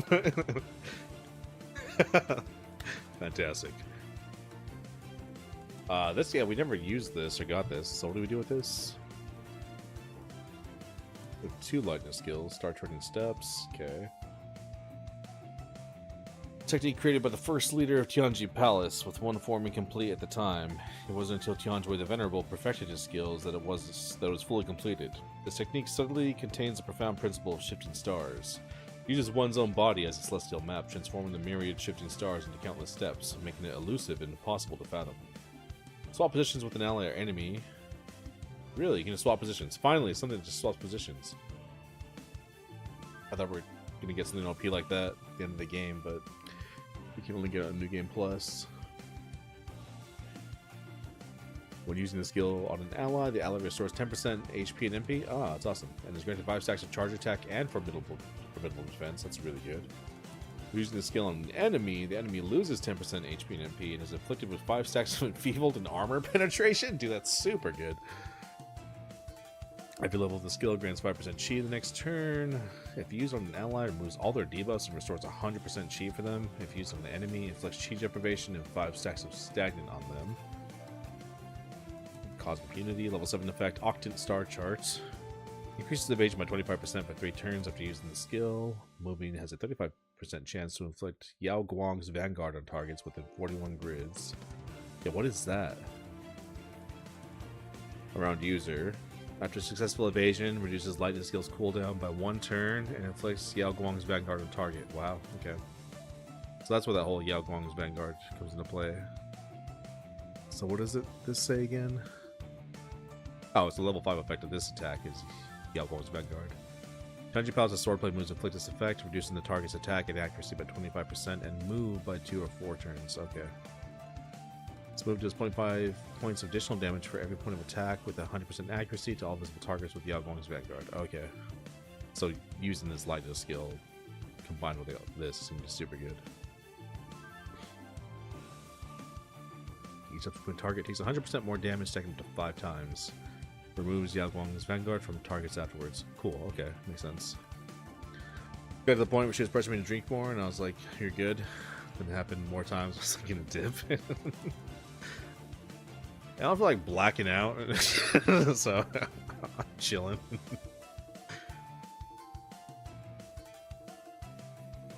Level 10 effect, Astral Reshaper, increases agility by 35. Then 12 grids are on the target, greater the skill. Enemies are inflicted with 1 stack of Incapacitate and Lame, while allies restore 50% chi and gain 3 stacks of Lightweight.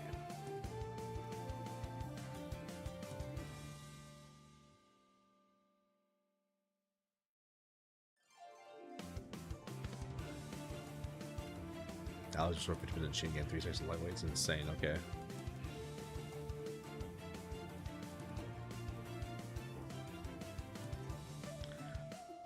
Super good skill.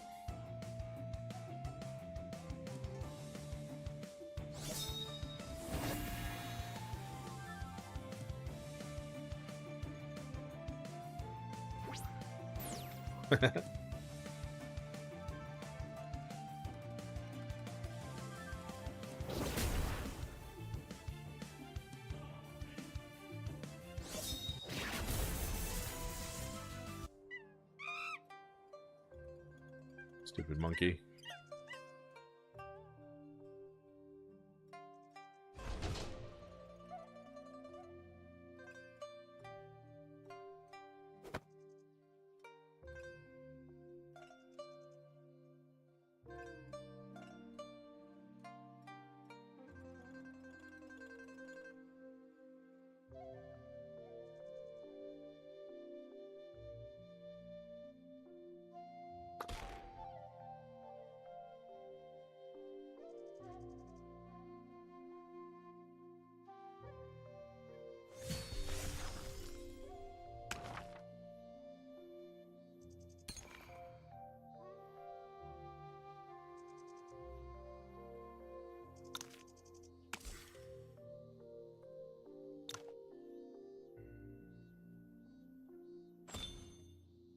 Nice.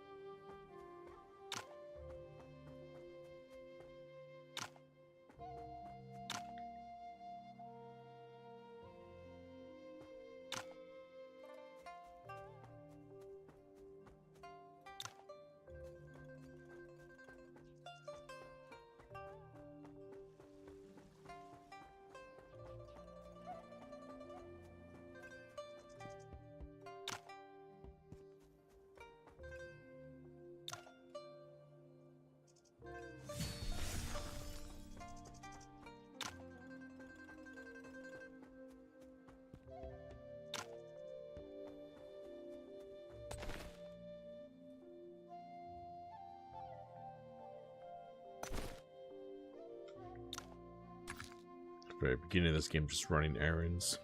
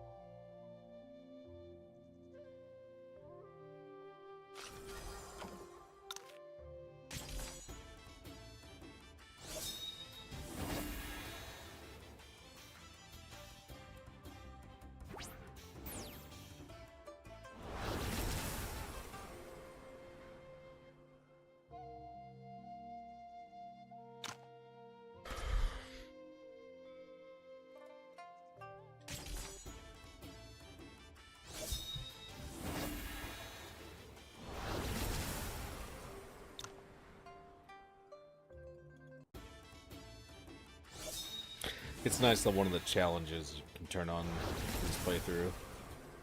You're guaranteed to get 3 items every time you spar. That's so nice. Saves a lot of time.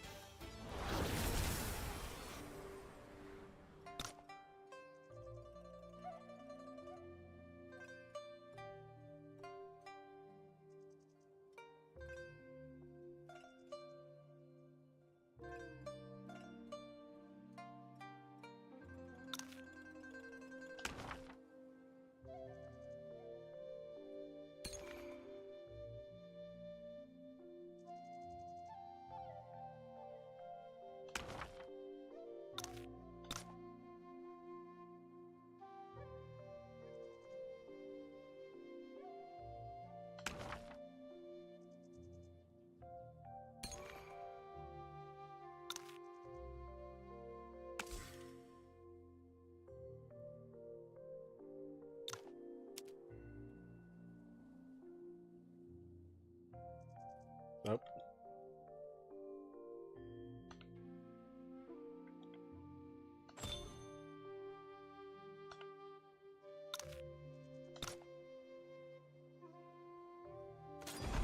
I'm here to help. Thanks, bro.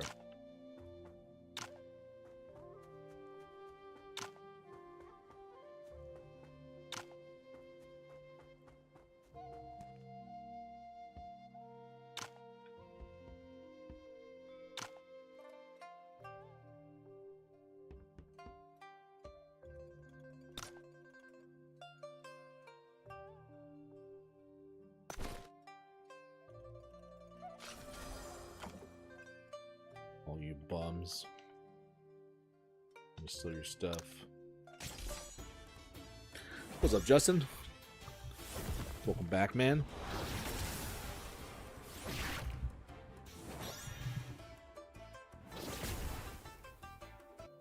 You finally beat that fight, man? You did it? Congratulations.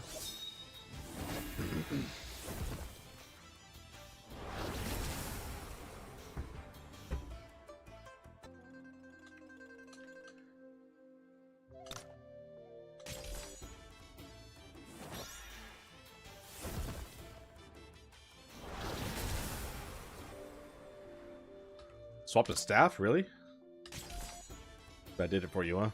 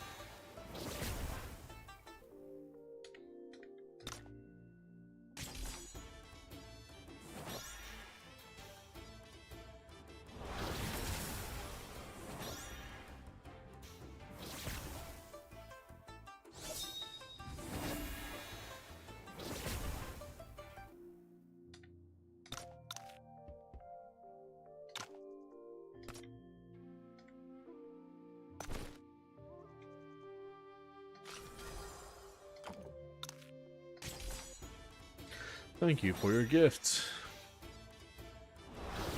I'm just giving it to you so I can beat you. So I can run your pockets. But for so long, your game started lagging? Damn, bro. That's happened in one of my fights yesterday. It was lagging a little bit. And it was also like when I do Boo's first attack, the whole screen turned like white. It looked like there was fog. It was weird.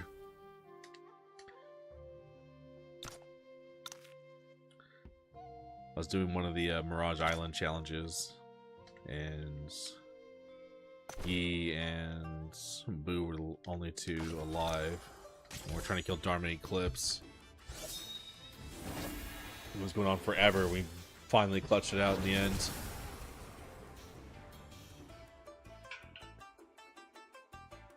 He just selling a staff attack and it made the screen blue? Interesting. So when this game glitches out, it makes different colors. Funny.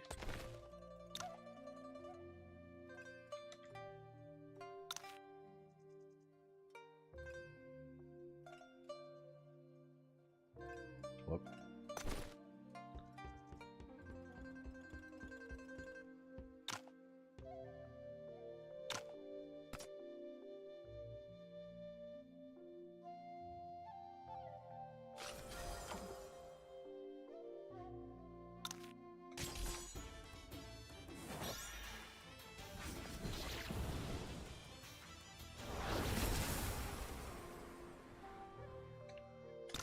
I finally finished all the Mirage Island fights tonight.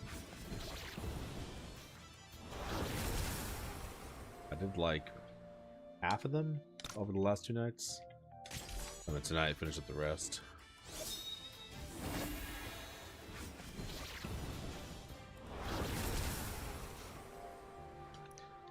It was tough because it was my first playthrough that I was playing on, and also a lot of my strongest characters were locked out, so. But we clutched it up. Need no Marshal points. Oh.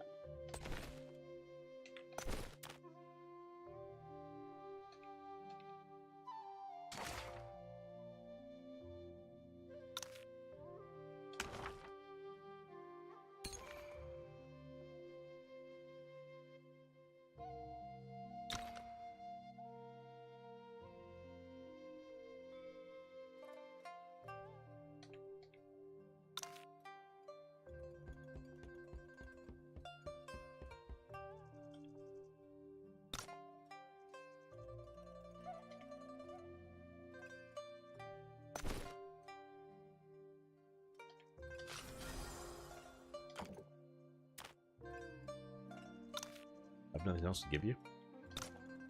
Really?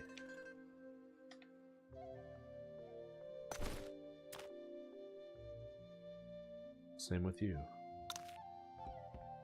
Funny.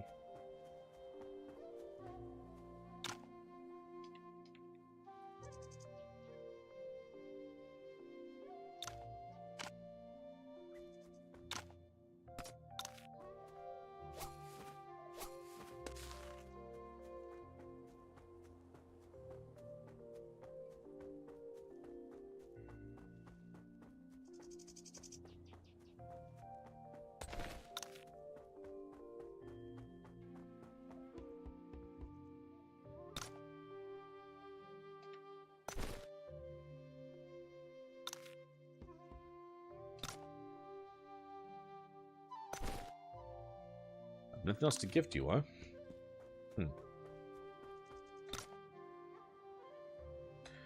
Maybe I can get something else from this kid.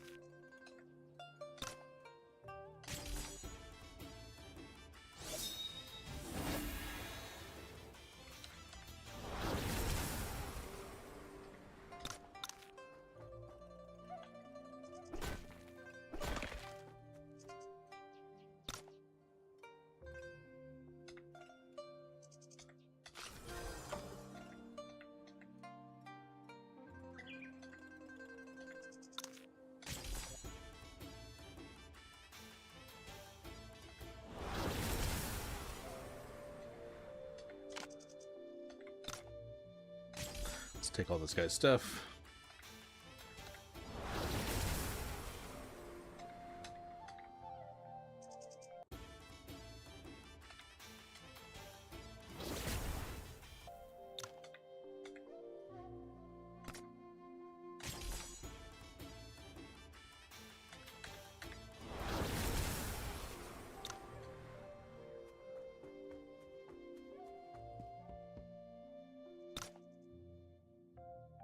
There we go.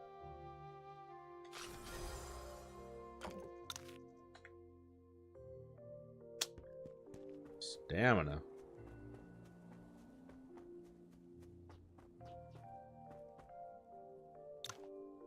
I don't want to hear about no stamina.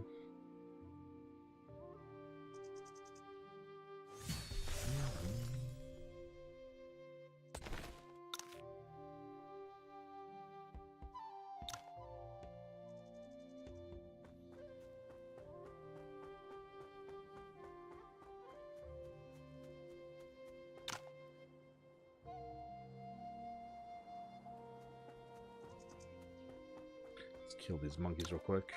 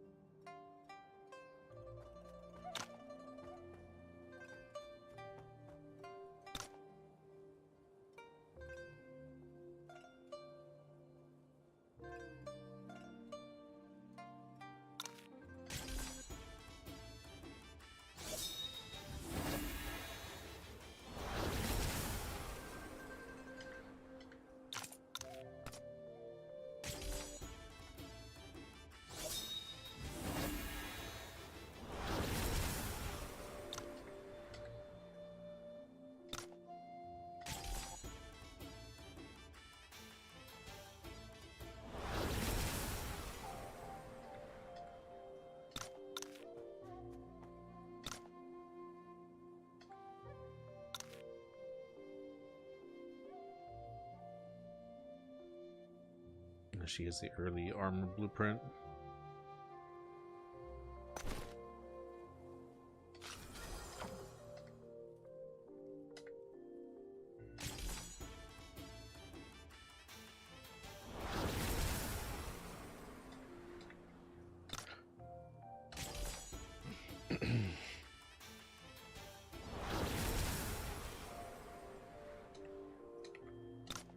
It's nice we get a guaranteed 3 drops every time.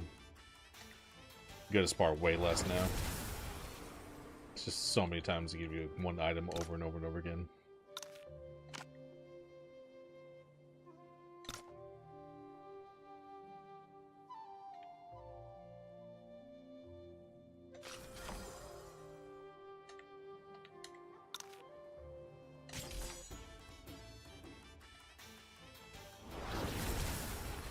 Beat up this old man.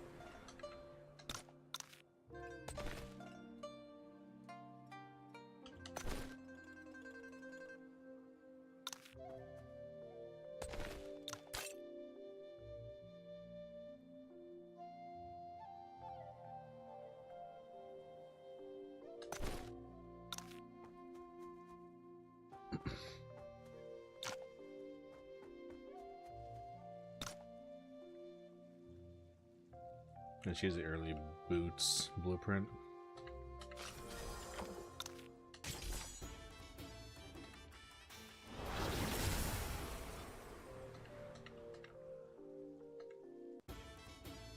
And some flowers.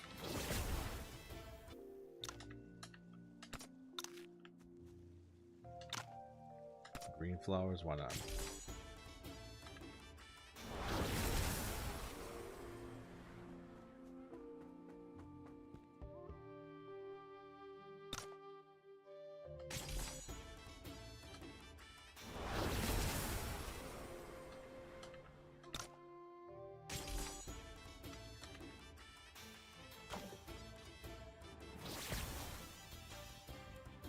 But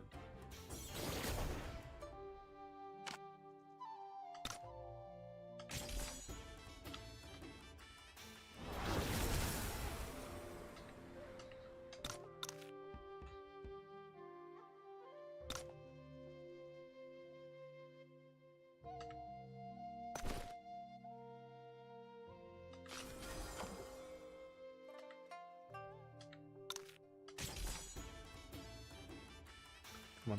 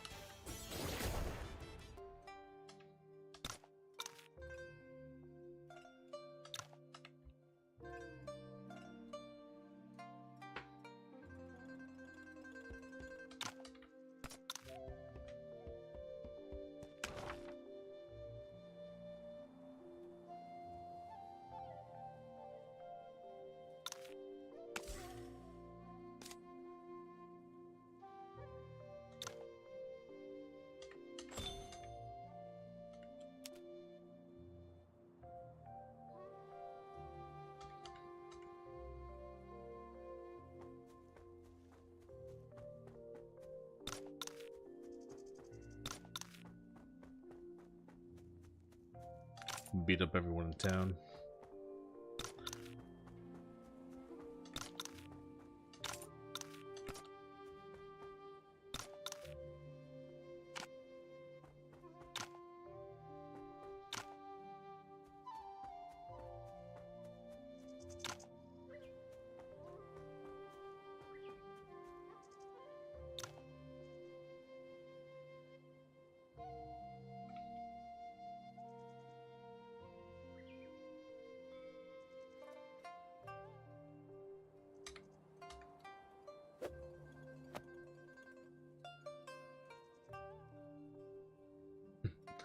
Crappy steel sword.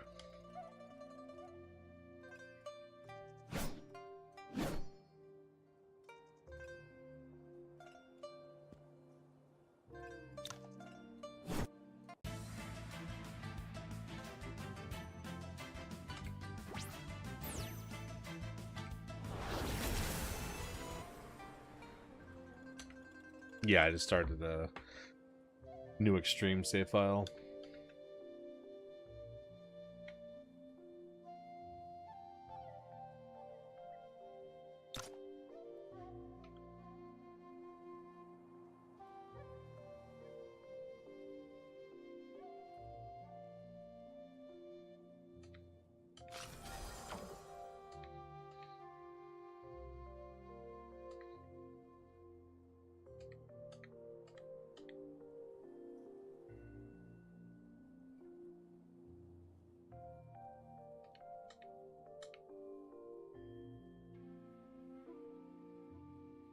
Highly recommend Stat for Fist. I did start another playthrough with Fist, and then I do want to start another playthrough with the Jade Dragon Spear. I want to see how that whole build works. But I'm trying out the 7-star sword play and stuff. I'm doing the Tianji Palace Legacy right now.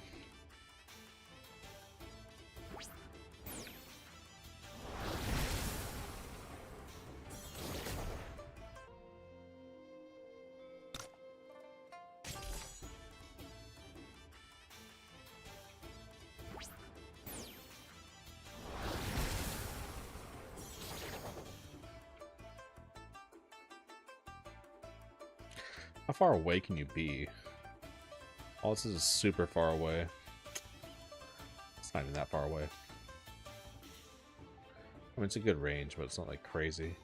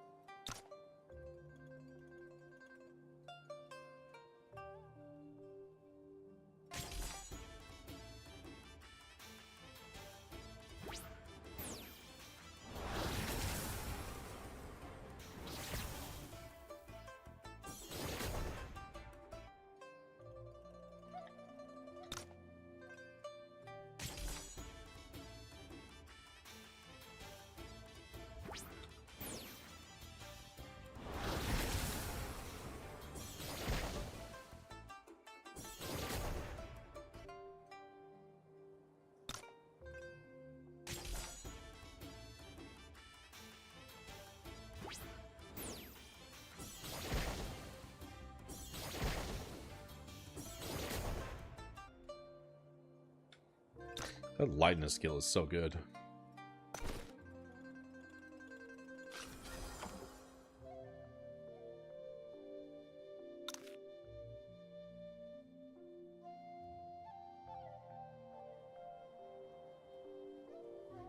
No, we do have swords this time.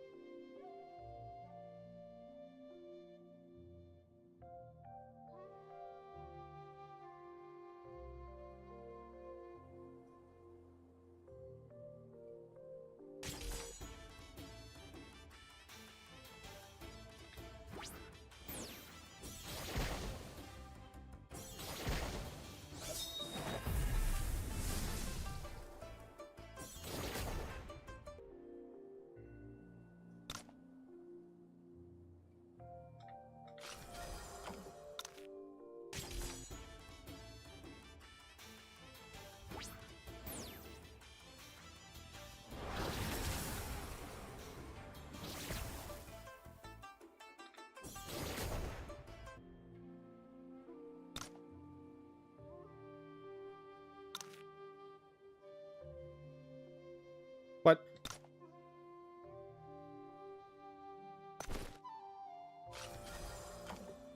Guess I misclicked.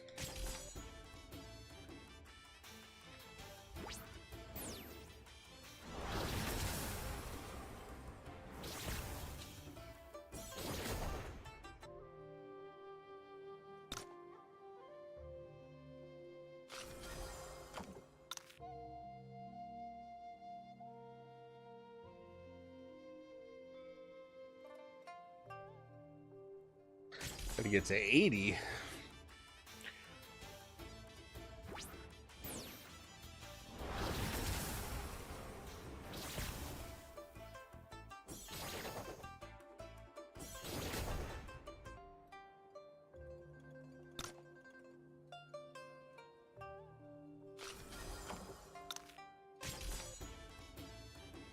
Then we'll get it to 80.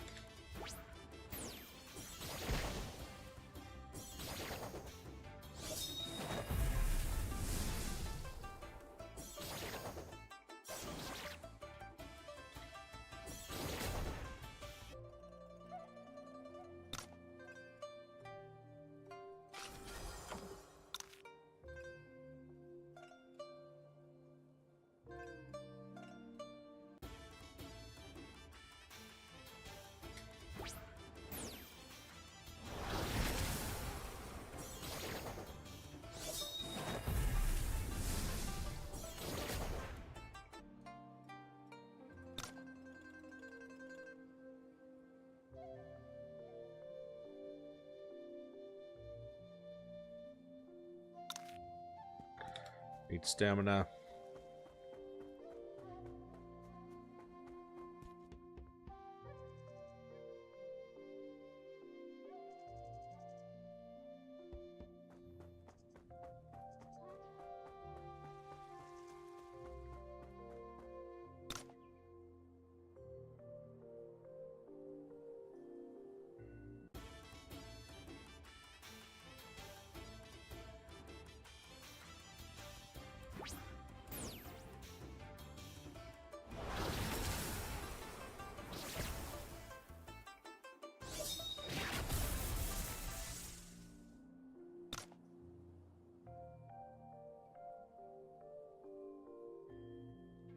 have Qingfeng swordplay.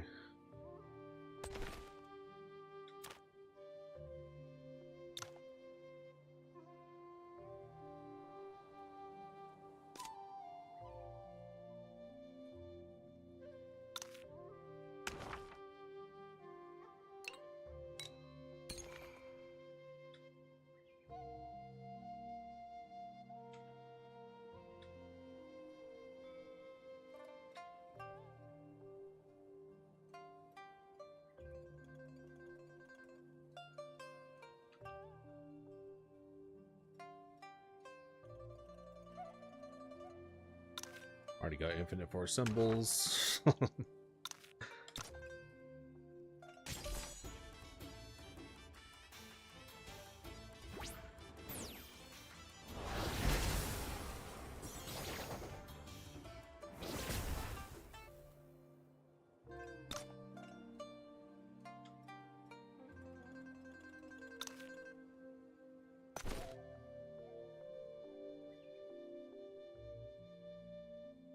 I wonder if I can beat him without my weapon. Let me find out.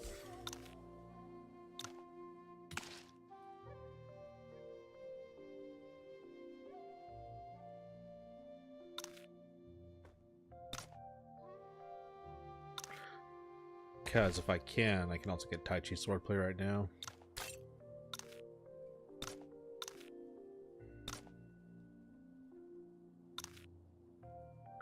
Gift him my good sword.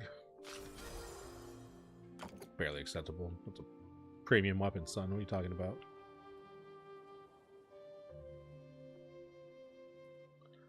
So we can get my sword back first.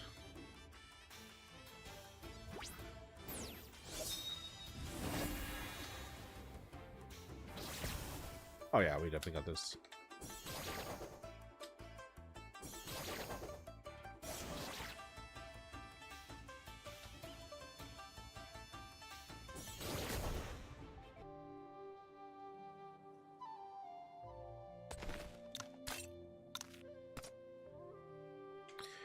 Let's also get Tai Chi swordplay. Not that we need it, but you know. Why not?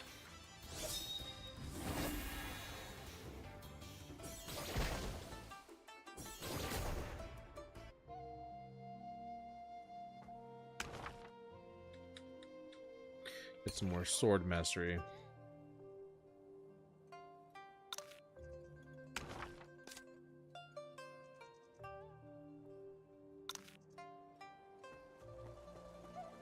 Cool.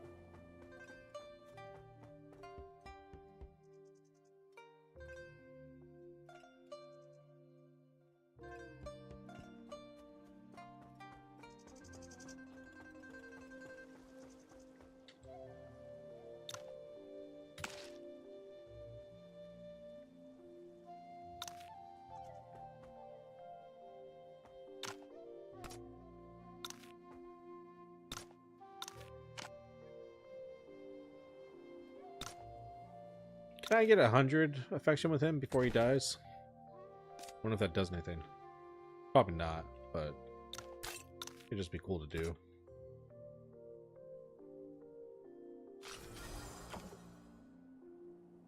It'd be cool if it's like a trophy for it or something.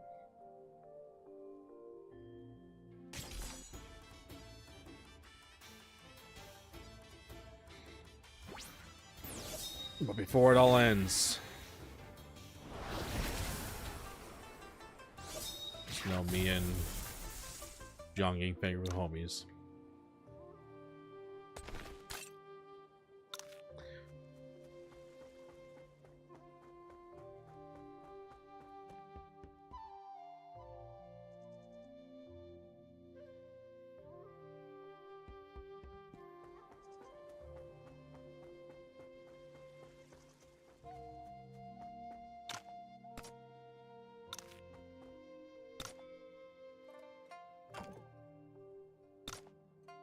Can't join the party now. Can't join the party for a long time. Coin like darts.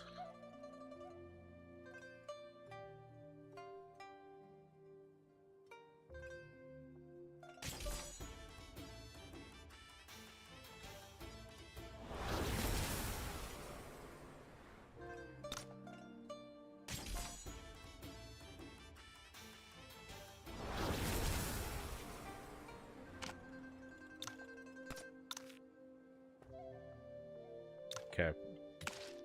Well, I'll probably do more of this playthrough on my own off stream, but I think that's it for Wandering Sword, guys, as far as the stream goes. Man, this game was a lot of fun. This was a super good game. I'm genuinely impressed by this game. I was not expecting to like it anywhere near as much as I did. This game was incredibly good. The story was so much better than I thought it would be. And the way all the side quests integrate into the main story. A lot of super cool characters. Really, really enjoyed this, man. I'd give this like a... Like, I know it's not like AAA polished, you know, like the menu's clunky and some, you know, translations, whatever, you know, not their fault. Just like... But overall, like, I think the graphics in a lot of places look really cool. Like, some of the shots look fantastic. In some ways, in some regards, I think it looks better than Octopath, actually. Like, the way they integrate the 2.5D graphics. Combat is super simple, but I actually appreciate that. I actually like how fast it is. It's just like, it's snappy. You just go, you fight, you get out. The secret boss fights were super fun. That was a great challenge. It's a lot of fun to do. So much to do. My gosh. So many quests in this game. Holy crap. I was not expecting that. As much as there was to do in this game. Man, there was so much to do. And it was all fun. I enjoyed every second of it. It was incredible. I personally give this game like a solid 9 out of 10. Just like personal enjoyment, like 10 out of 10. I just really like this game. And like, yeah, like I said, it's not like AAA polish, but like, it's so good in so many other regards. I just completely makes up for that. Like, critically, like, I'll give us like an 8.5 out of 10. But personally, like, I'm saying like 9 out of 10 for sure.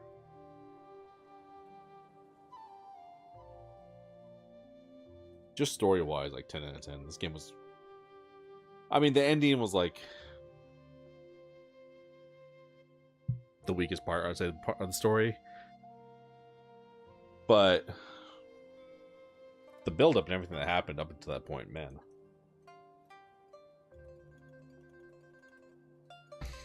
The whole Perpetual Sanctum quest. Buddha's Hollow stuff.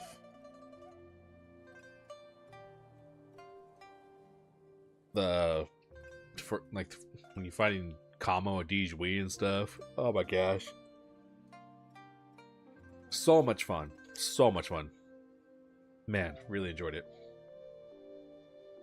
But I think that's going to do it for Wandering Sword next time. Next time we stream, we'll be playing something else. I'll see what we get into next. I've been seeing people play that new game, Soros, whatever it is. It looks kind of cool, but everyone says Returnal was better. And I actually never played Returnal because, one, I didn't know about it. And two, obviously it was on PS5. And obviously it came up, I think, like 3 years later on PC. But everyone was saying like Returnal was their game of the year for that year. So I was like, huh. Never played it. So I'll be down to give that a shot. I had some other games, like backlog games that I've been meaning to play forever. BioShock Infinite was one of those games I downloaded. I'm kind of down to do a playthrough of that. Should be a pretty quick campaign too. It's one of those games I always heard good things about. I played the first BioShock, really enjoyed it. So, we'll see. I'll decide what we're going to get into next. But I will be traveling tomorrow through Tuesday, so no streams this weekend. And I'll probably see you guys Wednesday nights when I'll be back. But that's going to do it for me. Y'all have a great night. Thanks for hanging. Appreciate you. Love y'all. Thanks for all the new subs. Everybody hanging out. Justin, congratulations on winning your fight finally. I believed in you the whole time. I knew you could do it. But it's gonna do it for me, guys. I'm out. Peace out. Love y'all.